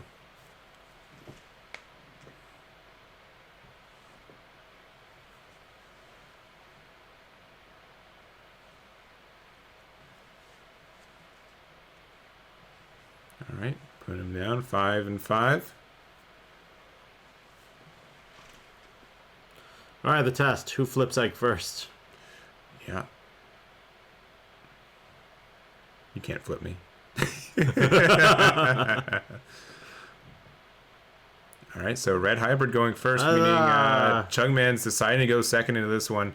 Going Flame on in the back. Because you're going to pass on average 3 to 4 memory here. Unless you're going to just Digivolve in the Raise into a Aguni. If you don't have the Aguni, then it's a little worse. Yeah, but you do have the Aguni, and you're passing back. Looking already like a familiar game 1. We saw an almost identical thing happen here. Terriermon could actually be really useful here because it stops the Gravity Crush. But it won't stop the memory. It will stop the memory gain from Takuya because it's not a tamer anymore. Yeah. All right, and your Mimi's coming down. Ooh, memory fixing. Memory fixing, pretty good. All right, attacking with a Goonie, hitting into an Argo. Argo. Yeah, so I believe you are large enough to survive, and then going into a Takuya. Oh, you are playing the Takuya off the Flamemon's inheritable, and then playing a Flamemon off the Agunimon inheritable, or Agunimon's passive. Yeah, sorry, it was not the. I thought it was a plus 2k boost. Nah, Flamemon underneath. So yeah, but you pretty much get all your resources back, and maybe even more, right, with another tamer. Correct. Because you now have 3 hybrids in trash. The 4th one is right there for DP buffs. Ooh, Boko's pretty good too. Yeah, and Boko's moderately fine in this matchup too. You're not going to get removed as easy. Looks like he's probably going to grab the Burning Gray because he wants to be able to utilize the Bokomon effect. Otherwise, Terriermon stops him from doing it. And I believe he revealed 3 Burning Grays, so he's going to be bottom decking the rest. Yeah, it looks like he added a Burning Gray.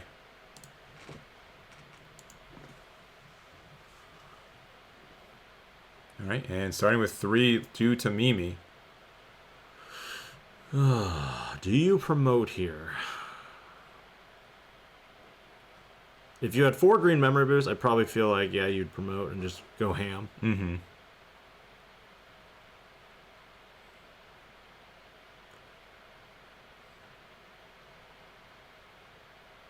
The problem is, by not doing a promotion here, you will likely have to lose 3 security next turn.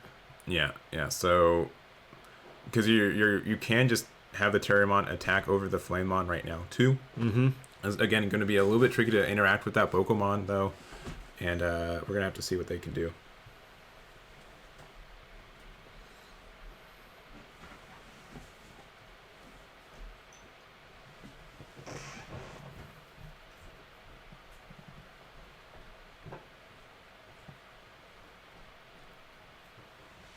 Pondering. He's a pondering right now.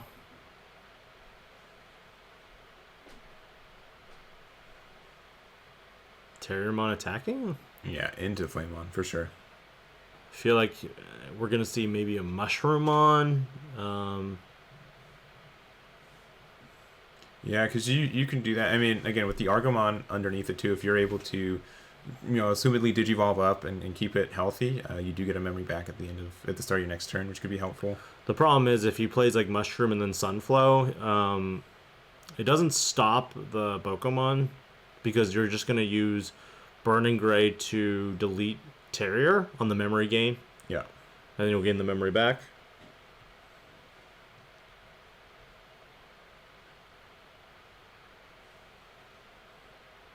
Yeah, just in a tough spot again like that. Boku's moderately free in this matchup, at least where the setup is right now, that it's hard to interact with. This is one of those matchups where, the Pokemon is actually really good in this particular matchup for the fact that it's not like Raid WarGreymon, it's not like Beelzemon where, you trash 2 cards off the top and you just pop it. Yeah. Alright, so you could Digivolve here on top of it for 3. Perhaps, and you can maybe even get like Cherrymon if you want the redirect. But oh no, just a Palm pass into 1. That's not great. What's likely going to happen is because you have Burning Gray in hand, right? Correct. So you can just Digivolve on top of Takuya, Burning Gray, the Palmamon, and attack over Red Veggie, and yep, you're way ahead now. Yep. You don't want to leave this board alone. You want to delete the bodies. Yeah, yeah. Quartzmon is a problem, especially against like we've saw how brutal Quartzmon can be. Mm-hmm. But if you can't get there, yeah, you just got a bunch of weenies. Oh, Alda for 1. Yo, is he going to just not care about the veggie? Oh, that's a little greedy. I think you're okay. No. I think he's gonna attack and then he's going to go into the whatchamacallit, Emperor Gray, and then delete. Okay, so no, never he is mind. going for Okay. it.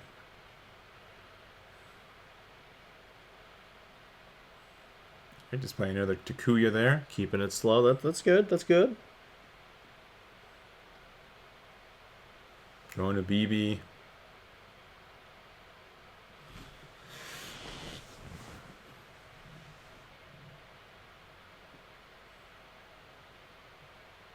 Homumon on BB.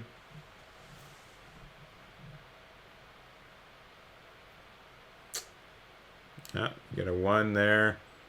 Agitar? Maybe? Because, I mean, they're not going to 3 at the start of next turn either. It's BT7, so Mushroom for 2. His resources are also very low right now. Yeah, I think the one thing going for them is that you're not immediately losing next turn, but you're getting pretty close. Oh, yeah. There's definitely avenues for Red Hybrid to be aggressive enough. And Gravity Crush helps you out there as well. Oh. All right, going into your BT12, getting the deletion there. There's only 6 care less because you don't have a... Actually, do you have a tamer in that stack? Yes. Yeah, you do. You do. So you will delete, and then you will check 3. Yeah, and no option cards will be triggered either. HPD. So not in hand, not this game. Green Mem Boost. Not this game.